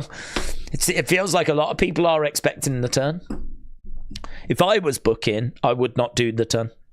If I was booking, I would have Cody lose to Roman, and I would have The Rock not turn on Roman. The Rock did everything he could to help Roman, but it wasn't to be. And then the fact that Roman lost the title, that is where I would start my dissension. That's where I would start my dissension. But it definitely isn't more popular, said Puko. Everyone watching next year on Netflix will give worldwide weekly figure, said Matthew. Tony said, do you do merchandise? I think you would kill it with beanie hats. I probably would, but no. I'm fully focused on making content rather than beanie hats. But you're probably right. It'd probably be better for me financially if I did. But no. There is no branding on the beanie hats. But one day. My face here. Days, I can't wait for today's Unseen when I watch it. When I get up, they are amazing. Thank you for the kind words, dudes. Eric said, if I was booking, I would have the whole bloodline turn on Roman. Paul Hernandez said, acknowledge everyone here except Days. That's fair. That is fair. I would buy Wrestling Days merch, said Elijah. Thank you, my friend. Watson said, is there a stream on Sunday? There will be a stream. We'll try and get a stream in on Sunday, yes. I feel like not doing one tomorrow or later today means we probably should do one on Sunday. But the only thing that I suppose is a bit of a concern is I feel like we do a really good job of like really getting into the talking points. Sort of leaves me in a situation where I don't really know like what there's left to talk about apart from more of the same. I mean, we always start like hours before the streams, and I think we box a lot of stuff off in Unseen. I think we box off a lot of opinions in the opinion videos. It does sort of leave me in a situation where a Sunday stream now I'm like, I don't really know what to talk about. Maybe it's just a case of don't overthink it and just stream and just go where the conversation goes, because we can absolutely do that. But I do find myself going, don't really know where to start, really. Just because we've spoke about everything, and quite extensively as well. By the time we get to Sunday, I think we will have boxed pretty much every conversation off, so. But yeah, we probably should. I don't have any plans to do a stream on Saturday night because I want to stay up, to be honest. I mean, I want to now do Unseen, of course. I want to do the opinions video. That will mean that I'll go to bed quite late. Means I'm going to get up quite late.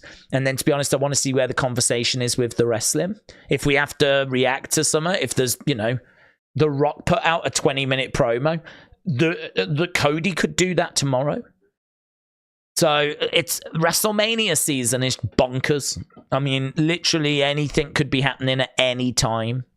And we are seeing them use social media so much more. This WrestleMania season in particular, we are seeing them use social media. Drew McIntyre has killed it, for example, on social media. So you do have to kind of be dialed in, really, to what's happening on social media at the moment, because there is just so much stuff that's going on.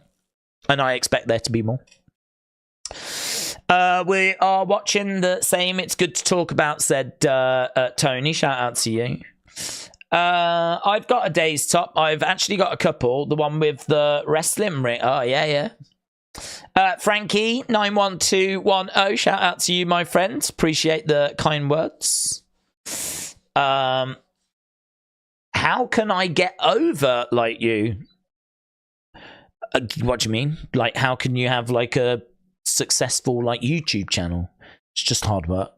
There isn't a trick. It's literally just upload regular, talk about trending topics, and work on your editing. Not that I do much editing, to be honest, but I have learned a bit of editing, and I can do a little few bits and bobs. But actually, the most successful videos I tend to have now are the ones where I just sit and talk.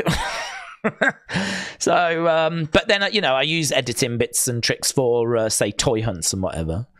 But you just learn, grafts, improve, listen to feedback, see what gets views. If they don't be scared to drop it and move on to something else. Things won't stay hot forever, so you might find something that works. It won't last forever. So you have to find the next thing. So you constantly got to be searching and reinventing, and it's hard, man. It's hard. It's not easy. It's hard. So, just graft, work, talk about the things people are talking about. That's probably a good starting point. King Yeti said, I acknowledge you, my watch-along chief. King Yeti, shout out to you, my friends. Shout out to you. I appreciate the kind words. And JP said, I've never found you to be speechless. I don't think I've ever found me to be speechless, to be honest. Yeah, I don't think I've ever found me to be speechless. There will always be conversations to be had. I suppose it's just, are they good worthwhile conversations? Are they not just conversations we've already had? But then saying that, you know, there's people that can't join us all the time, or there's people that might have joined us halfway through this stream and didn't catch like 2 hours of it, and maybe the conversation was in that. So even though I might feel like I might be repeating myself sometimes, maybe that's a problem for some people. Maybe they don't need to hear the same message again, but it's probably true. There's a lot of people that didn't catch it the first time round anyway, you know. So I don't know. We'll find something to do. When you watch SmackDown, it just felt like a reminder of how hot WWE's product is, and just how the disparity is with AEW when it comes to what's getting people excited and generating buzz, said Big Time. I think, you know, it's difficult because WWE obviously can benefit from some massive star power and massive stars. So you bring in Roman Reigns and it's like, oh my God. You bring in The Rock. Oh my God. You got Randy Orton. Oh my God. So you've got all these massive names, and like in AEW, you've got some decent names. You know, you've got Jericho, for example. You've got Bryan Danielson. They clearly don't get used correctly, right? But they haven't got as many levers to pull. They haven't got as many big names to play with. And I think the names that they do have, I just don't think they've been booking them well. And I'm not alone in that. I know many of people feel the same. Even AEW fans, like even the people at Wrestling Observer, have come out and said how it's cooled off and how it's not the same. And, you know, so listen, AEW is AEW. I'm not interested. They've got their own problems. It's up to them to fix them. I'm dialed in on WWE. Dialed in. I keep saying it, I don't wish AEW anything bad. It's sort of irrelevant to me. It's irrelevant. I don't care about it. I don't interact with like the hardcore AEW fans on social media, apart from the ones that also watch WWE. So I don't have any bad will towards like AEW fans. I don't have any bad will towards AEW. I don't have any bad will towards their wrestlers. I think that Tony Khan's a bit cringe, right? I don't think he's helped himself, but whatever. That's for them to sort out, innit? For me, WWE, man. I'm focused on that. And what a show they delivered tonight. What a show they delivered. Wrestlandy said, there's a rumor online that you're going to be a housemate in Celebrity Big Brother next week. Jog on. It's WrestleMania season. Jesus. I ain't. Watson said, Daisy, you're going to watch Sting's last match whilst building a fort. It's what he would want. It's the right way to pay respects, yes. Well remembered. Well remembered.